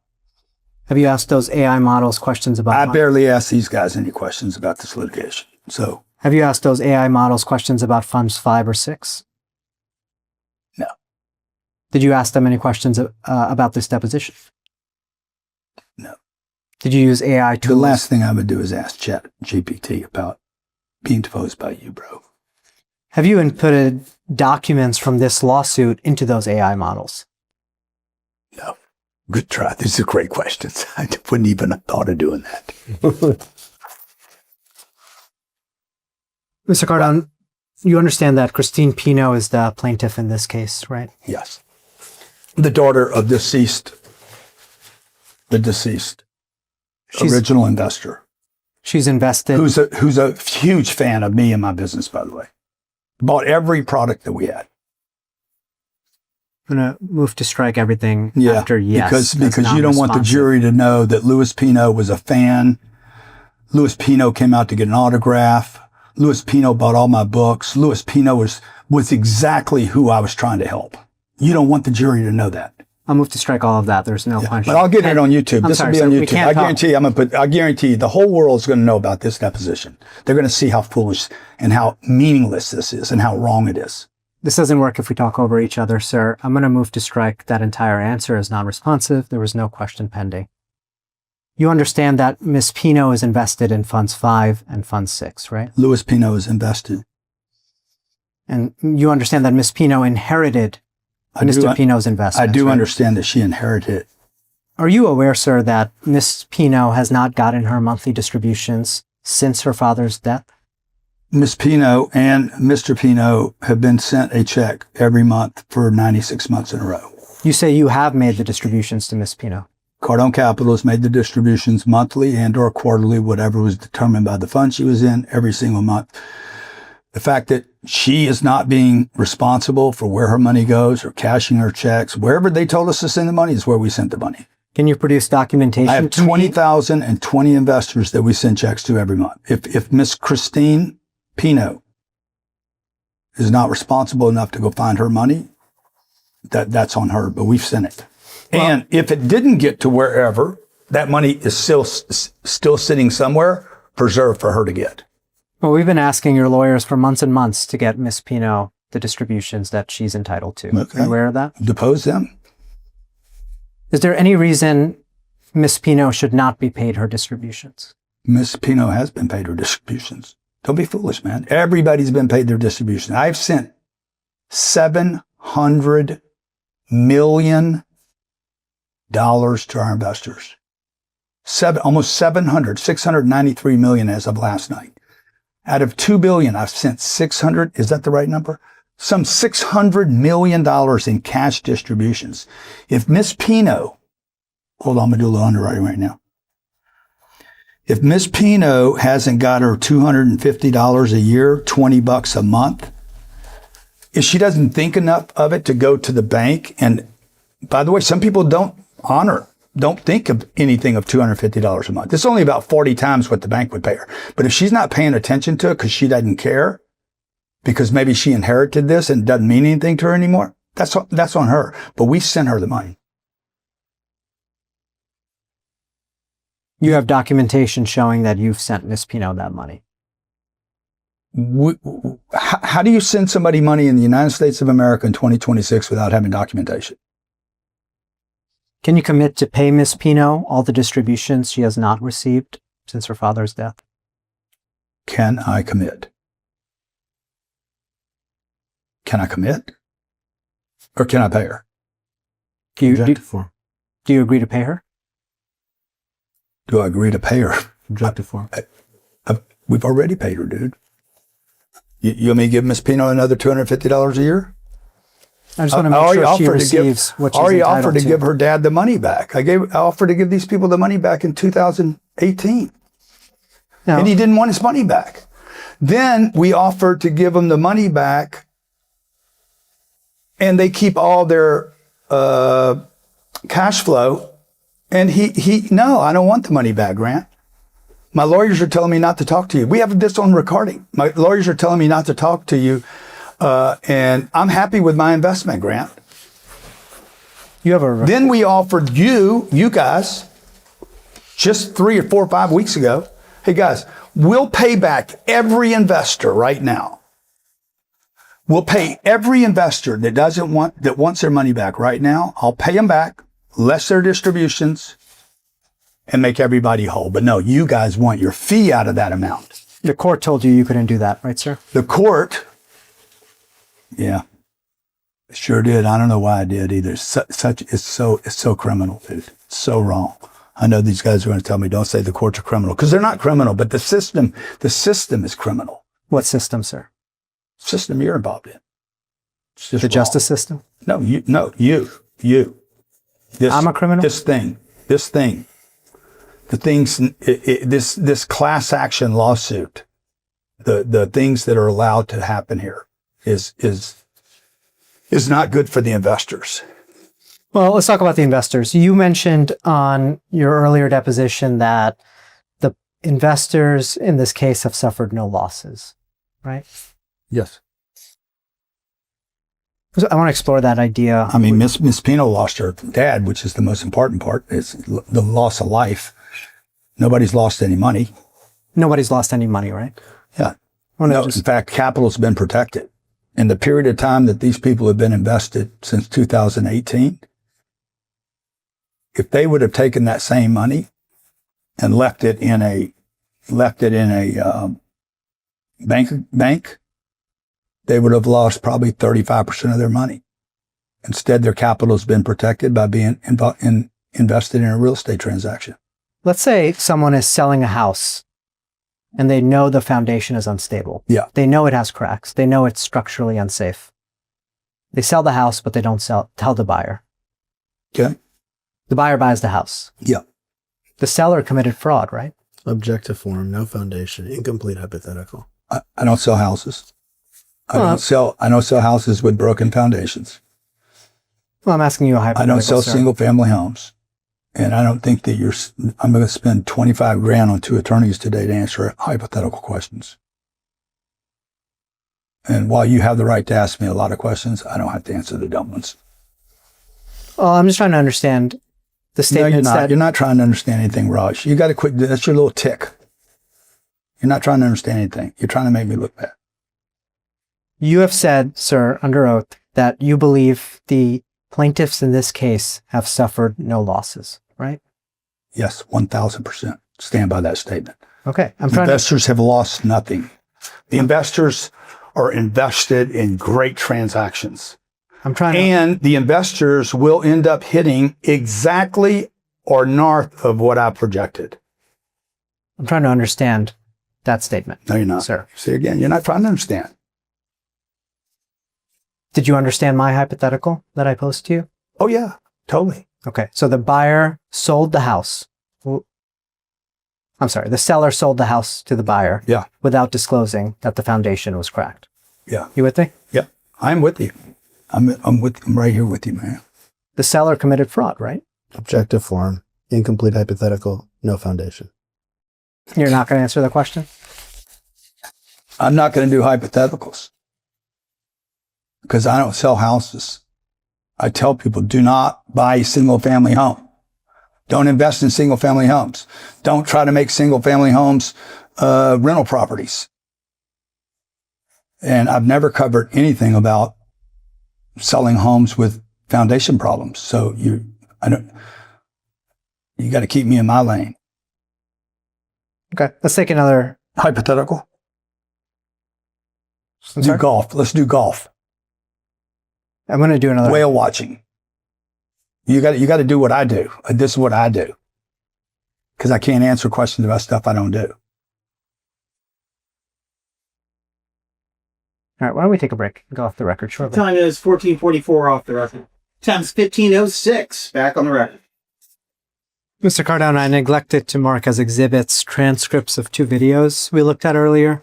I'm going to mark as exhibit 271A, a certified transcript of a YouTube video entitled How to Get 15% Return on Your Money, Real Estate Investing Made Simple, published on September 17th, 2018. 271A, you said? Yes. And I'm going to mark as exhibit 281A, a certified transcript of a YouTube video titled Raising Money, Crowdfunding and Reporting to Investors, published on February 16th, 2019. You can put those to the side, Mr. Cardone, but those were transcripts of videos we watched earlier today. So you're not going to ask questions again? Not at this time, no. This is crazy. Mr. Cardone, are you aware that in this lawsuit, the court has certified a class?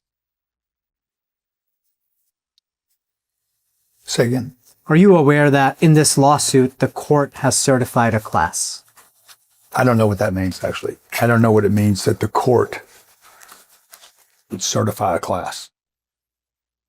Are you aware that there was a court ruling certifying a class action involving all investors in Funds 5 and Fund 6? Objection, no foundation.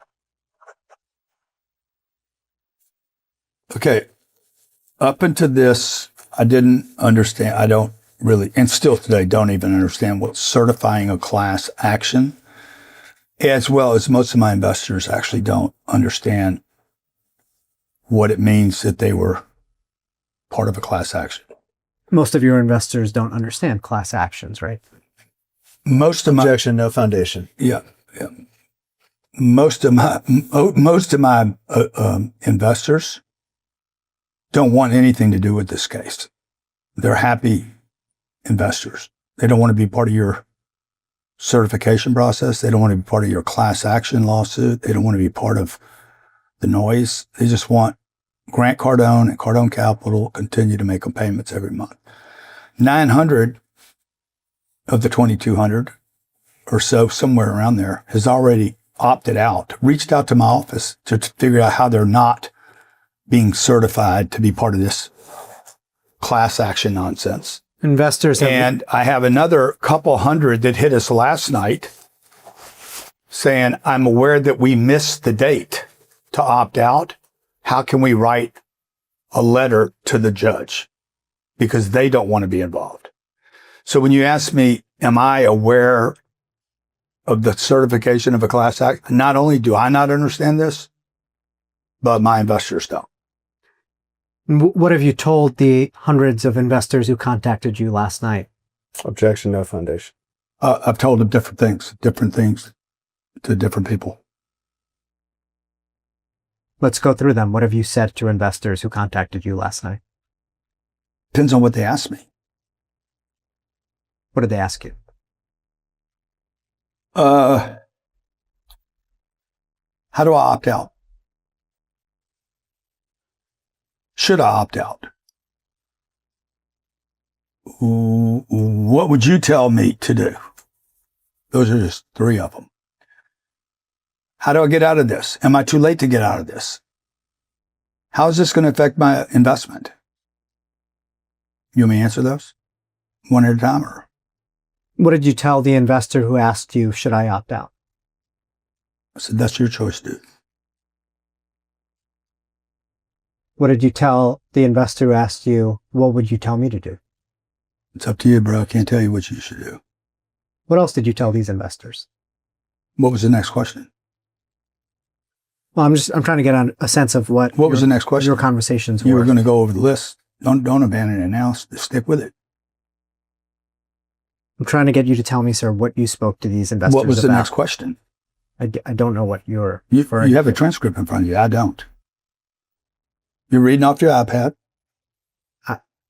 Okay, It's tracking me. Here, I'll read off this one then. Let's see. How should I opt out? The witness doesn't get real-time access. I mean, we can go off the record for that, but Okay. Then. okay. How can I opt out, Grant? What can I do to opt out? I said, man, it's probably too late. Okay. Grant, how's this going to affect my investment? It's probably going to fuck it up really bad. You told investors the class action would fuck up their lawsuit. If somebody Their asks, investment. probably, no, I mean, this is after last night. The 14th is come and gone, right? So this is over. I would expect, I have to answer the questions they ask me, Raj. My investors trust me to give them, to be transparent and to answer information. The way I understand it, if I have my math right, $80 million came into Fund 5. $30 million has been paid out in distributions. That leaves $50 million. As of last night, $40 million opted out, which leaves $10 million, only $10 million amongst 1,300 people available for you guys to try to extort your fees. Did you personally? And I did not tell anybody, unfortunately, their $10 million, your fees come out of their $10 million, not mine. Did you personally talk to investors last night? But when this goes public, guess what? Everybody's going to know how the game works because this is a public document. Did you personally speak with And investors? the 10 million, then Raj, is going to go down to 8 million, 6 million, 4 million, or 2 million. Even if you guys win this, people are going to be like, I don't want you to reduce my 10 million that I have left in the fund by another 30%, which you guys would be entitled to get. Sir, I need you to answer my questions. You personally spoke. And then they're going to realize that all the shares they have to surrender all the shares in the company back to Grant. You personally spoke with investors. You would win. Right? You would get your little fee. I would get all the shares of the investment back on 2018 prices, and the investor is the only one that gets screwed. Are you able to answer my questions, sir? Oh, yeah, 100% I can. You personally spoke with investors last night in funds 5 and 6, right? We did another call last night for our as a natural monthly call. We did distributions. They were 22.2 million. We did a call earlier in the week about our $14 million distribution concerning the controversial Fund 5 that you asked me about earlier. Last night, we did our monthly ritual call about our distributions. People asked about the class action lawsuit and how it affected them.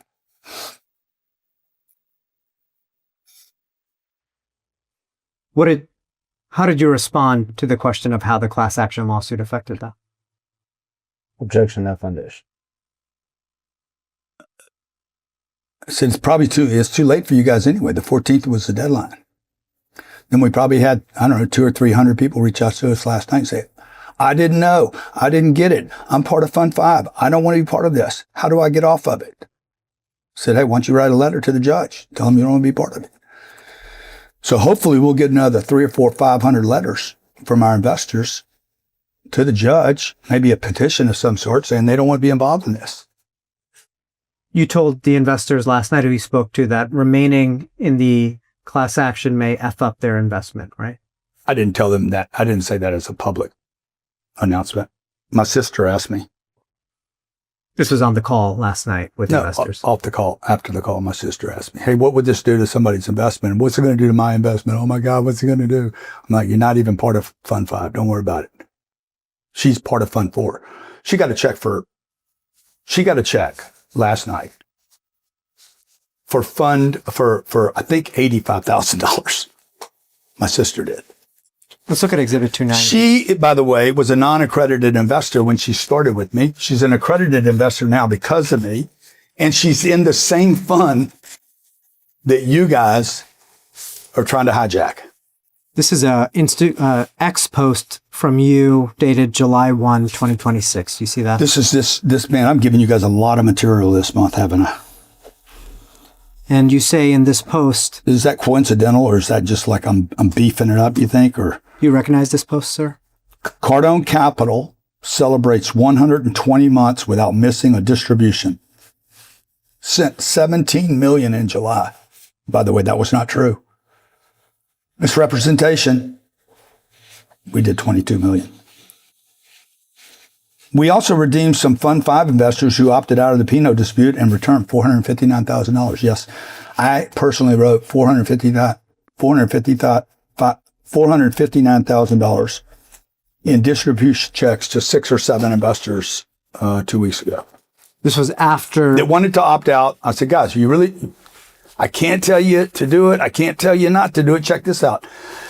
The courts are telling me not to really talk to you about it. I'm sitting there dying, Raj, to tell them, don't get out. But I can't because the courts have tied my hand. Guess what? Those people said, I don't want to be part of this. So I said, okay. Wrote them a check for $459,000. And this was after the court denied your request to make buyout offers to class members, right? Objection. Misstates the document. I'm not making offers. Okay. These people called me and asked me to get out. I've been doing this for 40 years. You want out of the investment? If I'm in a position to get you out, if I'm liquid, and I can, and it makes sense, I'll do it. This is not a new, what's it called, a new practice. This post was on. I've returned tens of millions of dollars to our investors. This post was on. I've returned tens of millions of dollars of money to anybody that's never not satisfied with any product or service they've ever invested in here. You buy a book from me and you don't like the book, call me back, send me the book. You don't have to send me a book. Keep the book. I'll send you money back. This is just an ordinary cost of doing business. You've spoken with class members about this lawsuit, right? I'm sorry, are you referring to Exhibit 290 or is it separate to that? I'm asking in general, you've spoken to class members about this lawsuit, correct? I haven't. Who has at Cardone Capital? The team that handles phone calls. So I got 20 people up there take phone calls. People ask, man, you guys drag the internet. Class members You're trying to use my name to get attention for your company. You're trying to solicit other class action lawsuits and hope to get you little fees going forward. And guess what? People call me, hey man, what's this class action lawsuit? Then you got all the clickbaiters and haters and critics and naysayers. You got Wells Fargo, Fannie Mae, Freddie Mac. They see all this stuff. They see all this noise, dude. They don't like it. And then that stirs up interest. And then the investors call. And you have a team of 20 people who pick up those phone calls. I have 20 people up there that handle phone calls of some sort. I got accounting. I got Ryan, Andres. I got my team up there, dude, Cardone Capital. Then I got my whole team down here that you've seen. I got 260 employees down here. Are there written communications with these class members? Objection, no foundation. I don't think so. I don't think so. How many investors have you redeemed from Fund 5 and Fund 6 total? A lot. Do you know the value of those investments? I just went through the math. Has to be 30 or 40 million. You have personally paid $30 to $40 million to Fund 5 and Fund 6 investors? Yes. I've been telling you that all day. That's why the investment's so good. But you see, you don't even understand what I'm talking about right now. You still don't understand it. I think you guys are talking about two different things. No, because he doesn't know what he's talking about. Your firm misunderstood this whole case when they took it. Okay, let's mark as the next exhibit. But you still don't understand, right? Sir, you need to answer the questions. If you want to give speeches at the end, your lawyer will have the opportunity I do that to for ask a you living, questions. so I already give speeches for them. This is exhibit 291. People pay for me to speak. This is a ex post. I'm trying to explain to you how this works. This is an ex post from your account at Grant Cardone. Do you see that? I did this myself, including the picture. This is on May 21, 2026. Yes, sir. And it says, real estate update. Just had a member in Fund 5 who needed liquidity, who was bought out by another member. Do you see that? Yes. Do you know who that member in Fund 5 was? I don't. Who was the person who bought out that member? I don't recall right now. Was it you? Could have been. This was 3 months ago. Was that person a member of the class? I don't know. Did you ask them? I don't know. Did you advise this person what rights they were giving up by being bought out by another member? I don't know. In any of your phone calls with... If the person wanted to be bought out, this wouldn't be the first person we bought out. It won't be the last person I bought out. I bought out, before this, I bought out tens of millions of positions. This is not a new practice. We didn't change our operating basis because you guys and your firm came along. We do the right thing by the investor when we can. By the way, we're not required to. All our documents says we do not have to return any money. It says there could be 100% loss of all monies.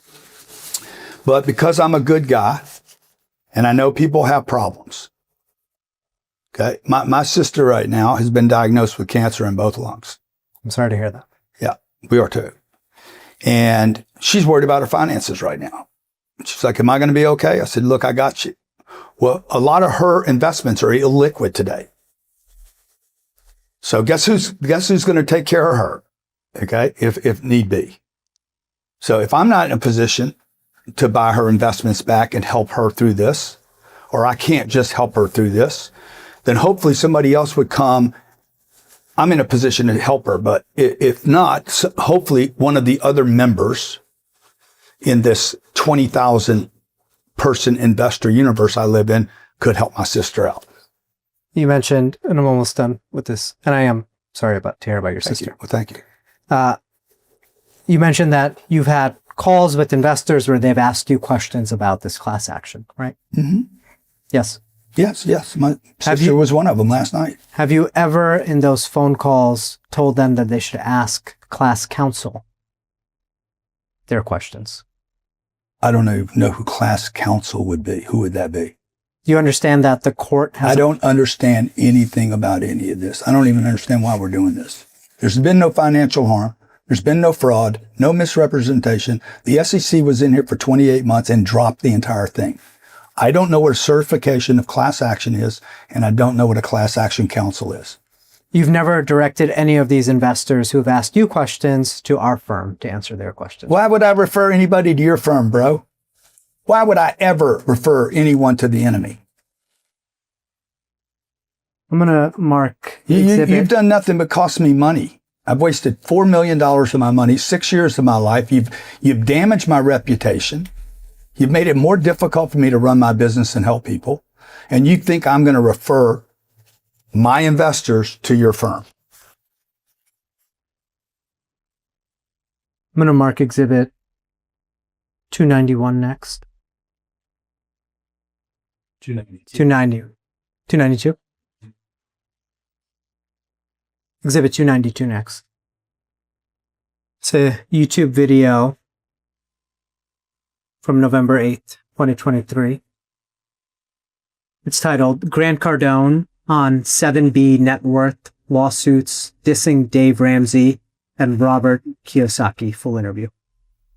And I'm going to play about a minute and a half starting at 7 minutes, 27 seconds.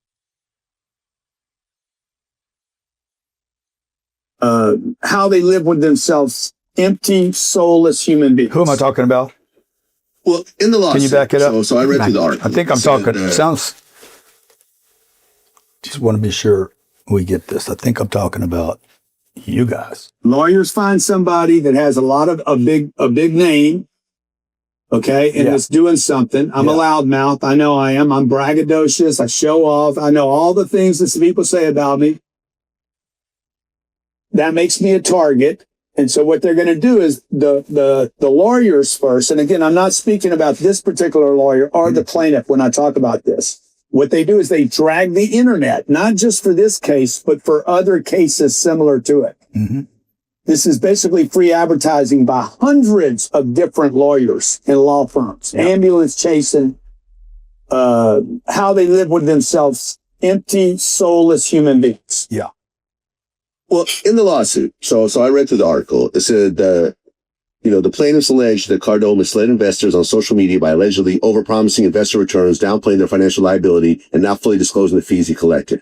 Cardone also allegedly refused to adjust his sales tactics despite receiving a warning from the Securities and Exchange Commission. His promises to investors they would realize returns of 15% did not appear to have any factual basis, the lawsuit alleges. So did you claim a 15% return? Yeah, I still do. Okay, that's a really big return. No, it's not. You're not getting that in the S&P 500. These properties should do. I never promise it. Okay? I have most of my portfolios done well in excess of 15% per year. That's great. Most of these properties are doing 6 and 8% per year in cash flow. In the urban.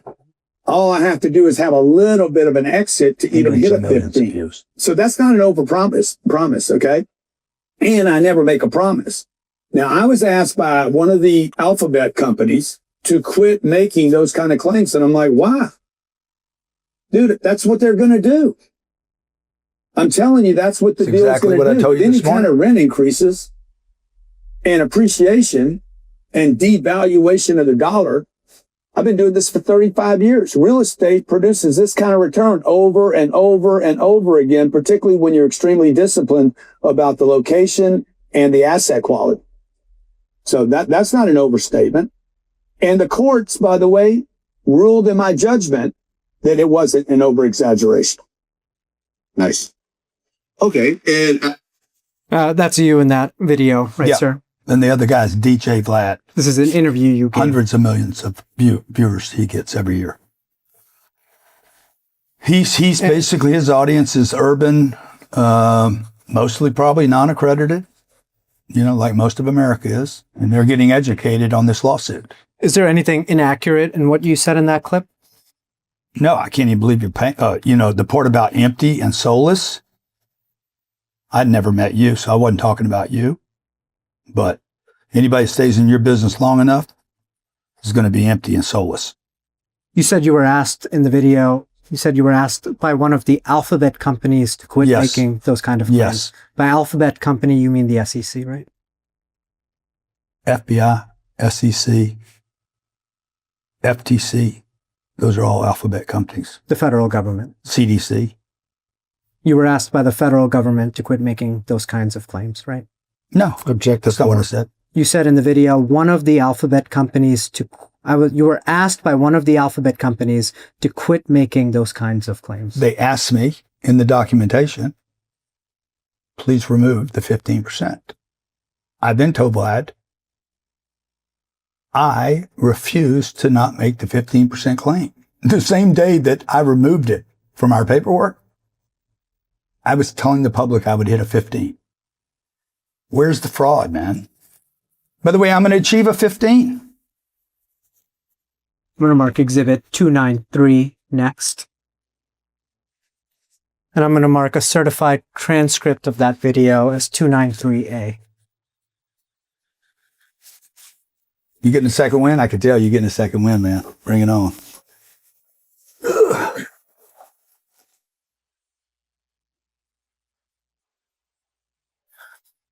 Oh, yeah. Joe, I don't have a copy of it, but you can have my copy for now if you like. I'll share with you. Sharing's caring. Yeah. And I'm going to play a little bit of this video. I'm going to do an interview with Francisco. Oh, Alvarez, my who's God, this been is tracking me so on good. Real Deal, to find out why he writes articles the way he writes them. And that's who I'm calling right now.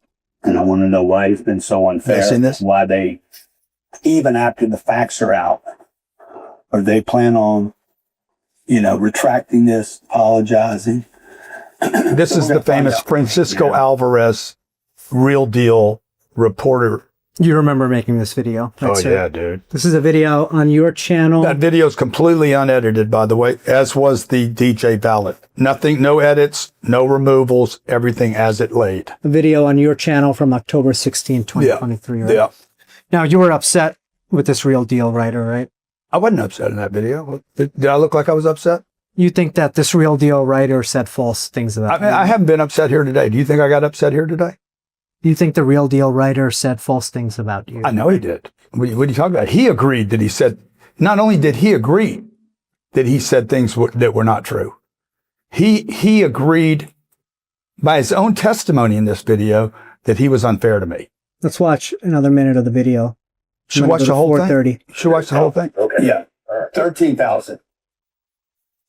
And not one time did you ever report. Back it up. Back it up. You didn't. Happy to back with one. He's asking me how many investors I have. Yeah. Let me ask you something. How many investors do I have at Cardone Capital? Do you know?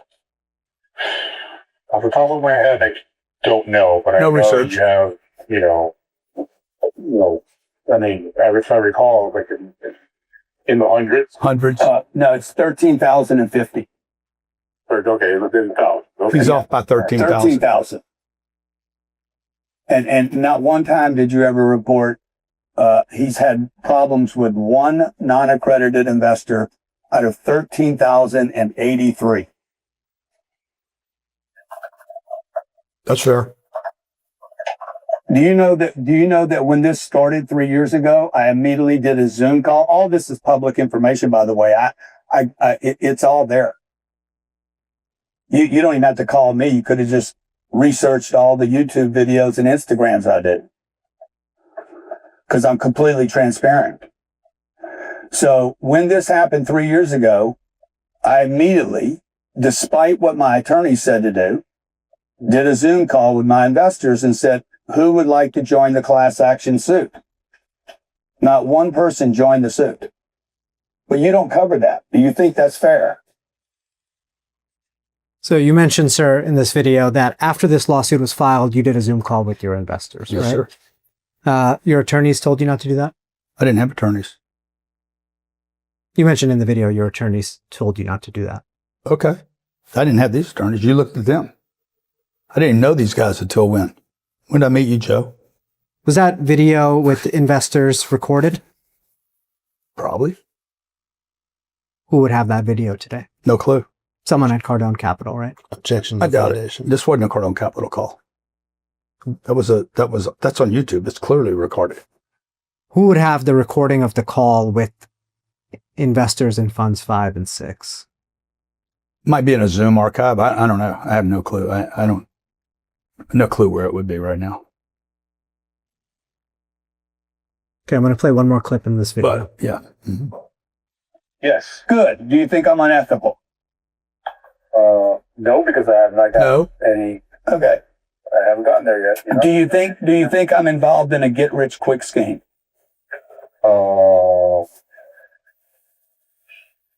Possibly. Okay. Do you know what the term of my investment is? You have all the documents. It's public data. The memorandum for, No? huh? 10 years? 10 years. It's 10 years get rich quick scheme. I mean, not for the people that are invested. It's not the big So who would it be a get rich quick scheme for? I mean, it would be for you if you're, 10 years. Come on, man. You're not being, see, this is what I mean. You say, man, Grant, I've been fair with you. You're not even being fair right now. 10 years is not get rich quick. By the way, we have discretion to go another 10 years after the 10 years.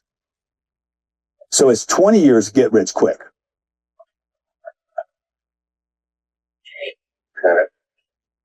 Do you believe that I'm enabling?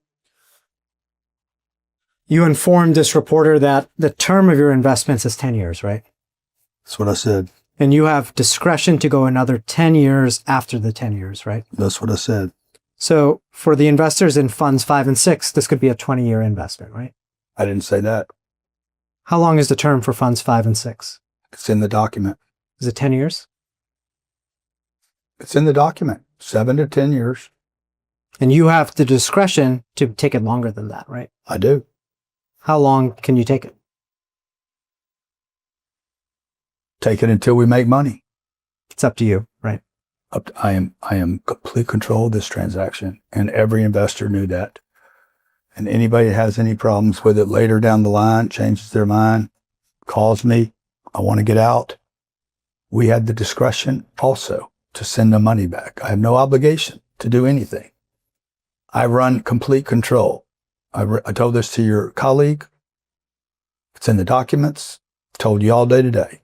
The people that invest with me, my brother, my sister, my nieces, my daughter, my wife, my mother-in-law, and all the people I don't know, I have total control. They have given me complete, absolute, total control over that investment. How long we keep it, what we do with it, where we pick it, when I distribute. They trust me, man. Because you have total control, this could be a 20-year investment, right? I guess. It could be a 500-year investment. I'm going to mark. It could be 1,000 years. You're just doing a bunch of iffies. The goal, by the way, Raj, is to protect my investors' capital, pay them cash flow, get them a great return, get them tax write-offs, and one day maybe I also get a promote. If I wait 500 years to sell the asset, what's the problem with that calculation? I would never get my promote. So the sooner I sell the shit and make money, the sooner Cardone Capital makes money as well. I can't make money until we sell the asset. Now you want to go down, chase the promote fee now. Where are you going to go now? Well, I'm going to mark Exhibit 294 next. Okay. And this is another YouTube video. It's titled, Grant Cardone Told Me to Leave Los Angeles Now. It's posted 4 weeks ago. I'm going to play the first minute video. Problem with the real estate industry. I got to return the money in 3 years. I got to return it in 5 years channel? because they're bitches. You guys that rate. It's not my channel? Because I don't recognize this video. Well, let's finally something I haven't seen, Unlimited amounts of great real estate in America. There's only 50% of the population, or 80. I'm sorry. I'll play the first minute. This is posted on a YouTube channel by Taylor Avakian. Okay. How long is this video? It's about an hour long. Oh, 1 hour. So you're going to play what, 2 minutes? I'm going to play the first minute right now just so you can familiarize yourself with the video. Okay. See if you recall. This is the problem with the real estate industry. I got to return the money in 3 years. I got to return it in 5 years because they're bitches. You guys that raise money, you're bitches. You go to your doctors and your lawyer friends and your chiropractors. These guys are laughing. You're fucking bitches. Grant Cardone is an American businessman, influencer, and writer. He is the founder of Cardone Capital, a company that manages a $5 billion real estate portfolio. I have more Bitcoin per unit than I have units. I have 3 Bitcoin per every unit. At some point, that Bitcoin should do what the real estate cannot do. I'm familiar where we're at. Biggest disruption. Okay, this is you in an interview. Yeah, that was a bunch of hooks for this guy that's making a video on YouTube for the whole podcast. Sure, I'm just saying you remember. Yeah, I know where we're at now. Okay, this is an interview. I did this year, this interview. How many people y'all used to find all this data? How big's the team? I'm going to play a portion of the video. We have 10 years. Are you good? Are you good with that? That's done, right? And so the managing partner, the GP is probably like Los Angeles. Can you kick it over some more? out, right? There's no upside. There's no future there's no future. For him to refi, he's got to put cash money in. He's got to go to his investors. He doesn't want to do that. I'm not going to go through it. He's got to do a capital call. Exactly. And that's just not happening. So a lot of the deals are. So he can't raise money for his current deal, can't raise money for new deals, can't pay on the deals he has. Yeah. He's out. Yeah. They got wiped out. They're gone. Yeah. You guys bought buildings the last 5 years, right? But you have a long-term hold mindset, or like, how are you getting? We have 10 years. This is our terms. Yeah. 10 years with discretion to go another 10 years. Okay. How does that work? Nobody has that. No. There's a 10-year investment. Your money's going for 10 years. You're not liquid. And I have discretion to hold for another 10 years. There is no pref. And it's 80-20 on the money. We pay, and by the way, we pay every month. Why would somebody do that? Yeah. Because the assets are mine. Okay, let me see. Yeah, they go. Okay, that's you in the video, right, sir? Everybody knows it's me, man. I want to talk next about... Dude, that's all you're going to ask me about that video? We watched all that for you to ask me, and we're going to go on to something else. I want to talk to you next about the other lawsuits to which you're a party. Now, you mentioned earlier that you've been deposed... That's crazy, guys. Come on, man. You've been deposed twice. At least other twice, than this case, At right? least twice, yeah. One of them was in 2012, you said? This is... Yeah, something like that. And I think you said that was a 5-day deposition? 5 days in a row. Do you know what was that case about? It was about, I was trying to buy a guy's company. His name was Ralph Gianella. And in discovery of buying the company, I discovered fraud, that he had some issues. And I pulled out of the deal. Mr. Gianella sued you? Yeah. And you mentioned you had been... And lost. You lost. Yeah. In another... Mr. John Leisure, Mobile T, ex-CEO. I sued him for $100 million in defamation. They refused to do a deposition because I wanted to keep it public. And we had a confidential settlement. I won that one too. The third one I was involved in is this one. And I bet my life I'll win this one. I'm going to win it for me, and I'm going to win it for all our investors. You said you were also deposed in an employment case. Is that right? I don't even know if that's true. Okay. I don't think I was actually deposed. So the only deposition you can recall today is the one in the lawsuit with Mr. Gianella, right? Maybe. I don't want to commit at this moment. There could have been one or two more. But they're not coming. It wouldn't surprise me. I just don't recall right now. Have you ever been interviewed or deposed by the SEC? Never. Have you ever been interviewed by the FBI? Never. Now, Cardone Capital was investigated by the FBI, right? They were.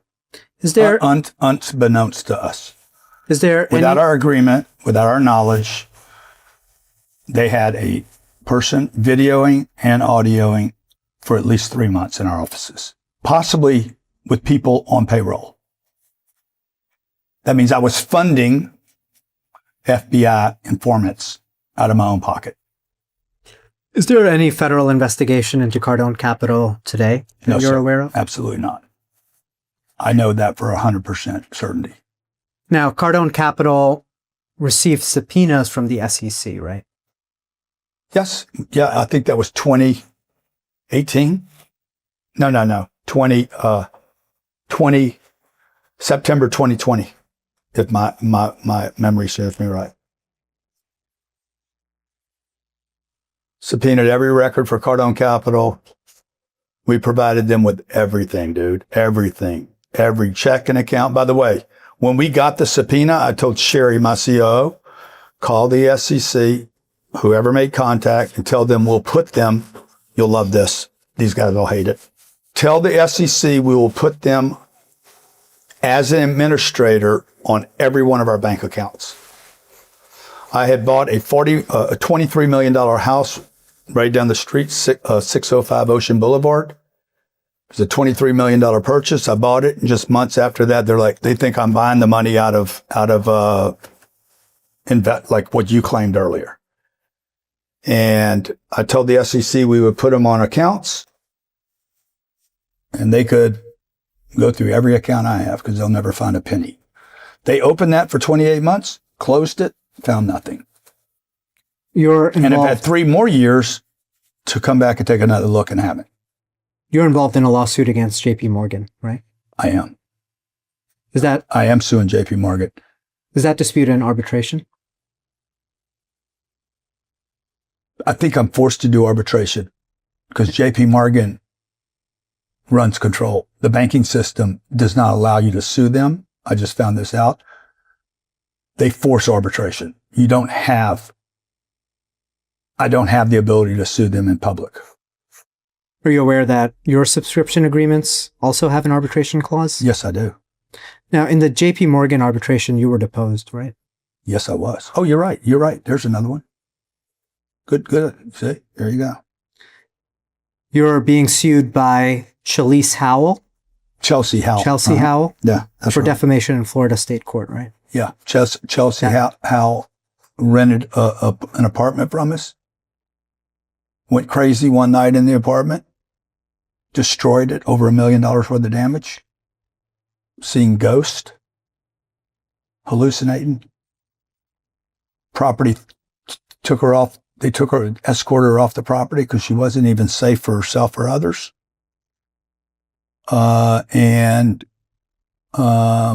We sued her for damages, and she sued me for, I think she sued me for $500 million.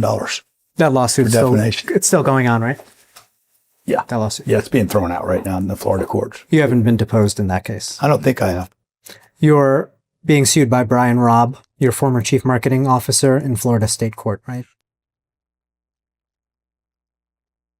Am I? I was told I was going to be. I think, yeah. Is that the defamation case by you're talking about Brian Robb? Brian Robb, yes. Yeah, Brian Robb. Yeah, I think that's a $1 billion defamation case. He's saying I defamed him because I called him a mama's boy who's got daddy issues and more concerned about his hairline than he is his job. More positions are more important to him than results, and that he's a liar and a criminal that came to my company claiming he had done tens of millions of dollars worth of real estate deals, and he hadn't. And then he claims that he raised $50 million for Cardone Capital, and he didn't raise $5. You haven't been deposed in that case, right? I don't think so. You filed a lawsuit against... I think that case will be dropped before anyone's deposed. You filed a lawsuit against Hard Rock Stadium and Formula One regarding a watch of yours, right? Yes, sir. Were you deposed in that case? I don't recall. Could have been. You were involved in litigation with your former business partner, Gary Brecka, right? Yes. Were you... And he filed a lawsuit against you. Yeah. You also filed a lawsuit against him, right? Yeah. Were you deposed in either of those lawsuits? I don't know that I filed a lawsuit. I think that was my company that filed a lawsuit, though, in all fairness. Do you know if you were in that series of lawsuits where you deposed? I don't think so. Okay. I won that too, by the way. I won the John Leisure case. I won the Janelli case. I won the Brecka case. I'm going to win the Chelsea Howell case. I'm going to win the JP Morgan case. And I'm going to win this one. God's with me.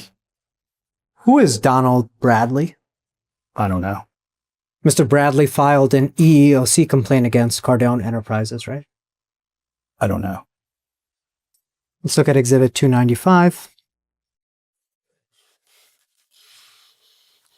And on the back side, there's a document titled Charge of Discrimination. Do you see that? Where am I looking? On top, it says Charge of Discrimination. Okay. And then there's a description of the charge in the middle.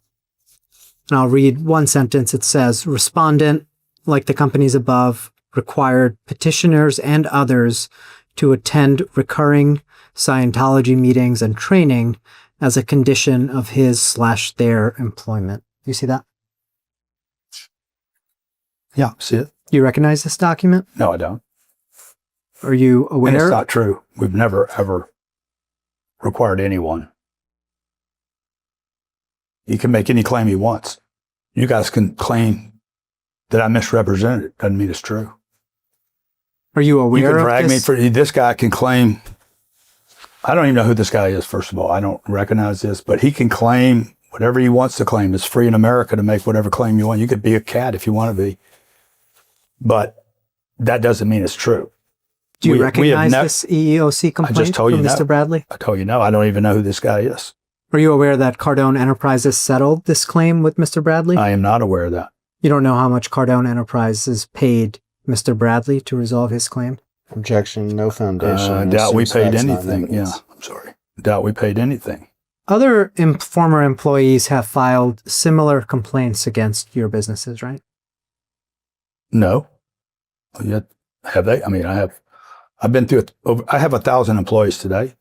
I've probably had between 1,000 employees, 30 or 40,000 residents, 22,000 investors, 185,000 customers, 180 a year. I have 7.1 million customers in my database. Are you aware of... Guess what? You're in business for 40 years is coming with a lawsuit. Clearly, you know that better than I do. Are you aware of any other employees who have alleged that you violated their rights by forcing them to attend Scientology meetings? Sorry, counsel, are you talking about employees of Cardone Capital, the defendant in this case? I'm talking about any company which Mr. Cardone has owned and operated. And what's the pertinence of that? Are you instructing him not to answer? No, I'm just asking you to clarify your question. You're showing the witness a document 295. It relates to Cardone Enterprises, not related to this lawsuit. He's just playing the religious card, man. Now you're gonna play the religion card. Cardone Enterprises. Nothing else is working. Nothing else is working. Now you wanna play the religious card. Cardone Enterprises is a company you owned, right, sir? You guys should be ashamed of yourself, dude. I own Cardone Enterprises. I own Cardone Capital. I'm a founder at 10X Cardone Ventures, 10X Health. I'm creating a Cardone Wealth Advisory. Like, you should be ashamed of yourself. I'm going to mark exhibit. This is why you end up empty and soulless at the end of the game. I'm going to mark exhibit 295 next. 296? 296. Can you give me dates on these things, or am I supposed to just look at blank? I believe it's dated February 25th, 2016. 16. That's right. 16. Yeah. And this was 15. So these are 11 years old now. Do you recognize this document? What company is this for? It's for not Cardone Capital. Well, the name is Cardone Training Technologies, Inc. That's right. Do you recognize this document? I don't. Do you know who Pedro Orozco is? No. This says Oscar. This says Oscar Rocco. So what do you want me to look at here? I'll read the description down in the middle of the page. I know you want to. You can't wait to. Go ahead. It says, Mr. Orozco worked for a respondent. Who's the respondent? The respondent is Cardone Training Technologies. Yeah, my name is Grant Cardone. Worked for a respondent And from Cardone February. Capital. Cardone Sorry, Capital. are you going to let me finish reading? No, I'm not. You're not going to let me ask my question? I will in a second. Just hang tight, son. Cardone Capital and Grant Cardone are involved in this. You're talking about some kid that works for me at another company that I don't know. So I know you want to read your little line. You want the jury to know, oh, he's a Scientologist. Oh. So go ahead. I'm asking you about this charge of discrimination, sir. And the second sentence of the description says, during his employment, Can't read it. I'm sorry? Go ahead.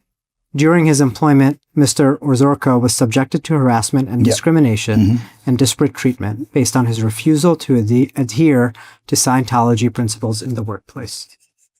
Do you recognize this document? No. Have you ever forced your It's not employees to submit to Scientology training? No, but it'd be a gift if they did, but we don't. You deny these allegations from these former employees, right? Not only do I deny them, you should be disgusted with yourself for even presenting them to me. Sir Cardone, what is I'm going to move on from those documents now. Of course. Of course you are. You're going to move on for all the documents. What is the UK Advertising Standards Authority? No clue. Collection, no foundation. I don't know who the UK. I'm going to mark Exhibit 297 next. Sure, let's go off the record, please. Time is 15:56 off the record. The time is 16:05. We're back on the record. Mr. Cardone, I've given you Exhibit 297, which is titled ASA Ruling on Grant Cardone Training Technologies, Inc., TA Grant Cardone. Do you see that? This is about my educational company. The first sentence of the document states, a paid-for Facebook post dated May 21, 2025 for 10X Business Live, an online business event by businessman Grant Cardone, included a video, and then it goes on. Do you see that? Yeah, I see it. I don't recognize it. Were you aware that a UK agency determined that one of your advertisements was misleading and an exaggeration? A UK. Sorry, hold on. This is Grant Cardone Training Technologies. That's what I'm asking. Okay. Is that, and your question is? Another country. One of your advertisements. You mean? The first line of the document, which we just read, Mr. Cardone notes that it's an online business event by businessman Grant Cardone, and then there's a video. Do you see that? This has nothing to do with me. It has nothing to do with this case, Raj. Grant Cardone Training Raj, Technologies. listen to me, Raj. Sir, I can ask my questions. No, you're going to listen to me now. Okay? This has nothing to do with this case. I'm I don't advertise in the UK, number one. Number two, I've never seen this. Number three, it's the United Kingdom, bro. They're being taken over right now. Okay? I'm entitled this is to the United ask. States of America. We do not solicit funds in the UK. I'm entitled to ask my questions. This goes back to your line of questioning about religion. Okay? Now, you're tweaking on religion here. For hundreds of years, religions have been attacked. The Mormons were attacked when they moved to the West. Catholics, Protestant, Baptists, Muslims are being attacked across the planet right now. The Jews are being attacked. You want to run on my religion. I find that offensive. Now you're moving to some ad. You're trying to make me look like some kind of bad guy. I don't advertise in the UK. I'm going to ask Does you one of some my questions, coaches sir. advertise in the UK? I have coaches in 130 countries. So this is, you're just red herrings now. I move to strike that as non-responsive. There was no question pending. I'm going to ask you a question now, sir. Grant Cardone Training Technologies is one of your companies. Is that correct? Objection, no foundation. It is one of my companies. It was the first company. And if you look at page 2 of this document, I'm not looking at it. It's foolish. You're wasting time. This is a waste of my time now. You're not going to answer questions That's about what I this said. document. I'm not going to answer questions about the document. It's a complete waste of time. It has nothing to do with anything. You're wasting thousands of dollars of hours and resources. You're not going to answer questions about... No. I'm sorry, don't sir. even wanna look You at need it. to let Nope. me speak and Nope. answer. Don't want to look at it. Not going to look at it. Are you going to let me pose a Nope. question? No. Okay, then we're going to have to call the court. Counsel. Call the court. Do you Call the want court. Let's see what time it is in California right Do you now. want to instruct your It's client to just 107. Call answer the court. question? Call the courts and tell them I don't want to talk. I don't want to answer questions about some bullshit UK claim that has nothing to do with me. I'm half inclined to call the court myself. Raj, it seems like you've run out of questions that actually relate to the lawsuit. You know that the Federal Rules of Evidence says it's categorically irrelevant to ask a witness about their faith or religious beliefs. And now we've gone down that road. Now we're talking about other companies. If you have any other questions that are about this lawsuit or anything that relates to Cardone Capital or Fund 5 or Fund 6, if you have any other questions about that, then why don't we move to those? You can pose your relevance objection, counsel. I'll ask one more question about this You document. want to still call the courts? I'll ask one more question about this document. Have you ever... I'm not going to answer it. Have you ever seen... I'm not going to answer it. Have you ever seen this I'm not going to document answer before, it. sir? I already answered that. I already told Let you. him ask it. He already asked me if I answered it. It's in here. Ever seen Exhibit 297 before? Is before the witness right now. I told him that already. The answer was no, right? You know what it was. Let's get back to the main thing. Yeah. Let's get back to the non-accredited investors that Grant Cardone has provided an opportunity and exceeded expectations. I'll object to the last question as being without foundation. At 207:25, the witness testified he did not recognize Exhibit 297. Okay, I'm going to mark Exhibit 297 next. 298. 298, sorry. Exhibit 298 next.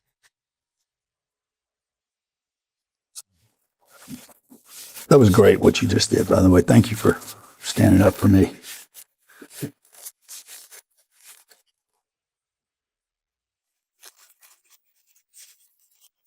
I feel like you finally showed up.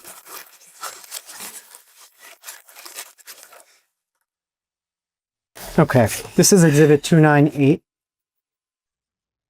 This is an email from Mr. Secco to you, right?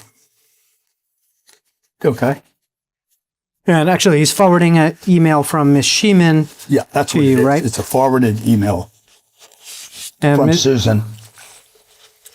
And Ms. Sheeman says, just put this summary together for our discussion this morning. And then there's an attachment. You see that, sir? Yeah, I see it. And this document is titled CEF IV&V Cash Summary. Okay. That means Fund 4 and 5 Cash Summary, right? Yeah, I see that. Do you receive cash summaries like this on a monthly basis? Not really. How often do you receive cash summaries? Well, whenever I want to get access to them, I just go up there and ask, say, show me the cash summaries, but it's not what I'm really focused on. Let's look at the Delray line. Love Delray. The document. Fantastic asset. Are you looking at the document, sir? Sure. Okay. Do you see that? I do. And there's a note there. This was done at closing, right? You know that? You know when this was done and what it's for? What is this document for, sir? Well, you produced it. You produced it to us. And you produced it to me.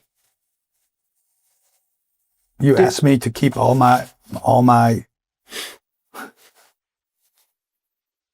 we provided you with everything. Now you're producing it to me. You're the one that put it in my face. Sure. Now you're asking me what it is. There in the Delray line, Yeah. you see it says It using, looks to me like this is at closing. it says using 45K from operations to pay distributions. Do you But see again, that? do you, this deal closed. This is as of 9/19. We've been in this asset 1 year now. Do you know that? As of the date of this document, how long have you been in the Delray asset? 1 year. And after 1 year, the cash summary states Delray is using 45K from operations to pay distributions, correct? That's what it says.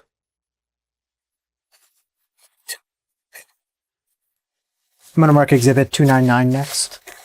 That's all? We're done? It's crazy, man. I don't even know what you guys are tracing. Delray pays $2.8 million a year in cash flow, free cash flow.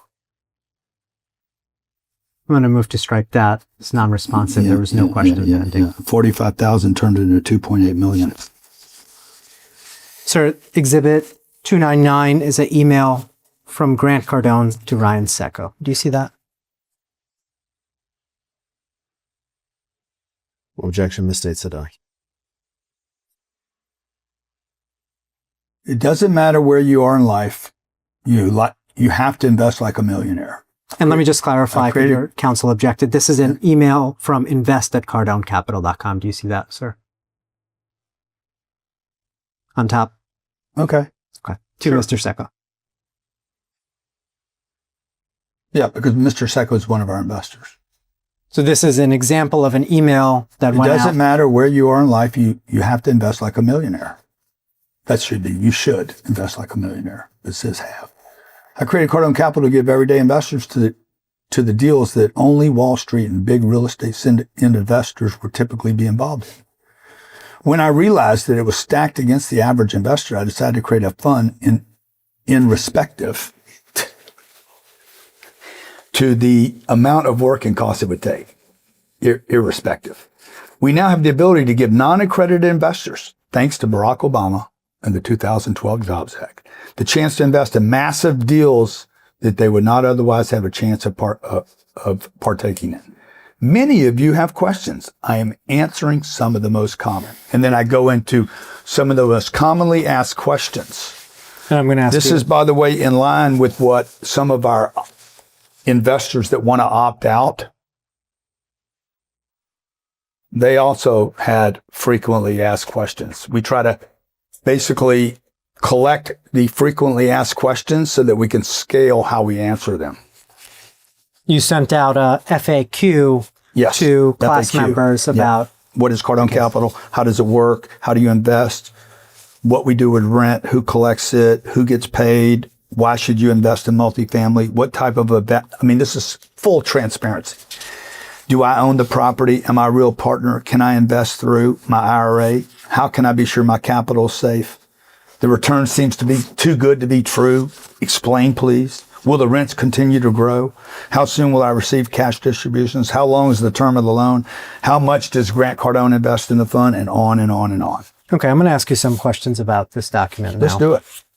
I'm going to ask the defendants to produce any FAQ with investors who want to opt out. I don't have an FAQ for investors who want to opt out. You told me, sir, that you tried to collect the frequently asked questions so that you can scale how we answer them. That's right. For folks who asked you questions about this lawsuit, right? Objection, misstates his testimony. Yeah, and you get tired. Is there an FAQ for investors who reach out to you with questions about this lawsuit? No. Okay. Are there frequently asked questions? Yes. And do you have written? Do you understand? Things can have two meanings. Do you have written down answers you to are those conflating. questions? No. Okay. That's frequently answered questions, not frequently asked questions. Let's look at page 400, the second page of the document. Second page? Second page.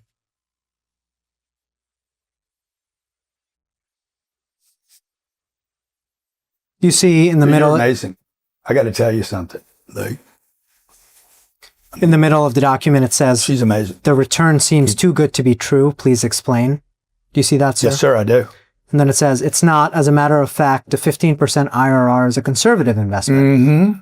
Many of my deals have been 30 to 45% or higher. Yes. You see that? Yes. Also says below that, should I rely on past historical returns in achieving the new ones? And I say no. As of this email, which of your prior investments had done higher than a 45% IRR? You may go off of memory. 6450 Camino de la Costa, 1117 Chef. She can't follow that. Dude, she's good, bro. I haven't left her behind one time. second. Not No one 1 time. second. Not Just one slow time. down for her. Now, Destiny. Okay. What were the other ones? 1117 Sheffield. You want to go home, Joe. You're getting tired. I can tell you're getting tired. I'm looking out for... Okay, 1117 Sheffield, 6450 Camino de la Costa, 5422 Brayburn, 1401 Oriole, Summerstone, crushed. The 800 unit Nashville portfolio. Let me just give you a complete list. This is what the world should know, that private operators outperform public operators. Okay? Harbor Bay, 35.26% annualized cash return, capital and capital. Harbor K South, Harbor K South, damn it, they changed it, 33%. Harbor K, 23.12%. This is annualized, by the way, pal. Harbor Palms, 32.51%. Harbor Pines, not Palms, Pines, 27% annualized. Harbor Breeze,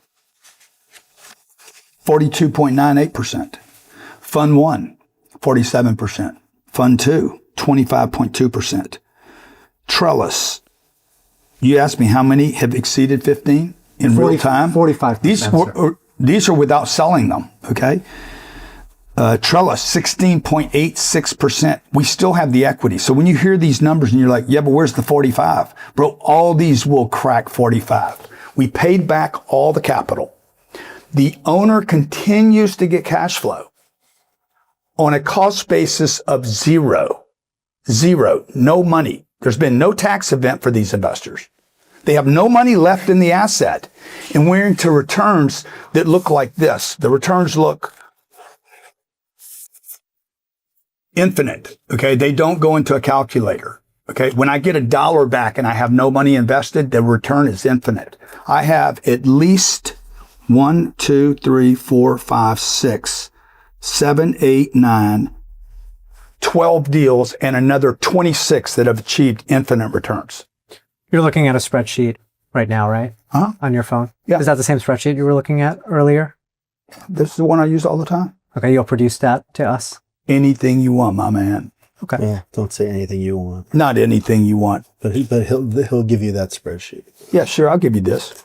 I'm going to look at the bottom of I'm so glad you're in here, Joe, protecting me from myself. Well, you know how much money I'm going to make if you promise to give him anything he wants? We'll take it. Don't make me sick, Joe. Don't make me sick. I'll look at the bottom of the page. It says, how much does Grant Cardone invest in the fund? Do you see that, sir? Right Yeah. in the exhibit. Mm-hmm.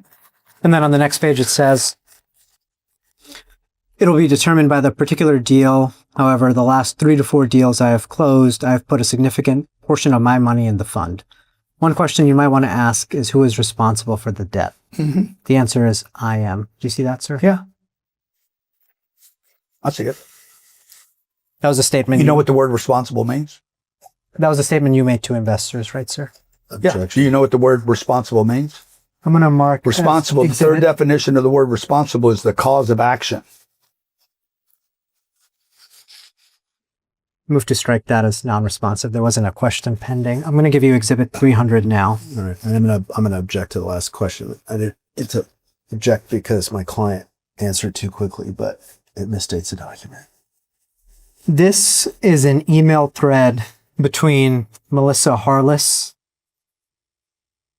and a potential investor named Tuan Bowie. Tuan Bowie. Melissa Harless is a former employee of yours, right? Yeah. Great girl. Great. Fantastic person. And you see on top she's using her CARDONEcapital.com email. I see that. Yeah. And let's look at what this investor says on December 23rd, 2018 at 6:23 p.m. 2 days before Christmas. And all through the house. He says, Grant said in his webinar that he is responsible for the debt of the property. Yes. How does Grant make money on these deals when he has to pay towards the loan? Wouldn't the loan payment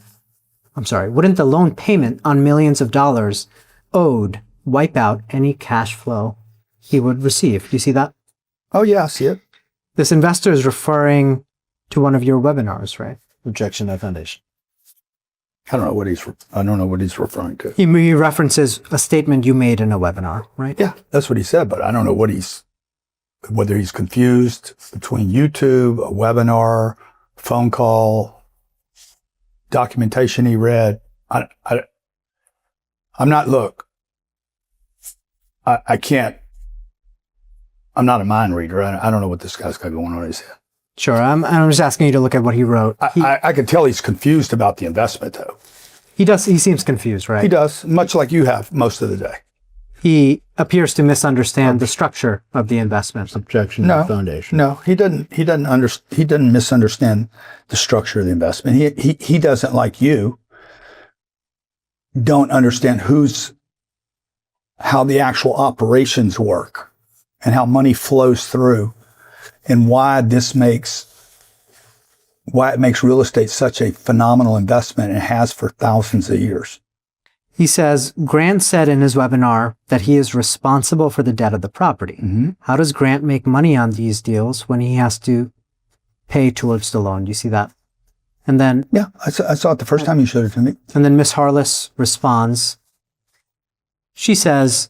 Are you available to talk on the phone tomorrow? I'm sorry, I'm looking at the top email from Miss Harless. Okay. She says, he still receives 35% of the distributable cash and the same upon the sale of the properties. Do you see that? Yeah, I see it. The investor appears confused about whether you personally pay for the fund's debt, right? I don't know. Objection. Yeah. I'm sorry, you keep referring to him as an investor.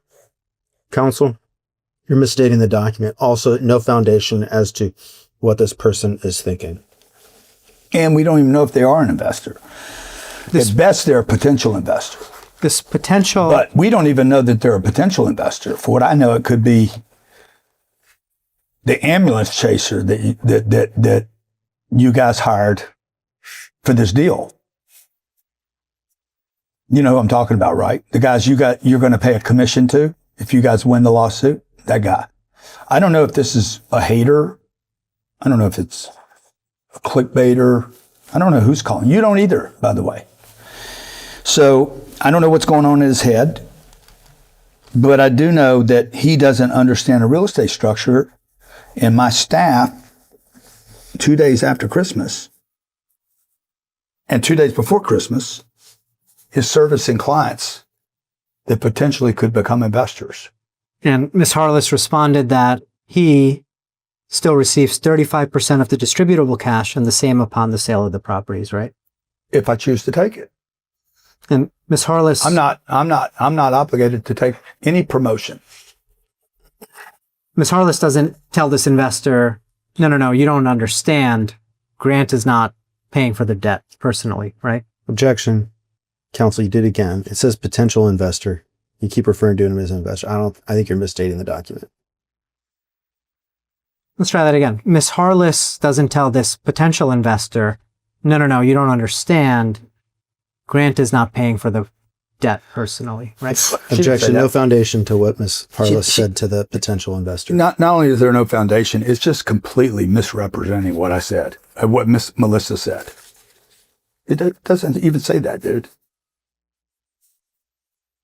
Like you're at this point, you're just fabricating.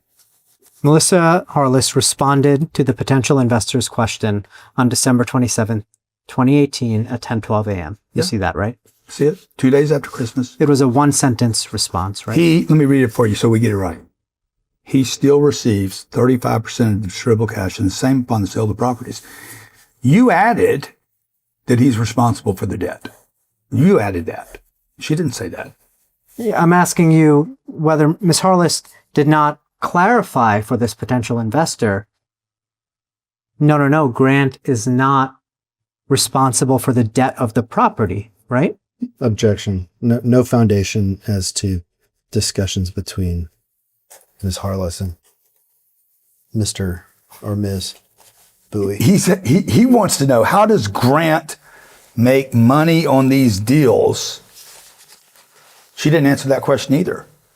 Wouldn't the loan payment on millions of dollars wipe out cash flow? She didn't answer that question.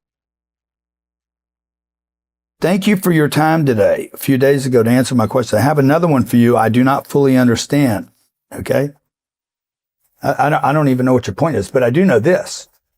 She didn't say anything about the debt in this. But I'm sure you guys, are they deposing Melissa? She didn't say anything about She's the debt. She's going to make a great witness for us. Are we deposing her? They deposed her. Yep. Yeah. Ms. Harless didn't say anything about the debt in her response, right? Objection. No foundation. I didn't get a response, Mr. Cardone. Yeah, I did, dude. I answered this question 3 or 4 times now. And you know she didn't, because he didn't ask a question about the debt. I'm going to mark Exhibit 301 next. And everybody knows I'm responsible for the debt. Who else was responsible for the debt? You act like there's a debt fairy or magic or something. Entities don't get debt. People do. This is an email from Mr. Secco to Craig Hay at Cushman. I know Craig. I know Cushman. You know Mr. Ryan Hay. Secco. Okay. The first line of this email says, "Please give this to the seller from Grant." Do you see that? I do. And then if you just flip it over, sir, on the last page, the second page, there's the sign off for the email is GC. Do you see that? Hold on. I want to. You can take a second to read it. I love buying these deals from 9 years ago, man. The prices we were paying for this stuff. And wait till your clients find out that Grant Cardone gets to own their shares at 2019 asset values. That's what I get to buy them back at. I'd be the only financial beneficiary of these deals if you guys win. We overpaid for Ashley and Vantage. Yeah. Oh, yeah. One was a 5.3 and one was a 5.28. This is from me. If you look at the back of the document, you can see it says -GC. Do you see that? Yeah. Craig, the seller's asking for $250,000 when the NOI is now dropped. What's happening is they're trying to move me on price. And I'm telling them, between the time we started underwriting this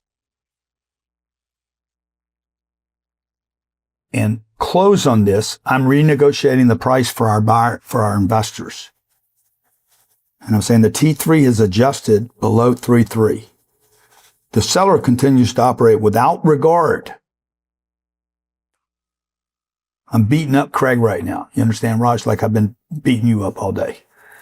The seller continues to operate without regard for market conditions and in a manner that continues to prevent a deal from being made. The deal's not done yet. I'm renegotiating price on this deal. On behalf of our investors, it's my fiduciary responsibility to make sure we get the best deal we can. Okay, in addition to that, the rates today, I said, have moved from 3.25 to almost 3.8 since we put it under contract. Okay. So I'm renegotiating. What's your point of this? What do you want to know about this? This is an email. At the end, I'm saying no more dicking around, dude. Take the deal or leave it. This is an email you wrote, right, sir? No one can close this deal before year end but me. See, I'm trying to get a deal done. This is an email you wrote, right, sir? Every word. And you thought... None of our investors can write this email. I'm looking at the paragraph. I have a couple questions about the document. Sure. I'm looking at the paragraph that starts, I assure you. I assure you. Let's see. That is, okay, I see it.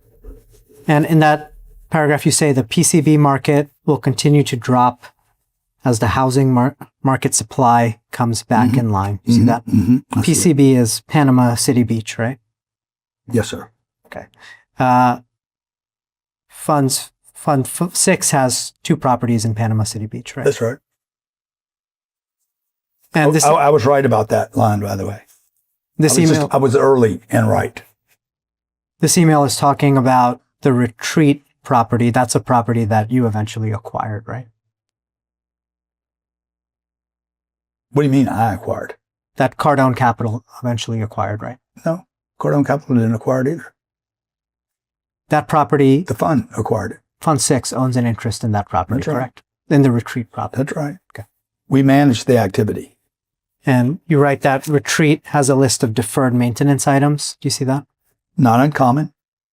Every property we have has some deferred maintenance. There's roofs and gutters, landscaping, pool equipment, furniture, floors, walls. They all require maintenance. This is why most small investors can't ever buy real estate, because they can't manage this activity. In the next paragraph, you write, we overpaid for both Ashley and Vantage. One was a 5.36 cap and the other 5.28. Do you see that? I see that. Ashley... It's a misstatement. It's a misstatement. Ashley is... Because we haven't bought them yet. I'm negotiating right here. Ashley is 10x living at Breakfast Point, correct? We're going to take Greenland. Canada, we're going to take Canada. And then we're going to take Cuba. It's called stacking. I'm negotiating with the seller. I haven't done the deal. I haven't closed this transaction yet.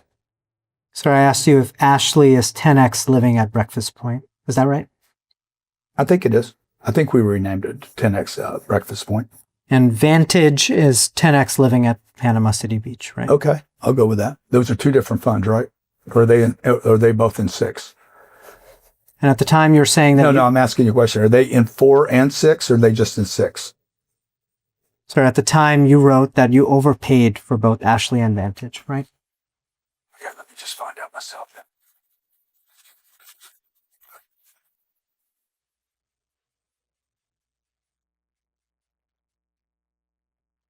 Okay. And you wrote... I haven't overpaid because we haven't bought them yet.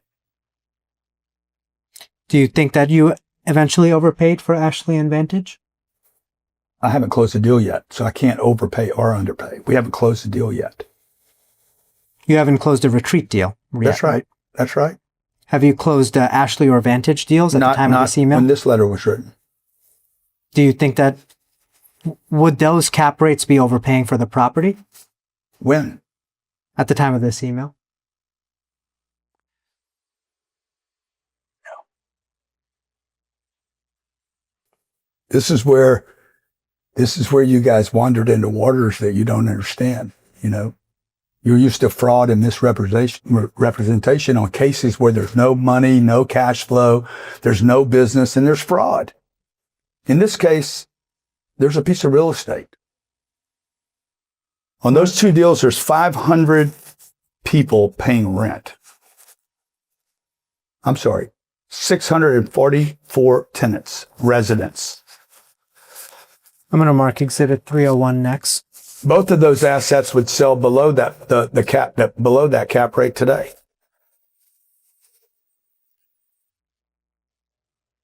Okay. This is an email between you and Ms. Sheeman, right? Okay. I don't remember this, but that's your email on top, grant@cardonecapital.com. Yeah, it is. And the email is regarding The Columbia property in Maryland, right? Yes, it is. Fantastic piece of real estate. That's 10X living at Columbia Yes, in Maryland? it's a half a block from a Whole Foods in a county you can't build it again in. And in the second paragraph, Ms. Sheeman informed you that investors may have to file tax returns in Maryland upon the close of the fund, right? Yeah. Mm-hmm. People should pay their taxes. Investors in the funds will have to file tax returns in Maryland, right? Okay. It's a law. It's a law. And Ms. Sheeman notes that, I'm reading in this second paragraph, she says, typically a state return will cost about $500 to $750 for a CPA to prepare. Do you see that? Miss Sheeman's way out of her. She's in the same waters you're in right now. She don't know that. What do you disagree with in what Ms. Sheeman said? All of it. What about it? I mean, she doesn't know what. It's none of her business, by the way. She should not be getting involved in this. Susan's a great lady. She should not. This was beyond her scope.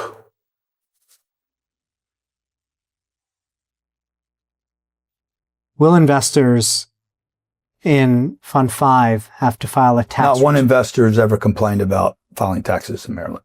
Not one. Susan was the only one that brought it up. I have 2,200 investors in that fund. No one's ever asked me one question or raised one concern about filing taxes in Maryland. Most of my investors, 20,020, pray to their God every night. I got Muslims praying for me, Mormons, Baptists, Pentecostals, Catholics. I got atheists praying for me because I've reduced their damn tax bill. Do you understand the first 5 or 6 years of income that my investors get? Over $600 million has been sent back with no tax event to my investors. Another $900 million we've sent back to our investors in the form of tax write-offs or losses. I move to strike that answer as non-responsive. Susan is concerned about everything. And she's a great lady. And because she's concerned about everything, she was a great person to work for us. But we didn't have any investors complain about this. Was Ms. Sheeman fired or did she quit? She was not fired. I'd have Susan here today, man. She's fantastic. Investors in Susan's also an investor in some of our deals. When Fund 6 closes, investors in the fund will have to file a tax return in Maryland, right? I don't know. I'm not tax. People don't come to me for tax advice. Have you ever disclosed to investors that they might have to file a tax return in Maryland upon the close of Fund 6? Depending on where you live, every person should be filing taxes in the state they're in. Maryland would not be different. Okay, if you live in New York and you're an investor with me, it might be smart for you to file your taxes there. All 50 states require tax filings. Maryland's not different. You guys are trolls, man. Just drag, trying to find something. I'm going to mark Exhibit 303 next. You know, Raj, you don't have to be perfect if you're great. These guys don't want me to say that I'm great, but I'm great at investing. I'm not great at everything. I'm a great father, and I'm a great real estate investor. Everything else, my wife would even tell you. He's an excellent husband, but I don't know if she'd put me in the category of great. This is an Instagram post on your account, right? It is. Want to double your money? Let me show you how. And it's liked by about 12,000 people, right? Yeah, which means probably 800,000 people saw it. It's about a 7-to-1.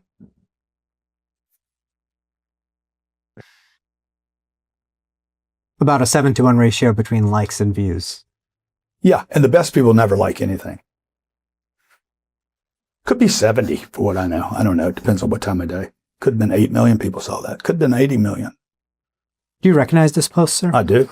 I recognize every one of these. Charlie Kirk. I interviewed Charlie Kirk right before he was killed. You write in this Me post. and my wife in Santa hats. Me writing another article about where I'm making a statement. I'd rather pay $2,400 in rent than $2,400 in a mortgage.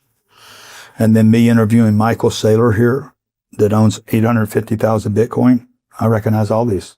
And I'm just asking about the post on top there from 2020. Well, how would I know that? I apologize if I didn't make that clear. All right.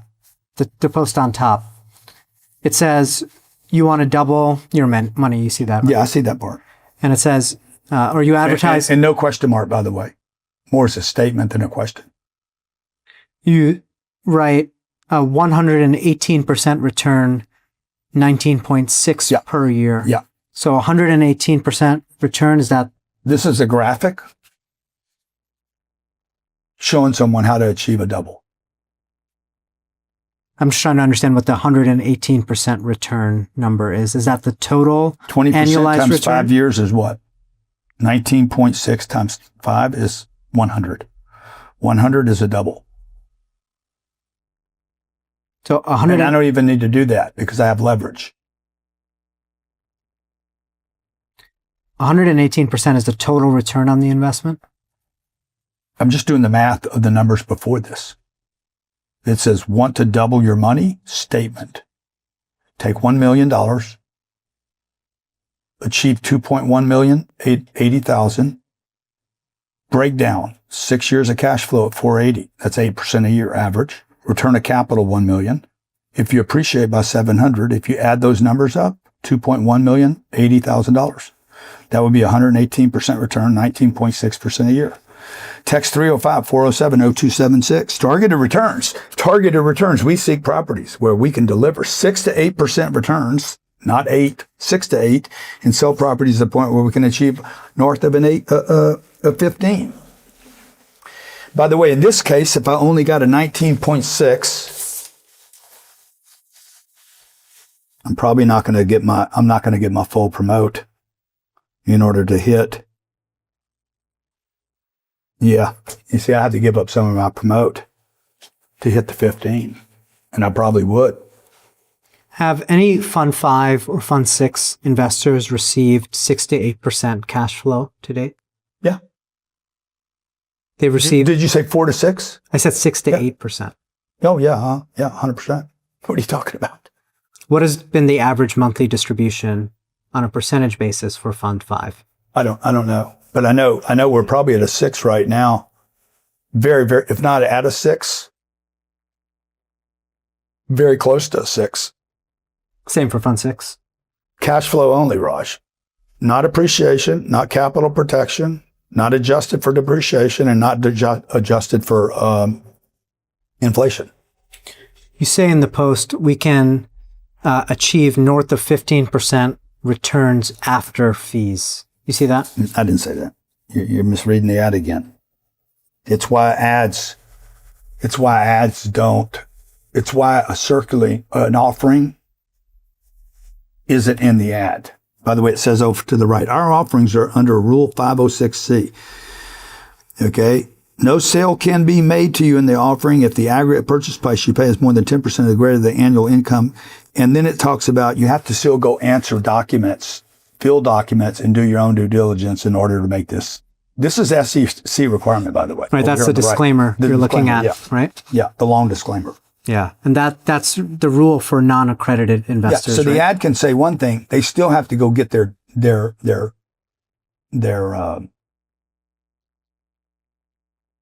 there's 3 things going on here. How you achieve a double.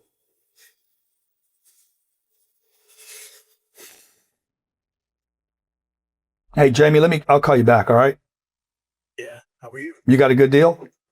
I'm going to object at the question. I got a deal in Naples. I think you have a real interest in. So we can go off. I'll call you back.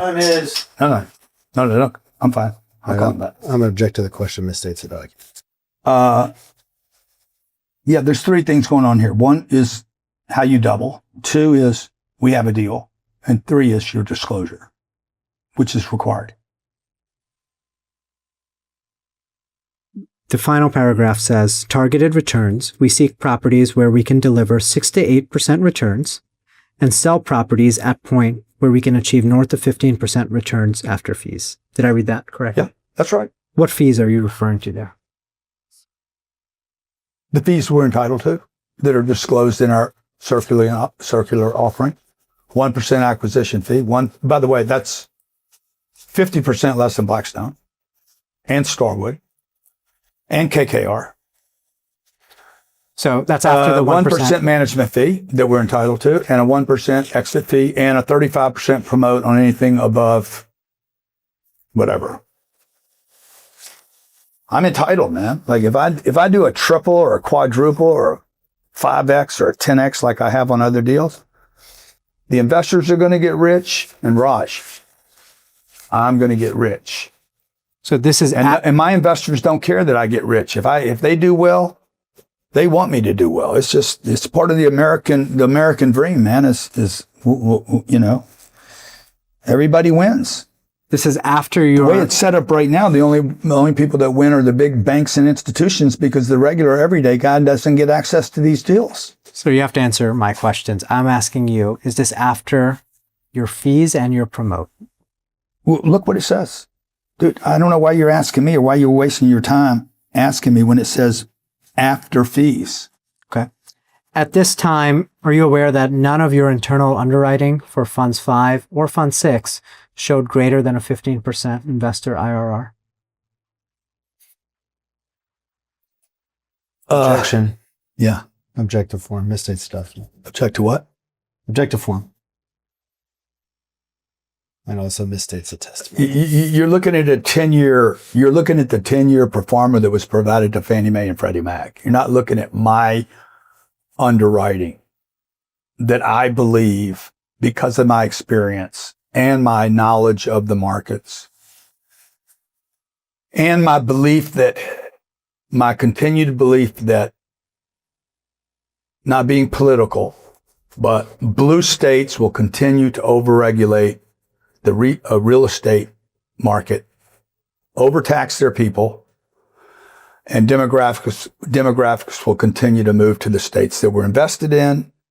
That will inflate the real estate, and as it does, I'll achieve returns much greater than what we've projected to our investors. Can't be guaranteed. It's not promised, as I've always stated. But I've been very successful at achieving this. You said, I'm not looking at my underwriting. You mean your underwriting? No, I am looking at my underwriting. My underwriting. You're looking at something else. You're looking at some 10-year conservative boilerplate document that is institutionally approved. Approved by third parties, right? Yeah, they're very conservative models. And there's Cardone Capital models there's too, right? Joe Emerson that you brought up earlier, like severely conservative, severely to the point that we had to let him go. Where do I find the underwriting models that you're referencing? Well, you'd have to become me. It's all in your head. It's objective form. It's. I've been studying real estate since I was 28 years old, man. Did you write? How does he know how to say objective form? Did you write down? He's educated. You're educated in your thing. I'm educated in my thing. I have a 40-year degree in real estate investing. And without arrogance, I am a master at the game. I started and knew nothing. I started with $3,000. I've turned it into a $5 billion business. More importantly than what I've done for myself and my own family, I took $3,000 of my own money that I actually had to pull together. And not only have I done something for myself and my family, I've helped 20,000 families virtually without an ad budget also get monthly distributions. We've sent out, we will, at the end of this year, we will have sent out $1 billion in cash to people I don't even know. I'm trying to find... And that takes a load off the government, by the way. Okay, these people depend on Social Security. They depend on their IRAs, their 401ks that Morgan wanted to attack. Is their name Morgan or Colleen? Morgan. Morgan wanted to attack that whole thing. Dude, we're helping people rather than money sitting in a bank. Teresa's got money in a bank earning 2% at Goldman Sachs today, and she's earning 4.5% or 5% or 6% from me without a tax hit is an unbelievable service. And you're trying to make it into a bad thing, and it's not. I move to strike that answer as non-responsive. I'm trying to understand, sir, where I can find the underwriting that would support your representation of a targeted return north of 15% after fees. You should watch more YouTube videos. Just watch them. I'll show you how to do the math over and over again. There's 12,000 videos on YouTube. Are there any documents I can look at? There's probably another 12,000 Instagrams. Get your team to go do their homework. Are there documents that I can look at from this time? I've provided you with every document you requested. Everything, guys. Everything you wanted. And none of them show? Every email, every policy, everything you asked for. We gave it to you because we'd already given it to the SEC. None of those documents show. Trust me, I was more concerned about the SEC than I am you. Let me ask my question, And sir. the SEC gave up on this bullshit because they found nothing after 28 months. I'm going to try to ask my question again, sir. None of those documents that we've looked at. You can't try to ask a question, Raj. You can't try. I'm going to ask you to please not interrupt me. Okay. Is that okay? But you asked me that at 10 o'clock this morning. Same question at 10:15 this morning. You were asking me the same exact question. Am I able to ask my question? But you're just asking it over and over again. And that's why I'm not trying to be hard to get along with, but do you keep asking me the same question thinking you're going to get a different answer? You're not. I am trying to find the underwriting that I can look at from the time you asked me that at 10:20 this morning. You need to let me just ask the question. If he doesn't get to the end of this question, then I can't make my objection. Okay. Can I ask my question? I'm going to ask it. I am trying to find the underwriting at Cardone Capital that would support your representation on Instagram of targeted returns north of 15% after fees. Objective form. No foundation. No foundation. Assumes facts, not in evidence. Where can I find that document, sir? Same objections. Tell you where to find them. I told you since 10 o'clock. I told Morgan Tuesday, I told her where to find them. At this time, none of the underwriting models that we have received show a return of 15% after fees. Okay. Objection. Where are the models that support your representation in this Instagram post? I am the objective form. It's just in your head. Assumes facts, not in evidence, no foundation. It's what I've been delivering for 40 years to our investors. I don't know. It's not written down anywhere. Objective form, no foundation, assumes facts not in evidence, misstates the documents, and 2 days of now deposition. I'll bet there's 72,000 hours of YouTube videos of me showing how to get a 15. Just go do the research, man. For the Fund 5 and Fund 6 properties, we haven't seen underwriting that shows north of 15% returns after fees in your models. So? Objective form. Did you have? It's not against the law. Objective form. So what? It misstates the witness's testimony, and it's a misrepresentation with respect to what's been produced in this case. And although counsel and the witness were talking over me, my objection is with respect to that. Is it just in your head question, and also the one before? Where are the models that support your representation of the Instagram post? Not just the second of those.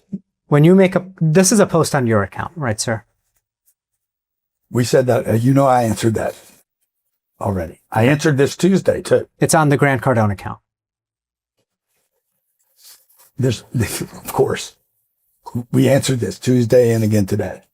When you make a representation like this to prospective investors. Are you running out of stuff in your box over there? Is that what's going on? Sir, I'm going to ask you the question. Okay. When you make a representation like this to investors, what documents do you look at before you make it? Objective form. Which representation? When you make a post like this on social media, what documents do you look at before you make the claims in the post?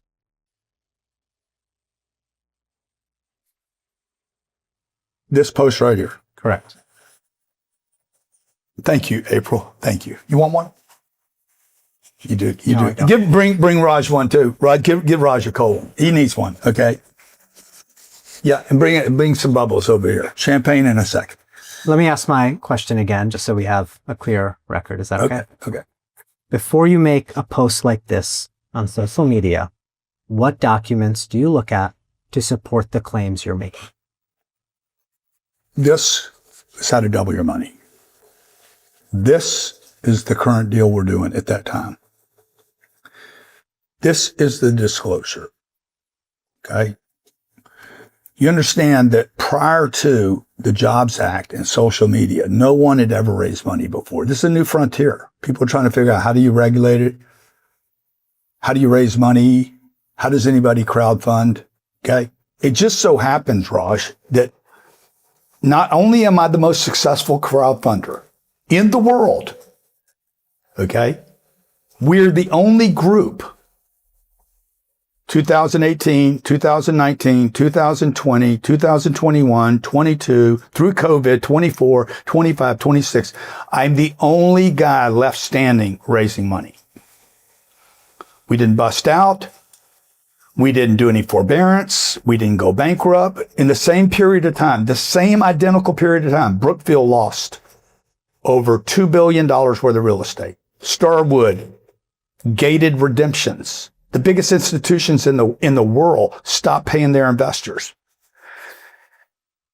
We continue to pay everybody every month. Dude, what, I'm just telling you, I have 40 years of experience picking, managing, and forecasting real estate transactions. And that's what I use. We gave you all the documents you need. And you're doing that underwriting in your head, right? No, not, again, it probably 10:30 this morning, I told you, I do it, Ryan does it, analyst does it, broker does it. 3 brokers would have done it before them. That guy that just called might not have got the listing, but he could have done underwriting on it, because Joe, when he goes to sell something, he's going to go to CBRE, he's going to go to Cushman, and let's say he's going to go to 1/3 other broker, JLL, and he's going to get underwriting from all 3 groups. He's trying to sell his asset. Let's say Breakfast Point. He's going to go to 3 different brokers. Cushman's going to do their underwriting. CBRE is going to do their underwriting. Raj Brokerage is going to do their underwriting. They're going to give them to the seller. The seller is going to say, I'm going to pick Raj's company because he gave me the highest valuation, or we like his service or his response time better. But he's also going to collect these other 2 underwritings over here, and he probably has 9 underwritings on one asset. And what I'm telling I am then going, Joe's going to hire you, and then I'm going to say, Raj, give me your underwriting, and you're going to give me your underwriting. And then I'm going to call this guy over here, Brandon, and say, Brandon, did you underwrite that deal? Yeah. How did you guys underwrite it? Well, we underwrote it for way less than that. Raj got the deal because Raj blew smoke up Joe's ass, and Joe went for it and he believes it. Okay. Now I have like 9 underwritings that are free, cost no one anything. And I'm going to be very efficient with all that. Because when you grow up in a bayou, raised by a single mom, you learn, and your dad dies, and there's no money coming in, you learn how to be efficient. And that's what I'm doing. Then I'm going to give it to a kid over there that knows how to use Excel spreadsheet. And he's probably never done anything but an Excel spreadsheet, and he's going to plug some numbers in. And then I'm going to call my friends at Fannie Mae and Freddie Mac that I've built relationships now with for 30 years. And I'm going to be like, hey guys, how do you see this deal? And then I'm going to have this guy call me that just did call me. And I'm going to ask him what he thinks of the deal. And I'm going to combine all this data. I'm going to collect it for 40 years. I'm going to do the right thing for the investor. And I'm going to be like, I'm going to hit a 15 on this thing. You personally combine all that data? Well, yeah, dude, I'm the only person I'm talking about right now. I'm the one I'm talking about me. It also says in our circular, if anything were to happen to me, it could greatly negatively impact the investors, and they should be informed. There's an entire paragraph. If anything happens to the founder, Grant Cardone, this could greatly impact your investment. Why do we do that? Because this company is so dependent upon me at this time. Every day I work with my team to build legs underneath my Ryan, the Andres, Jim D. Road, the rest of my team, to make sure that we have a great team so that when I'm not around in 20 years or 30 years, I'll probably live till I'm 107. Okay. I'm going to turn you into an investor one day, man. Okay. When I'm not around anymore, this company's going to be able to take care of investors for the next 100 years. Let's take a break and go off the record. Oh, come on, dude. Don't break the flow, man. Time is 17:04. We're going off the record. Time is 17:23. We're back on the record. Mr. Cardone, I'm going to hand you Exhibit 304. It's This a is- long this is- document because of the This is my attachments. second God hour of the day, just so you know. I just want to warn you in advance. Between 3 and 4 a.m., I have God hour, and this is the time of the day when I'm spectacular. I'm glad to know that. Okay. This is an email from Miss Sheeman to you. Do you see that, sir? This cannot be an email. The cover document is an email, and there's a long attachment attached. But I printed the attachment as well. Okay, but this Susan Sheeman didn't send me a 510-page document.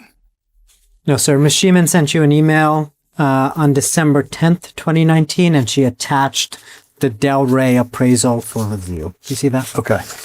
I have not seen this before.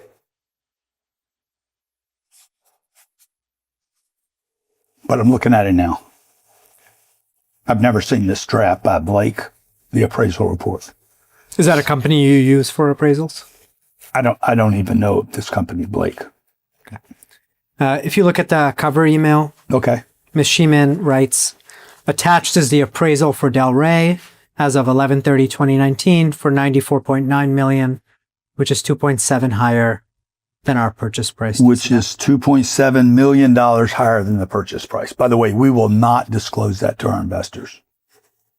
And Ms. Sheeman asks you to review the appraisal no later than this Friday. Okay. And let me know if you have any revisions, right? Okay. And she asks if you agree with the valuation. Okay. Do you know if you agreed with that valuation? Of course, I agree with. Look, I thought when we bought the Delray deal, we had stolen something. Like I was literally worried about going to jail for this purchase. It was so good. Magnificent property, perfect location. The amenities are unbelievable. The quality of the asset, phenomenal. And the fact that I could buy this for $92 million to own, how many units was that? 10X Delray? That's got to be 300. Well, here it is right here, right? It's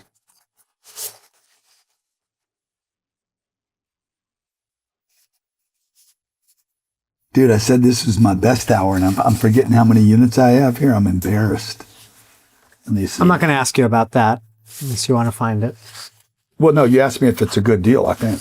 Didn't you ask me if it's a I good asked deal? you just if you agreed with the appraised value contained in this valuation. Yeah. 346 units. Yeah, dude, I agreed. Okay, Now, it was unbelievable. Okay. It's 92 million. Today it's worth $140 million. The fund's 5 and 6 properties are appraised every other year. Is that right? I think that's right. And do you receive those appraisals, right? I don't actually receive them. My team gets the appraisals. Do you review the appraisals? No. Do you sign off on the values in the appraisals? No, not really. I accept the appraisals for what they are. Do you know? We use a third party. We're required to by Fannie and Freddie to use a third party and or whatever lender we're using. We use a third party. Obviously, if I disagreed with the appraisal, I would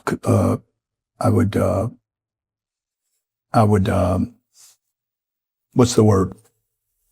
Debate it or object. Say no. You guys mess something up. That could happen. But this is just the right thing to do every couple of years, do an appraisal on the property, be able to report it as a third party valuation. I don't think the appraisal's right, personally. I thought when I bought the asset, like I said, I was stealing it. I know the asset's worth more today than it would appraise for today. It's going to appraise at one number because of the marketplace, but I know what it's really worth. You think the asset's worth more than it would appraise for today? Hunt, to me, I wouldn't sell it for what it's worth today. I wouldn't sell it. I can never buy this asset again. Okay. See, this goes back to your question earlier about how long would you stay in a deal? 10X Delray, this is probably going to be the deal. I was telling these guys on the break while you were checking in with New York. I'm probably gonna send back. I think we had $34 million in that investment. I think this year before the end of the year, it's possible that we refinance this deal and send back $34 million to our investors. That means they will have no position and they will still get checks every month. That's how good a deal that thing is. Now, if you do 76 deals in your career, they're all going to perform a little different. This one's crushing. This is what you look for. And that's why we put 5 deals in one fund and allowed the investors to have the, what's that word, starts with a D. Diversity, man. Okay. Democratizing institutional quality assets and giving our investors diversification across a massive portfolio of 2,000 institutional quality assets, all that provide cash flow. 45 days after we bought it, all through COVID, through the Trump era, through the Biden era, and through the Trump tariffs, Iran, the whole bullshit, the whole gamut for 8 years, 96 months in a row, your client, your original client, has been paid. I'm going to ask you about another one of your properties. And I checked on that Tuon guy. He invested in one deal. Okay. He put 10,000 in with us, came back and put another 10,000 with us, came back and put another 5,000 with us, waited 3 years after the lawsuit. Check this out. Put 50 grand after the lawsuit and then put in another $15,000. I move to strike that as non-responsive. There's no question pending. I'm going to move to another one of your properties, Mr. Cardone. Yeah. You own the Wellington Club property, right? Another smoker. You own, the apartment complex is known as the 10X Wellington Club apartment? Yes, sir. Right. When did you acquire that property? You'd have to refresh my memory because it's a lot going on, but I would say 2016. You still own that property, right? Oh, yeah. It's in Palm Beach County? Yes, sir. In Lake? 204 units. I paid $32 million. I put $6 million down. It's worth $64 million today. The property 32, I put 6 down. And it's worth $64 million. Okay. Which means the $6 million has turned into $38 million. The property. That'd be a 500x return. 70% a year. The property participates in Palm Beach County's workforce housing program. Yes, sir. It does. And the property has a restrictive covenant requiring it to provide housing to Palm Beach County employees at discounted prices. No, not quite. Not quite the truth. But that's how you read the covenant. But that's not what the restrictive covenant said and what made this such a good deal. Tell me what the restrictive covenant said. The restricted covenant on the Wellington deal, this deal was provided to me by Robert Given. Robert called me and said, I have a deal in Wellington. It's 204 units, brand new. We paid, I get giddy talking about this deal because it was so good. We paid 36 million or 32 million maybe. Yeah, 32 million, 150,000 a door. Cost 300 to build it. I said, what's the deal, Robert? There's a restrictive covenant on it. Robert Givens, by the way, would be a great witness for our side. $70-80 billion of sales just in Florida. He said, look, Grant, there's a restrictive covenant on it. And the restrictive covenant suggests that it's workforce housing. But in reality, I think there was 20% of the asset, 40 units, had a cap on how much the rent would be. Now, every investor that heard restrictive covenant ran the other way. They're like, oh my God, terrible. But I read the restrictive covenant. Okay, this is called hair on a deal in real estate. Sometimes there's hair on the deal and it distracts other buyers. When you read the restrictive governance, I realized, oh shit, the restriction on the rent is so high. This is 2014 when I bought this. Yeah. May 2014. I still have not gotten to the restriction rents 12 years later. What I was restricted to do in 2014, I have still not achieved today. 2020. This is not uncommon that when a county, New York, San Francisco, LA, they put together, the city comes together, the city council comes together and puts together these restriction covenants so they can say, we're helping the little guy out. We're putting on rent restrictions. This is why rents in New York exploded, San Francisco, Los Angeles. These it's actually a distraction by the council to say we're helping the little guy, but they're not. The rent restrictions, like in Hollywood, LA, it looks like there's a restriction, but there's not. In 2025, Palm Beach County audited the Wellington Club property, right? Who did? Palm Beach County. Okay. I didn't know that. Okay, I'm going to mark as Exhibit 305 an audit report from the Palm Beach County Workforce Housing Program for the Wellington Club Apartments. Which fund is this one in? It's not in a fund. It's him trolling. Have you seen this document before, sir? I have not. We've probably been audited, by the way, by Palm Beach every year since 2014. That would have been 15, 16, 17, 18, 19, 20, 21, 22, 23, 24, and 25. We would have been audited for 11 years. Let's look at page 8. Anything that has a restriction covenant will be audited by the Office of Inspector General, Palm Beach County. Let's look at page 8 of the document, This is sir. how they get their funding. This is why there's so much fraud in the system. On page 8, it states, finding 1, the owner did not ensure that its property managers always charged the applicable WHP rental rate and or properly applied utility charges and credits, and the county lacked sufficient monitoring to identify the non-compliance. Do you see that, sir? Yeah. You were not aware of this finding before today? No. It doesn't even concern me. It's nonsense. You're the owner of the Wellington Club. Yep. That's right. Who would this go to, Raj? Who's responsible for this, Raj? All right. The management company, Raj, is responsible. We have a third-party manager responsible. You want to strike this, I'm sure, because you don't want to hear it. I'm going to move to strike everything after yes as non-responsive to the question. Mr. Cardone, you understand that the trial in this case is scheduled for March. You're coming to an end, aren't you? I can tell you on your last lap. Can I finish my questions? Go ahead. Is this the last lap? You understand the trial in this case is scheduled for March 2027? Please don't extend it. It's my birthday month. I want the biggest victory of my life in March of 2027. You plan to come to trial and Dude, I defend will this fucking lawsuit? be there with like bells ringing. I will see you there. I don't have any further I questions knew you for were Mr. rapping. Cardone. I knew you were. I can tell when a guy gasses out. I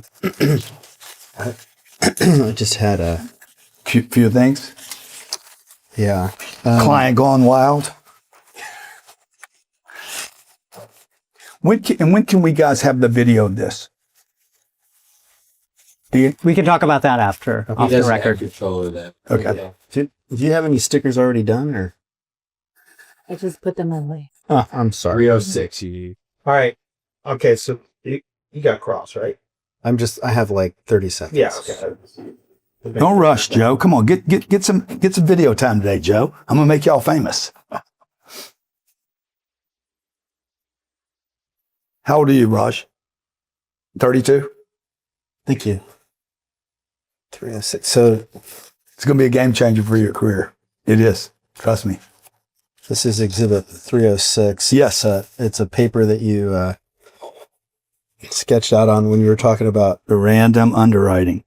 Underwritings earlier today. Yeah. And then you crumpled it up. I uncrumpled it and I've marked it as an exhibit. It's a court record now that it has this number on it. Oh, okay. Sorry. This would be an example of the type of underwriting that you were talking Yes. about at that time, right? Yes, exactly. Okay. All right. Could you 290 You were phenomenal. I'm telling you, I've seen 298. You didn't complain one time. Not one time. She didn't ask to catch up one time. You, sir, extraordinary. Hanging in there. Thank you, sir. I'm going to tell my friends in Hollywood about you. Appreciate it. Raj, you did an excellent job today. I just want to give you your kudos. Okay. I know this isn't easy, so. 299, this one. Okay. So this is Mr. Bowie, B-U-I for the record. Yes, Mr. Bowie. If yeah, the one we need is the one we're missing. What am I looking for? I'm guessing it's in the stack, but here. You want to we'll go just- off the record, Jeff? No, it's fine. We'll just share mine. Okay. So this is number 300. This is before the witness. This is an email thread that has the subject potential investor and is from a person called Tuan Bowie. Tuan. To Melissa Harless. Do you remember this exhibit? Yeah. Okay. So these emails are all from December 2018. My question for you is, if Mr. Bowie, after this exchange of emails with Miss Harless, became an investor in one of the funds, would he had to have read all of the paperwork and signed saying that he had read and understood all of the paperwork? Objection for. Yes. And he would have, in this case, done it on 5 different investments. Okay. All right. I don't have any. 5 different investments, 5 different times. And they got bigger, not smaller. That's all you got, Joe? That's all I had. Thank you, Mr. Am I like the perfect client or what? Nothing else for me. I'll mark the transcript as confidential under the protective order. All right. Time is 17:42 going off the record. 17:42. We're back on the record. Yeah, we're back on the record because your side does not. What you want to hold this as confidential, and I refuse to. I want this as a public domain. This is going to become education for the public to see how unfair our system is today with class action litigation running fucking wild on small business men like myself and women, plumbers, chiropractors, contractors. This is going crazy.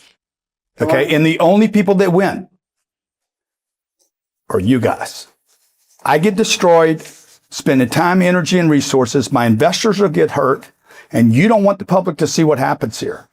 I want an opportunity to confer with your counsel. You don't need to. You can confirm with me right now. This will be public data. Let me put on the record. Nobody asked me to make this confidential when I agreed to do this. This is so you've marked almost 50 exhibits today, if not more than 50, and none of this is private information to the extent that any of these exhibits have been marked confidential. They were internal analyses done by the company, and the company will withdraw for any of this that is marked in the deposition today. So there's no basis, and any testimony about it. So there's no basis upon which to assert that this is confidential. If there's one in the protective order that you believe, then you should say what it is. Defendants are withdrawing their confidentiality designations for all of the documents that were introduced as exhibits today. Is that right?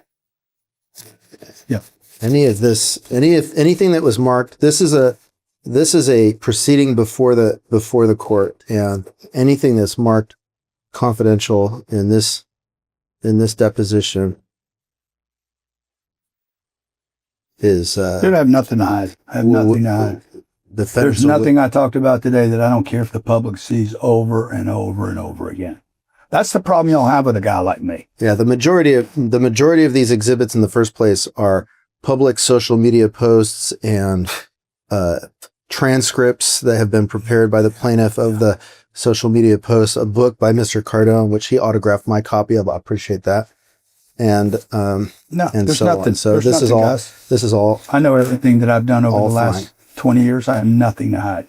Now, you guys might not want your firm made public for the fact that y'all got involved in a case. There's no financial damage, no fraud, no misrepresentation. You're just dragging me to try to tap me out on fees because most people would tap out.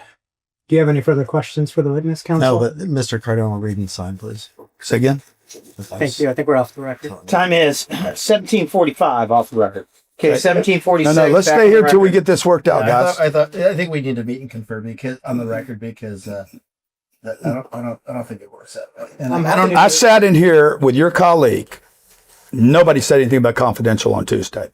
I'm happy to meet and confer with you if you give me a moment to speak with my team. That's all I ask. We don't need to go anyplace. Let's just figure it out. I came here believing this was a public record.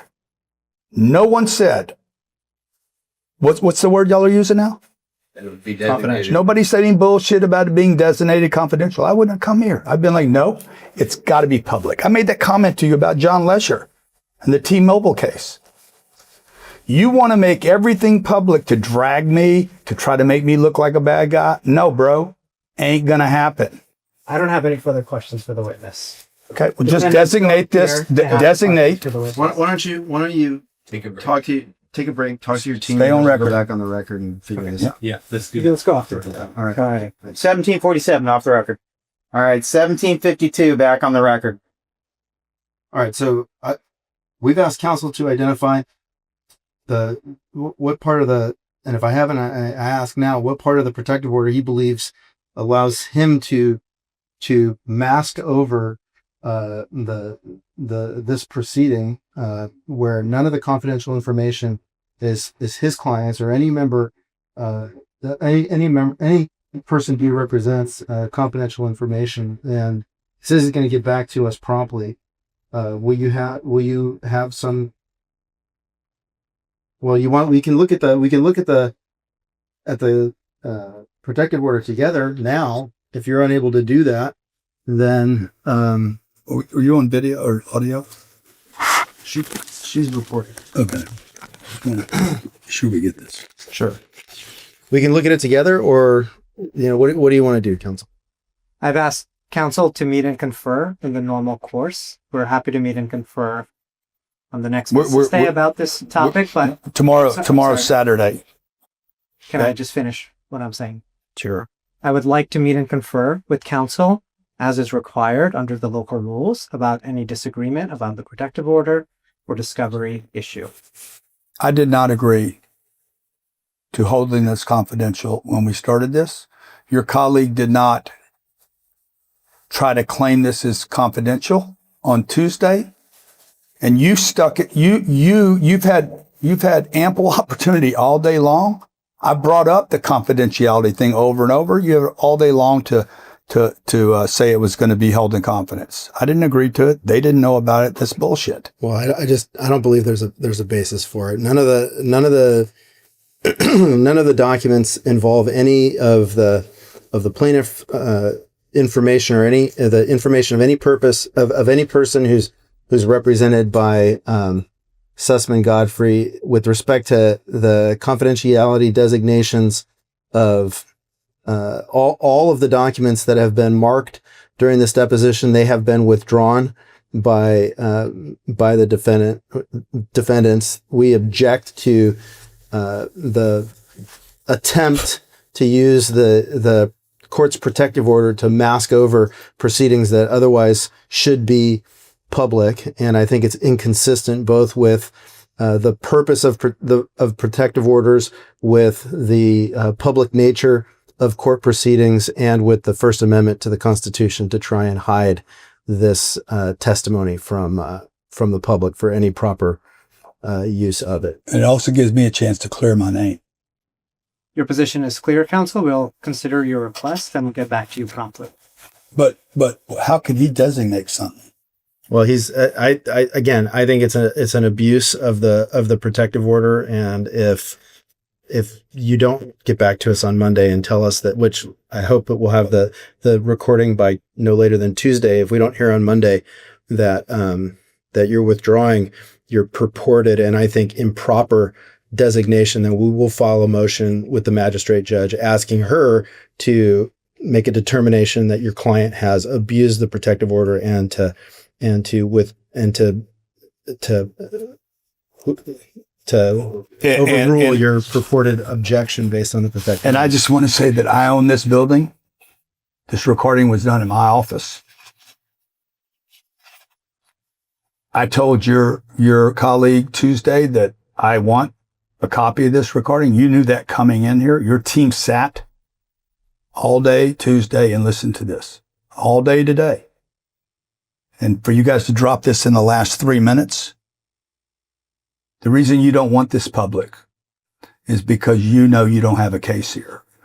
And this is a time in 2026 when the public should see what's actually going on behind the scenes. This is why I created my fund, full transparency. People could see everything, make a decision for themselves. Let's let the people make a decision. Who's right and who's wrong in this case? This is the first time I've had to defend myself.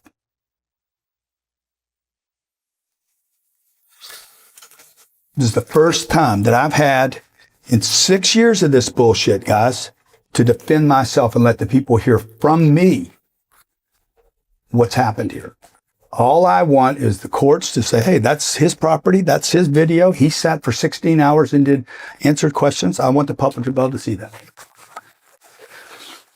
So your team's in New York. I'm still here. They're still here. They can make a decision. Nothing's going to change between now and Monday. Let's just take another break, go in and say, hey, we want a determination. Either do it or don't do it. We will get back to you promptly. No, I don't want to wait. I don't want to wait. Promptly is now. It's not Monday. I need an opportunity to confer. And You've been teleconferencing them with all day. We have technology today. Go in there and talk to the people in New York. We will get back to you as soon as we can. No, as soon as you can is right now. I don't have any further questions. Do you? I do. Why won't you go in there right now and get a decision? I think we're done. I have nothing to hide. Why do you have something to hide here? Do you have any further questions? All right, we'll send you. No, I don't want to wait till Monday. I want it now. I know, but he's now trying to take advantage of the. Let's call the judge. Let's call what's that other thing they were going to say? Well, we could do that. Let's call the judge right now. Let's call the judge. This is ridiculous, man. It's still 3:00 in Los Angeles. I'm asking simply for an opportunity. Can I just finish my... Walk in there. That's the opportunity. I provide you my office, my telephone, my wire, my internet. You Zoom your guys like you have all day. You've been getting coaching all day long. I have not, sir. Yes, you have. I have not been getting coaching. You've been getting coaching all day. Go in there and talk to your boss. Say, Daddy, what do we do now? I'm not waiting till Monday. I ain't leaving here until you tell me, or let's call the judge. It's fair, dude. Let's do it. Do the right thing, Raj. Okay. I need an opportunity to discuss this with my team. And I'm asked, let's go off the record. Yeah, we take a break. We're going to get back to you as soon as we can. No. Can I just speak with, or maybe we can step out and just talk.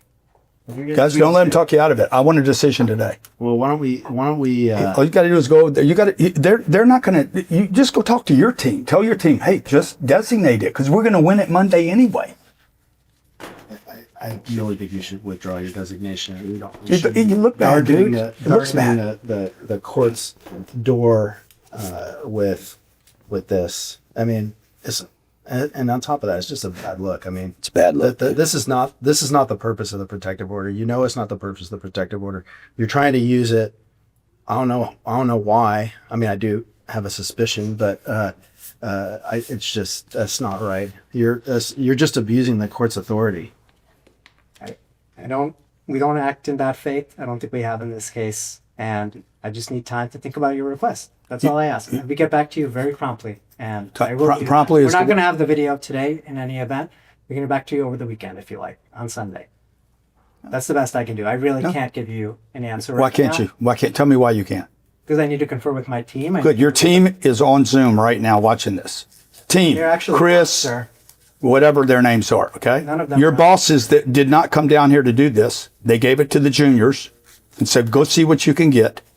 Get on the phone with them, Raj, and say, what do we do now?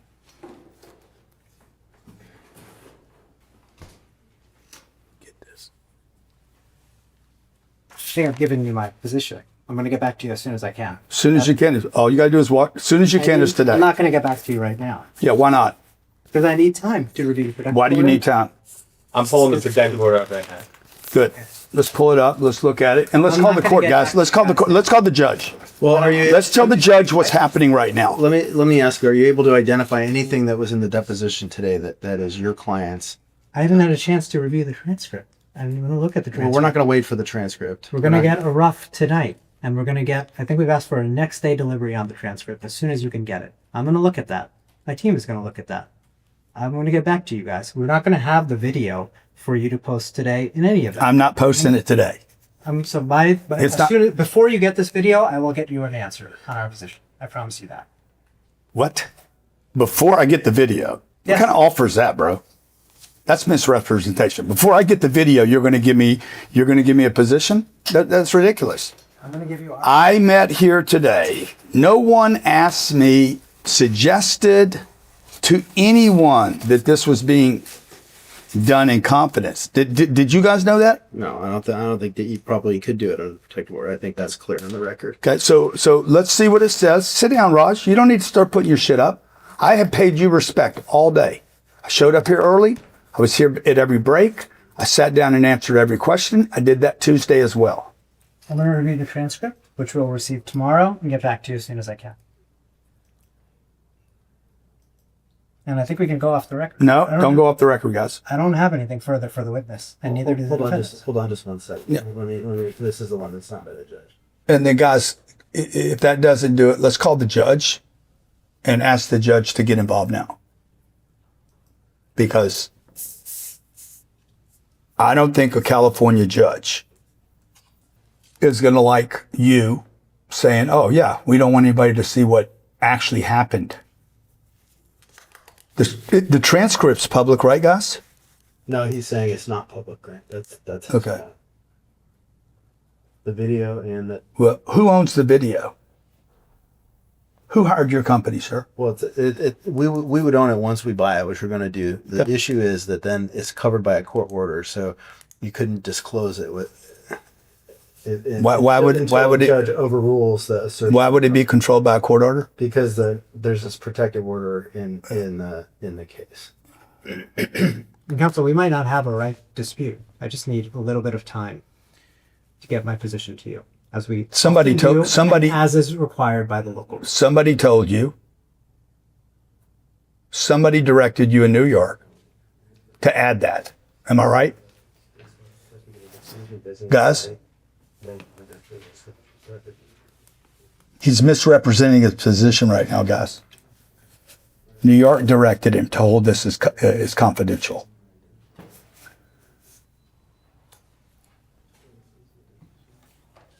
It's bad look, dude. I'm going to make sure everybody knows this happened, regardless of what the courts say, by the way, on the record. Well, okay, I've just reviewed the relevant parts of the protective order. I don't think it provides a basis for you to designate this transcript or video confidential. As I've said, I have your position. I need to speak with my team, and we're going to get back to you as soon as we can.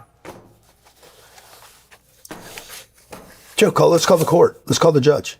Do you think we have a right dispute? I'm going to tell the judge that I need 2 more days to talk to my team. Let's call the judge, guys. What would you tell the judge as to how you could designate his testimony as confidential? Like on what basis? I haven't reviewed the testimony yet. You covered a lot of topics. But it was today. all Mr. Cardone's But it wasn't about Christine Pino. There was testimony about Miss Pino. Right. No questions about Miss Pino. Non-confidential. Nothing that's not in the public record already. Miss Pino's deposition is not in the public record. No, but the stuff you talked about is in the public record. And this is exactly why I'm asking for time to talk to my team. No, it's and not. I need the transcript. No, it's not. You're trying to hide this from public dissemination. Yes. Asking for. Let's just email. Let's see if the judge could. Let's get the judge on it, dude. Let's just see if the clerk is. Let's get the judge. I want to show the judge what exactly is going on here. Just reply to that. Reply to that one that Raj sent to. Then you can check with New York right now, because New York, if they're not watching this, they should know. So, just because it's. Was it your idea to make it confidential or New York's? Dear, here, write this down. Dear Madam Clerk. Sure, let's say that story for Madam Clerk. Yeah. Where's Hayes? How about that? Hayes? Yeah. We could have been out of here 45 minutes ago. The dispute has. What time's your flight? At the very end. 9:30? Mr. Cardone's deposition. Won't even talk to me now. Today. Oh my God. Call the judge. My wife said, call the judge now. Guys, my wife's saying call the judge. What are y'all doing? Email the court. Oh, good. Good. Email her as soon as possible. Yeah. He's hanging us up from ending today because he slipped in the weenie at the end. Is that what you're going to tell the judge? Let's wait for her here. Yeah, let's just wait. I got plenty of time. Yeah, we could go off the record while we're waiting for the court to connect. Raj is leaving right now. What's the name of your firm, Raj? There he goes. He's walking out of our offices, walking out. Okay, I gave him 16 hours. 16 hours I gave your company. Okay, now you're walking out of here. Okay, after taking my deposition.